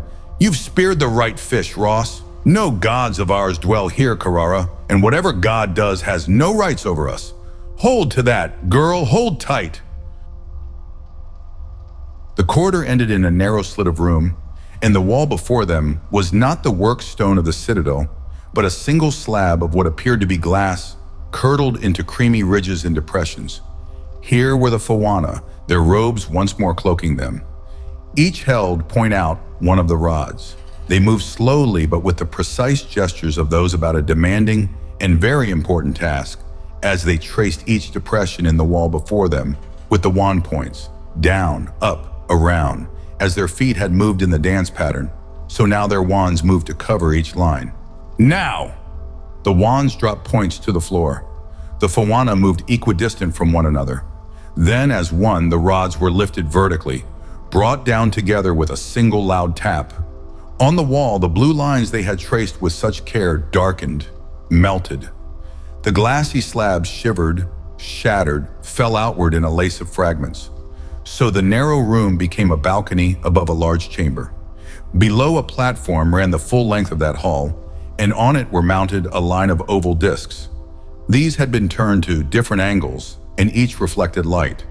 A ray beam directed at them from a machine whose metallic casing, projecting antennae, was oddly out of place here. Once more, the three staffs of the Fawana raised as one in the air. This time, from the knobs held out over the hall blazed, not the usual whirl of small sparks, but strong beams of light. Blue light darkening as it pierced downward until it became thrusting lines of almost tangible substance.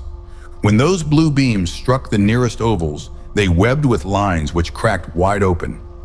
Shattered bits tinkled down to the platform. There was a stir at the end of the hall where the machine stood. Figures ran into plain sight. "Baldies!" Ross cried out a warning as he saw those starmen raise weapon tubes, aimed at the perch on which the Fawana stood. Fire crackling with the speed and sound of lightning lashed up at the balcony. The lances of light met the spears of dark, and there was a flash which blinded Ross, a sound which split open the whole world. The Terran's eyes opened, not upon darkness but on dazzling light, flashes of it which tore over him in great sweeping arcs. Dazed, sick, he tried to press his prone body into the unyielding surface on which he lay. But there was no way of burrowing out of this wild storm of light and clashing sound. Now under him, the very fabric of the floor rocked and quivered as if it were being shaken apart into crumbling rubble. All the will and ability to move was gone. Ross could only lie there and endure. What had happened he did not know, save that what raged about him now was a warring of inimical forces, perhaps both feeding on each other even as they strove for mastery. The play of rays resembled sword blades crossing, fencing. Ross threw his arm over his eyes to shut out the intolerable brilliance of that thrust encounter. His body tingled and winced as the whirlwind of energy clashed and reclashed. He was beaten, stupid, as a man pinned down too long under a heavy shelling. How did it end? In one terrific thunderclap of sound and blasting power? And when did it end? Hours? Days later, time was a thing set apart from this. Ross lay in the quiet which his body welcomed thirstily. Then he was conscious of the touch of wind on his face, wind carrying the hint of sea salt. He opened his eyes and saw above him a patch of clouded sky. Shakily, he levered himself up on his elbows. There were no complete walls anymore, just jagged points of masonry, broken teeth set in a skull's jawbone, open sky, dark clouds spattering rain. "Gordon! Carrara!" Ross's voice was a thin whisper. He licked his lips and tried again. "Gordon!" Had there been an answering whimper? Ross crawled into a hollow between two fallen blocks. A pool of water? No, it was the cloak of one of the Fawana spread out across the flooring in this fragment of room. Then Ross saw that Ash was there, the cloaked figure braced against the Terran's shoulder, as he half supported, half embraced the Fawana. "Invalda!" Ash called that with an urgency which was demanding. Now the Fawana moved, raising an arm in the cloak's flowing sleeve. Ross sat back on his heels. "Ross? Ash?" He turned his head. Carrara stood here, then came forward, planting her feet with care, her hands outstretched, her eyes wide and unseeing. Ross pulled himself up and went to her, finding that the once solid floor seemed to dip and sway under him, until he too must balance and creep. His hands closed on her shoulders, and he pulled her to him in mutual support. "Gordon, over there, you all right?" "I think so." Her voice was weak. "The Fawana. Inland. Invalda." Steadying herself against him, she tried to look around. The place which had once been a narrow room, then a balcony, was now a perch above stomach-turning space.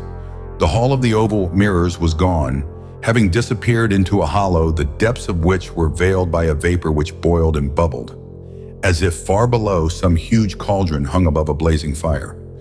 Carrara cried out, and Ross drew her back from that drop. He was clearer-headed now and looked about for some way down from this doubtful perch. Of the other two Fawana, there was no sign. Had they been sucked up and out in the inferno they had created with their unleashing of energy against the Baldy's installation? "Ross, look!" Carrara's cry. Her upflung arm directed his attention aloft.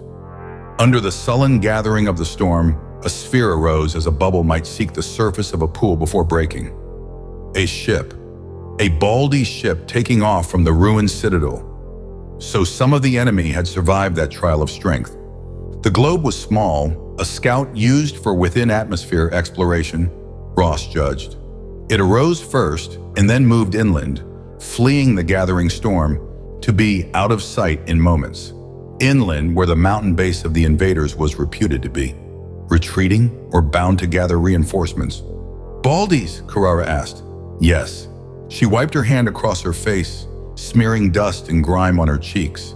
As raindrops pattered about them, Ross drew the girl with him into the alcove where Ash sheltered with the Fawana. The cowled alien was sitting up, her hand still gripping one of the wands, now a half-melted ruin. Ash glanced at them, as if for the first time he remembered they might be there. "Baldy's ship just took off inland," Ross told him. "We didn't see either of the other Fawana." "They have gone to do what is to be done," Ash's companion replied. "So some of the enemy fled. Well, perhaps they have learned one lesson, not to meddle with others' devices. Ah, so much gone which will never come again. Never again." She held up the half-melted wand, turning it back and forth before her, before she cast it away. It flew out, up, then dropped into the cauldron of the hall which had been. A gust of rain, cold, chilling the lightly clad Terrans, swept across them. The Fawana was helped to her feet by Ash. For a moment she turned slowly, giving a lingering look to the ruins. Then she spoke. "Broken stone holds no value. Take hands, my brothers. My sister, it is time we go hence." Carrara's hand in Ross's right, Ash's in his left, and both linked to Invalda in turn. Then they were indeed elsewhere, in a courtyard where bodies lay flaccid under the drenching downpour of the rain. And moving among those bodies were the two other Fawana, bending to examine one man after another. Perhaps over 1 in 3 they so inspected, they held consultation before a wand was used in tracing certain portions of the body between them. When they were finished, that man stirred, moaned, showed signs of life once more. "Ross!" From behind a tumbled wall crept a Hawaiian who did not wear the guard armors of the others. Gill pack, flippers, diver's belt had been stripped from him. There was a bleeding gash down the side of his face, and he held his left arm against his body, supported by his right hand. "Balaku!" The rover pulled himself up to his feet and stood swaying. Ross reached him quickly to catch him as he slumped forward. "Loketh," the Terran asked. "The women killers took him." Somehow the rover got that out as Ross half supported, half led him to where the Fawana were gathering those they had been able to revive. They wanted to learn. Baleku was obviously making a great effort to tell his story.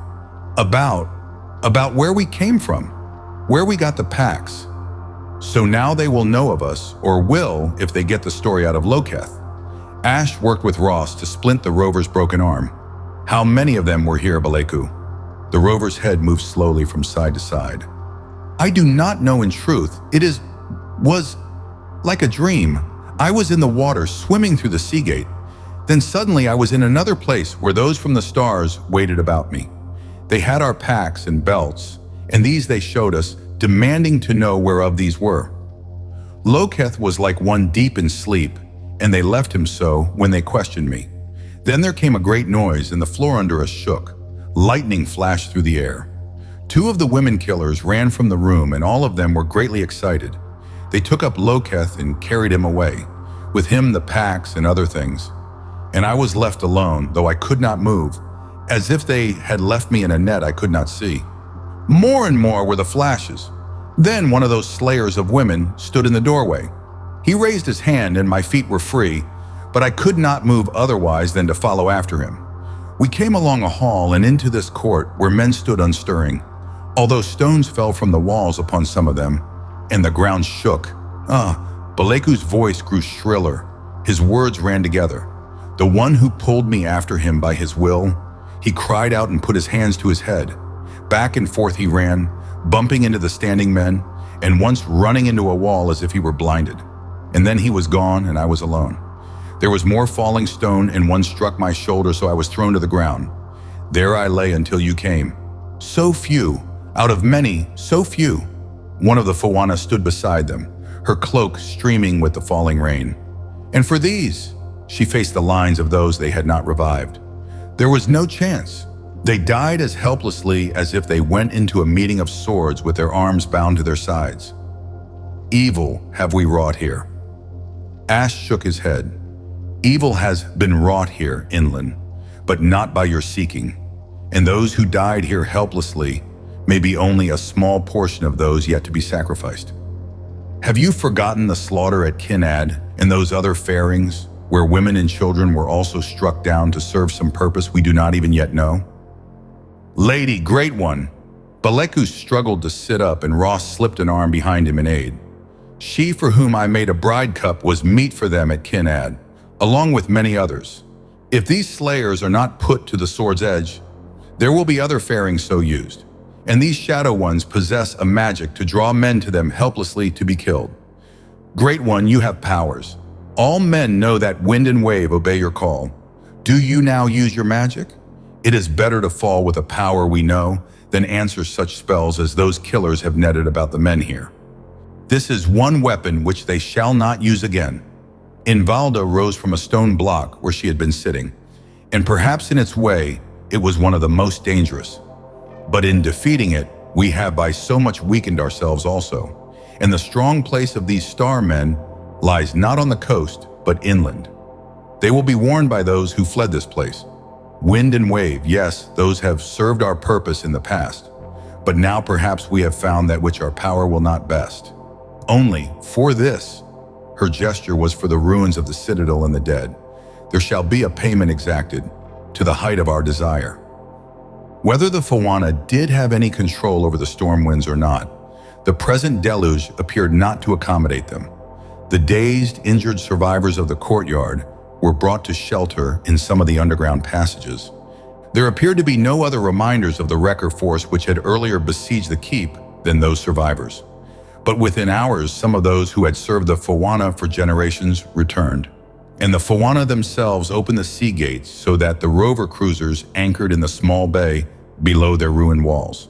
A small force and one ill-equipped to go up against the Baldies. Some 5-star men's bodies had been found in the citadel, but the ship had gone off to warn their base.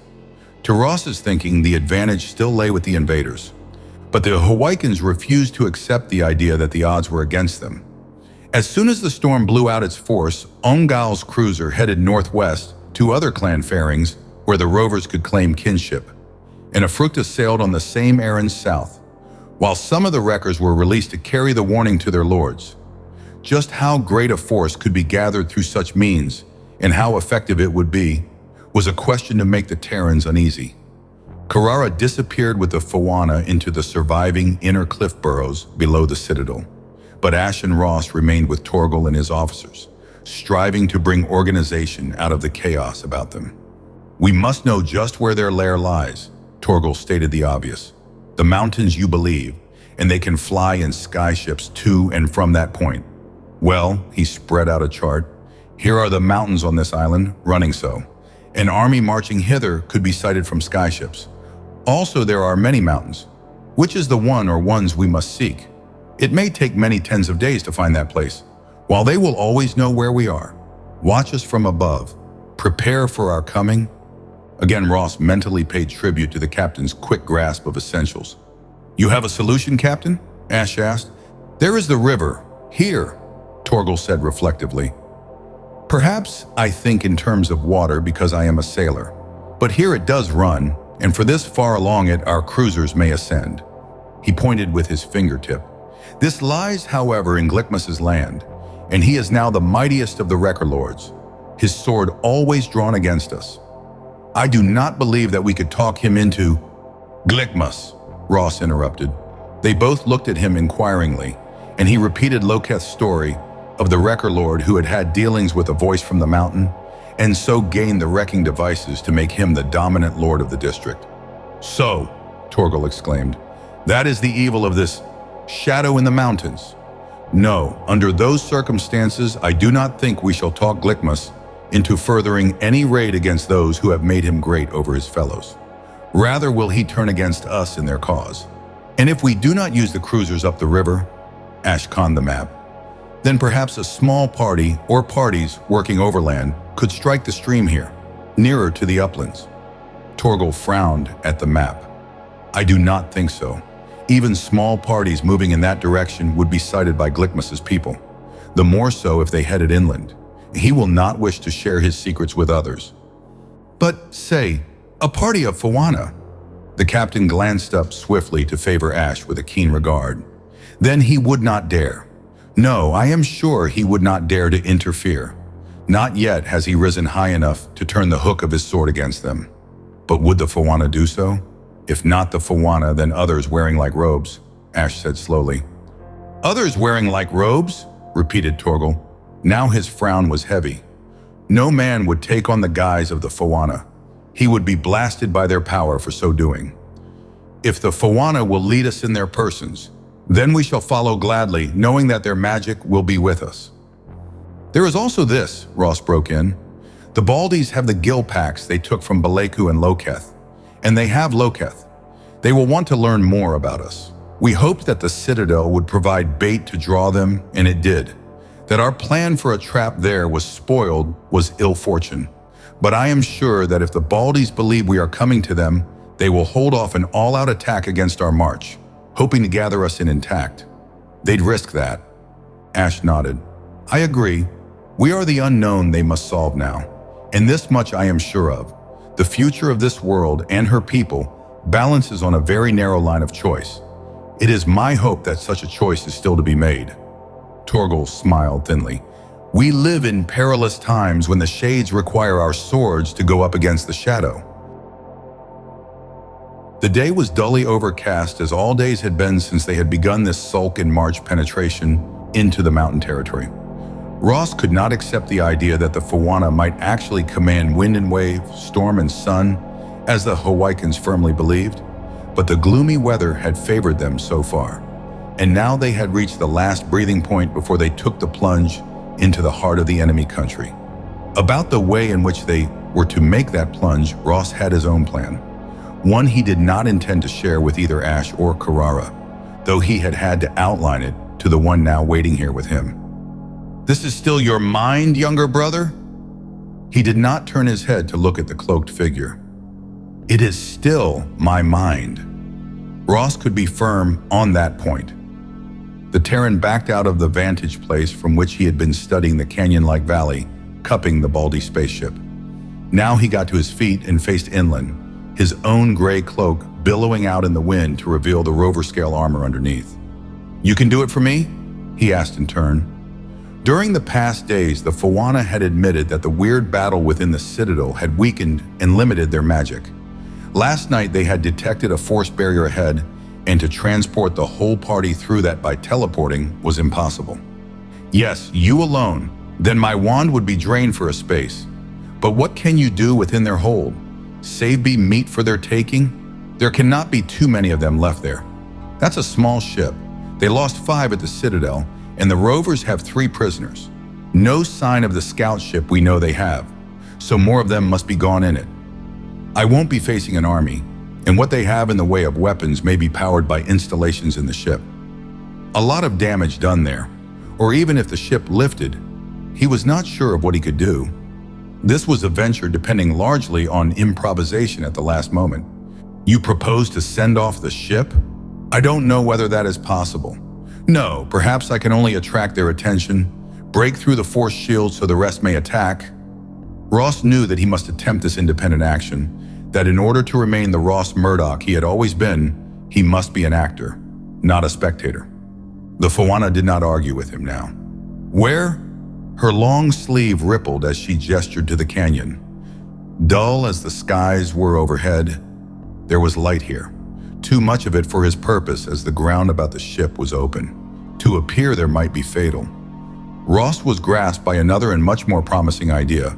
The Fawana had transported them all to the deck of Torgal's cruiser after asking him to picture it for her mentally. And to all outward appearances, the Baldy ship before them now was twin to the one which had taken him once on a fantastic voyage across a long-vanished stellar empire. Such a ship, he knew. "Can you put me in the ship? If you have a good memory of it, yes. But how know you these ships? I was in one once for many days. If these are alike, then I know it well. And if this is unlike, to try such may mean your death." He had to accept her warning. Yet outwardly, this ship was a duplicate. And before he had voyaged on the derelict, he had also explored a wrecker freighter on his own world, thousands of years before his own race had evolved. There was one portion of both ships which had been identical, save for size, and that part was the best for his purpose. "Send me, here!" With closed eyes, Ross produced a mental picture of the control cabin. Those seats which were not really seats but webbing support swinging before banks of buttons and levers. All the other installations he had watched, studied, until they were as known to him as the plate bulkheads of the cabin below in which he had slept. Very vivid, that memory. He felt the touch of the Fawana's cool fingers on his forehead. Then it was gone. He opened his eyes. No more wind and gloom. He stood directly behind the pilot's web sling, facing a vista plate and rows of controls. Just as he had stood so many times in the derelict, he had made it. This was the control cabin of the spacer, and it was alive, the faint thrumming in the air, the play of lights on the boards. Ross pulled the cowl of his Fawana cloak up over his head. He had had days to accustom himself to the bulk of the robe, but still its swathings were sometimes a hindrance rather than a help. Slowly he turned. There were no Baldies here, but the well door to the lower levels was open, and from it came small sounds echoing up the communication ladder. The ship was occupied. Not for the first time since he had started on this venture, Ross wished for more complete information. Doubtless, several of those buttons or levers before him controlled devices which could be the greatest aid to him now, but which and how he did not know. Once in just such a cabin he had meddled, and in activating a long, silent installation, had called the attention of the Baldies to their wrecked ship, to the Terrans looting it. Only by the merest chance had the vengeance of the stellar spacemen fallen then on the Russian investigators and not on his own people. He knew better than to touch anything before the pilot station. But the banks of controls to one side were concerned with the inner well-being of the ship, and they tempted him. To go it blind was, however, more of a risk than he dared take. There was one future precaution for him. From a very familiar case beside the pilot's seat, Ross gathered up a collection of discs, sorted through them hastily for one which bore a certain symbol on its covering. There was only one of those. Slapping the rest back into their container, Ross pressed a button on the control board. Again, his guess paid off. Another disc was exposed as a small panel slid back. Ross clawed that out of the holder, put in its place the one he had found. Now, if his choice had been correct, the crew who took off in this ship, unless they checked their route tape first, would find themselves heading to another primitive planet and not returning to base. Perhaps exhaustion of fuel might ground them, past hope of ever regaining their home port again. Next to damaging the ship, which he could not do, this was the best thing to assure that any enemy leaving Hawaika would not speedily return with a second expeditionary force. Ross dropped the route disc he had taken out into a pocket on his belt, to be destroyed when he had the chance. Now he cat-footed across the deck to look into the well and listen. The walls glowed with a diffused light. From here, the Terran could count at least 4 levels under him, with perhaps another. The bottom 2 ought to be supplies and general storage, then the engine room, tech labs above, and next to the control cabin, the living quarters. Through the fabric of the ship, shivering up his body from the soles of his feet, he could feel the vibration of engines at work. One such must control the force field which ringed this canyon, perhaps even powered the weapons the invaders could turn against any assault. Ross whirled about, his Fawana cloak in a wide swing. There was one control which he knew. Yes, again the board was the same as the one he was familiar with. His hand plunged out and down, raking the lever from one measure point to the very end of the slit in which it moved. Then he planted himself with his back to the wall. Whoever came up the well hunting the cause for the failure would be facing the other way. Ross crouched a little and pushing the cape well back on his shoulders to free his arms. There was a feline suppleness in his stance, just as a jungle cat might wait coming of its prey. What he heard was a shout below, the click of foot gear on the rungs of the level ladder. Ross's lips drew back in a snarl which was also feline. He thought that would do it. Spacemen were ultra-sensitive to any failure in airflow. White head, bare of any hair, thin shoulders, a little hunched under the blue-green lavender stuff of the Baldy's uniforms. Head turning now so that the eyes could see the necessary switch. An exclamation from the alien but the Baldy never had a chance to complete that turn. Look behind him. Ross sprang and struck with the side of his hand. The hairless head snapped forward, his hands already hooked in the other's armpits. The Terran heaved the alien up and over onto the deck of the control cabin. It was only when he was about to bind his captive that Ross discovered the Baldy was dead. A blow calculated to stun the alien had been too severe. Breathing a little faster, the Terran rolled the body back and hoisted it into the navigator's swing seat, fastening it with the takeoff belts. One down. How many left? He had little time to wonder, for before he could reach the well once again, there was a call from below, sharp and demanding. The Terran searched his victim, but the Baldy was unarmed. Again a shout, then silence. Too complete a silence. How could they have guessed trouble so quickly? Unless the Baldy's mental communication had been at work, they might even now know their fellow was dead, but not how he died. Ross was prepared to grant the Baldy's super Terran abilities, but he did not see how they could know what had happened here. They could only suspect danger, not know the form it had taken, and sooner or later one of them must come to adjust the switch. This could be a duel of patience. Ross squatted at the edge of the well, trying to make his ears supply him with hints of what might be happening below. Had there been an alteration in the volume of vibration?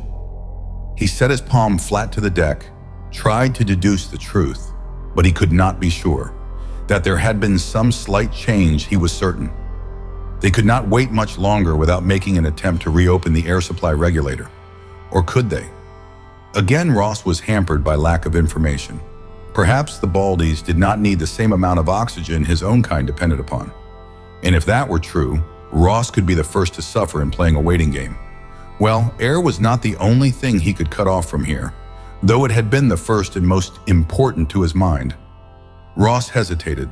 Two-edged weapons cut in both directions, but he had to force a counter-move from them. He pulled another switch.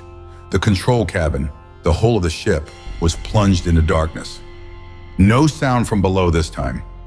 Ross pictured the interior layout of the ships he had known, 2 levels down to reach the engine room. Could he descend undetected?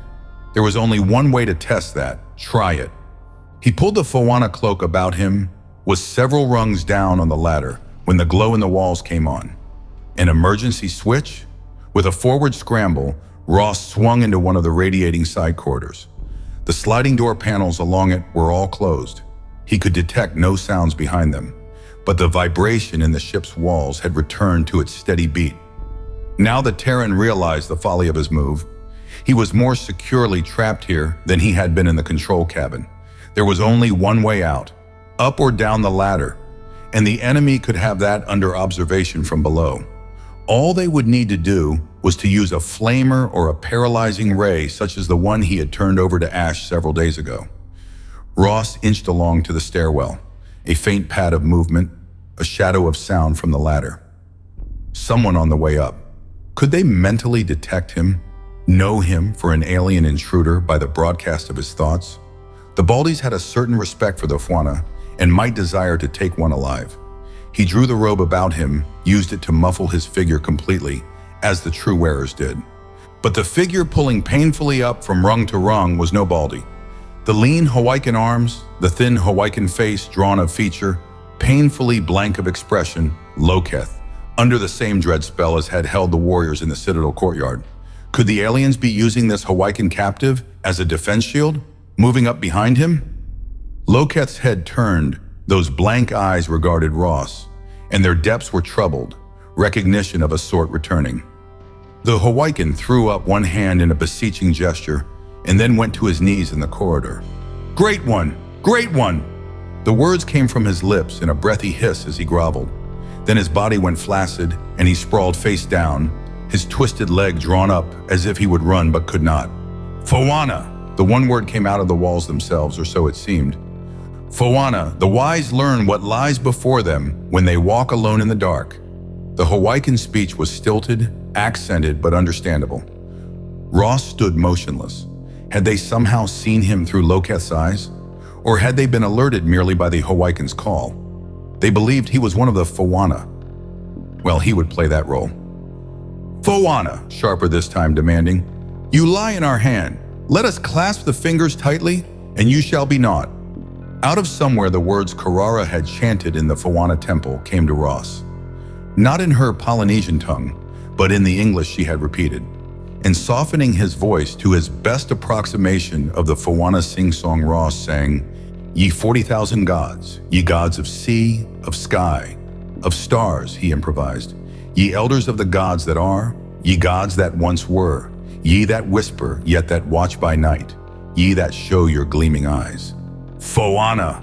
The summons was on the ragged edge of patience. "Your tricks will not move our mountains." "Ye gods of mountains," Ross returned, "of valleys, of shades and not the shadow." He wove in the beliefs of this world too. "Walk now this world between the stars." His confidence was growing, and there was no use in remaining pent in this corridor. He would have to chance that they were not prepared to kill summarily one of the Foana. Ross went to the well, went down the ladder slowly, keeping his robe about him. Here at the next level, there was a wider space about the opening, and 3 door panels. Behind one must be those he sought. He was buoyed up by a curious belief in himself, almost as if wearing this robe did give him in part the power attributed to the Foana. He laid his hand on the door to his right and sent it snapping back into its frame, stepped inside as if he entered here by right. There were 3 Baldies. To his Terran eyes, they were all superficially alike, but the one seated on a control stool had a cold arrogance in his expression, a pitiless half-smile, which made Ross face him squarely. The Terran longed for one of the Foana staffs and the ability to use it. To spray that energy about this cabin might reduce the Baldi defenses to nothing. But now 2 of the paralyzing tubes were trained on him. "You have come to us, Fawana. What have you to offer?" demanded the commander, if that was his rank. Offer? For the first time, Ross spoke. "There is no reason for the Fawana to make any offer, slayer of women and children. You have come from the stars to take, but that does not mean we choose to give." He felt it now, that inner pulling, twisting in his mind, the willing which was their more subtle weapon. Once they had almost bent him with that willing, because then he had worn their livery, a spacesuit taken from the wrecked freighter. Now he did not have that chink in his defense. And all that stubborn independence and determination to be himself alone resisted the influence with a fierce inner fire. "We offer life to you, Fawana, freedom of the stars. These other dirt creepers are nothing to you. Why take you weapons in their cause? You are not of the same race. Nor are you." Ross's hands moved under the envelope of the robe, unloosing the two hidden clasps which held it. That bank of controls before which the commander sat, to silence that would cause trouble.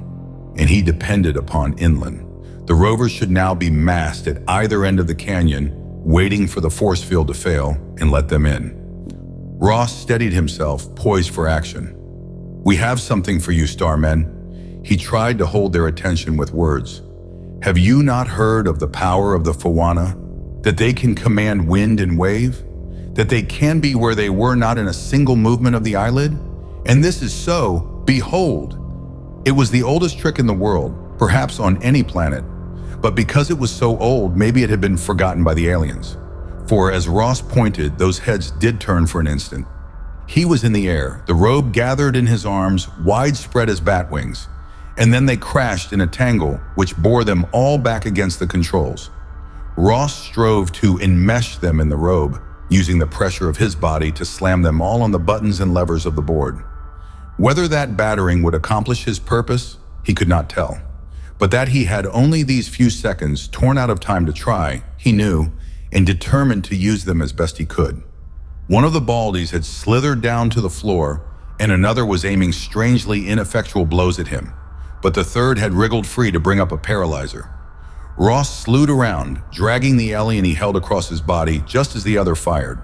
But though the fighter went limp and heavy in Ross's hold, the Terran's own right arm fell to his side, his upper chest was numb, and his head felt as if one of the rover's boarding axes had clipped it. Ross reeled back and fell, his left hand raking down the controls as he went. Then he lay on the cabin floor and saw the convulsed face of the commander above him, a paralyzer aiming at his middle. To breathe was an effort Ross found torture to endure. The red haze in his head filled all the world. Pain. He strove to flee the pain but was held captive in it, and always the pressure on him kept that agony steady. "Let be!" He wanted to scream that. Perhaps he had, but the pressure continued. Then he forced his eyes open. Ash, and one of the Fawana bending over him. Ash's hands on his chest, pressing, relaxing, pressing again. "It is good," he knew in Valda's voice. Her hand rested lightly on his forehead, and from that touch Ross drew again the quickening of body and spirit he had felt on the dancing floor. "How?" he began, and then changed to "Where?" For this was not the engine room of the spacer. He lay in the open with sweet, rain-wet wind filling his starved lungs now without Ash's force aid. "It is over," Ash told him, "all over, for now." But not until the sun reached the canyon hours later, and they sat in council, did Ross learn all the tale. Just as he had made his own plan for reaching the spacer, so had Ash, Karara, and the Dolphins worked on a similar attempt. The river running deep in those mountain gorges had provided a road for the Dolphins, and they found beneath its surface an entrance past the force barrier. The Baldies were so sure of their superiority on this primitive world. "They set no guards save that field," Ash explained. "We slipped through 5 swimmers to reach the ship, and then the field went down, thanks to you. So I did help. That much." Ross grinned wryly. What had he proven by his sortie? Nothing much, but he was not sorry he had made it. For the very fact he had done it on his own had eased in part that small ache which was in him now when he looked at Ash and remembered how it had once been. Ash might be, always would be, his friend. But the old tight-locking comradeship of the project was behind them, vanished like the time gate. And what will you do with them? Ross nodded toward the captives, the 3 from the ship, 2 more taken from the small scouting globe, which had homed to find their enemies ready for them. "We wait," Invalda said, "for those on the rover ship to be brought hither. By our laws, they deserve death." The rovers at that council nodded vigorously, all save Torgal and Jazia. The rover woman spoke first. "They bear the curse of Futka heavy on them. To live under such a curse is worse than a clean, quick dying. Listen, it has come upon me that better this curse not only eat them up, but be carried by them to rot those who sent them." Together the Fawana nodded. "There has been enough of killing," said Inland. "No, warriors, we do not say this because we shrink from rightful deaths. But Jazia speaks the truth in this matter. Let these depart. Perhaps they will bear that with them, which will convince their leaders that this is not a world they may squeeze in their hands, as one crushes a ripe kaya to eat its seeds. You believe in your cursing, rovers? Then let the fruit of it be made plain beyond the stars." Was this the time to speak of the switched tapes, Ross wondered. No, he did not really believe that the rover curse or their treatment of the captives would, either one, influence the star leaders. But if the invaders did not return to their base, their vanishing might also work to keep another expedition from invading Hawaiian skies. Leave it to chance, a curse, and time. So it was decided. "Have we won?" Ross asked Ash later. "Do you mean, have we changed the future? Who can answer that? They may return in force. This may have been a step which was taken before. Those pylons may still stand in the future above a deserted sea and island. We shall probably never know." That was also their own truth. For them also, there had been a substitution of journey tapes by fate, and this was now their Hawaika. Ross Murdoch, Gordon Ash, Karara Traherne, Tino Rao, Tawa, 5 Terrans forever lost in time, in the past with a dubious future. Would this be the barren Lotus world or another now? Yes, no, either. They had found their key to the mystery out of time, but they could not turn it, and there was no key to the gate which had ceased to exist. Grasp tight the present. Ross looked about him. Yes, the present, which might be very satisfying after all. The end.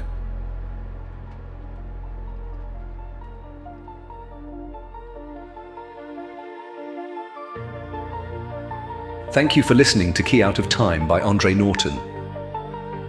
We hope you enjoyed this journey into classic science fiction.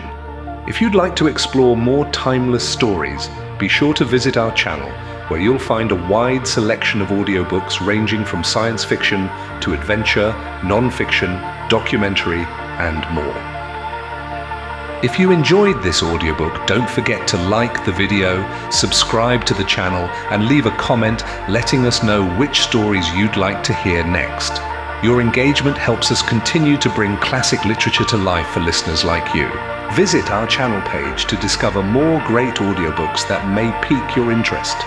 Thank you again for listening, and we look forward to having you with us on our next adventure.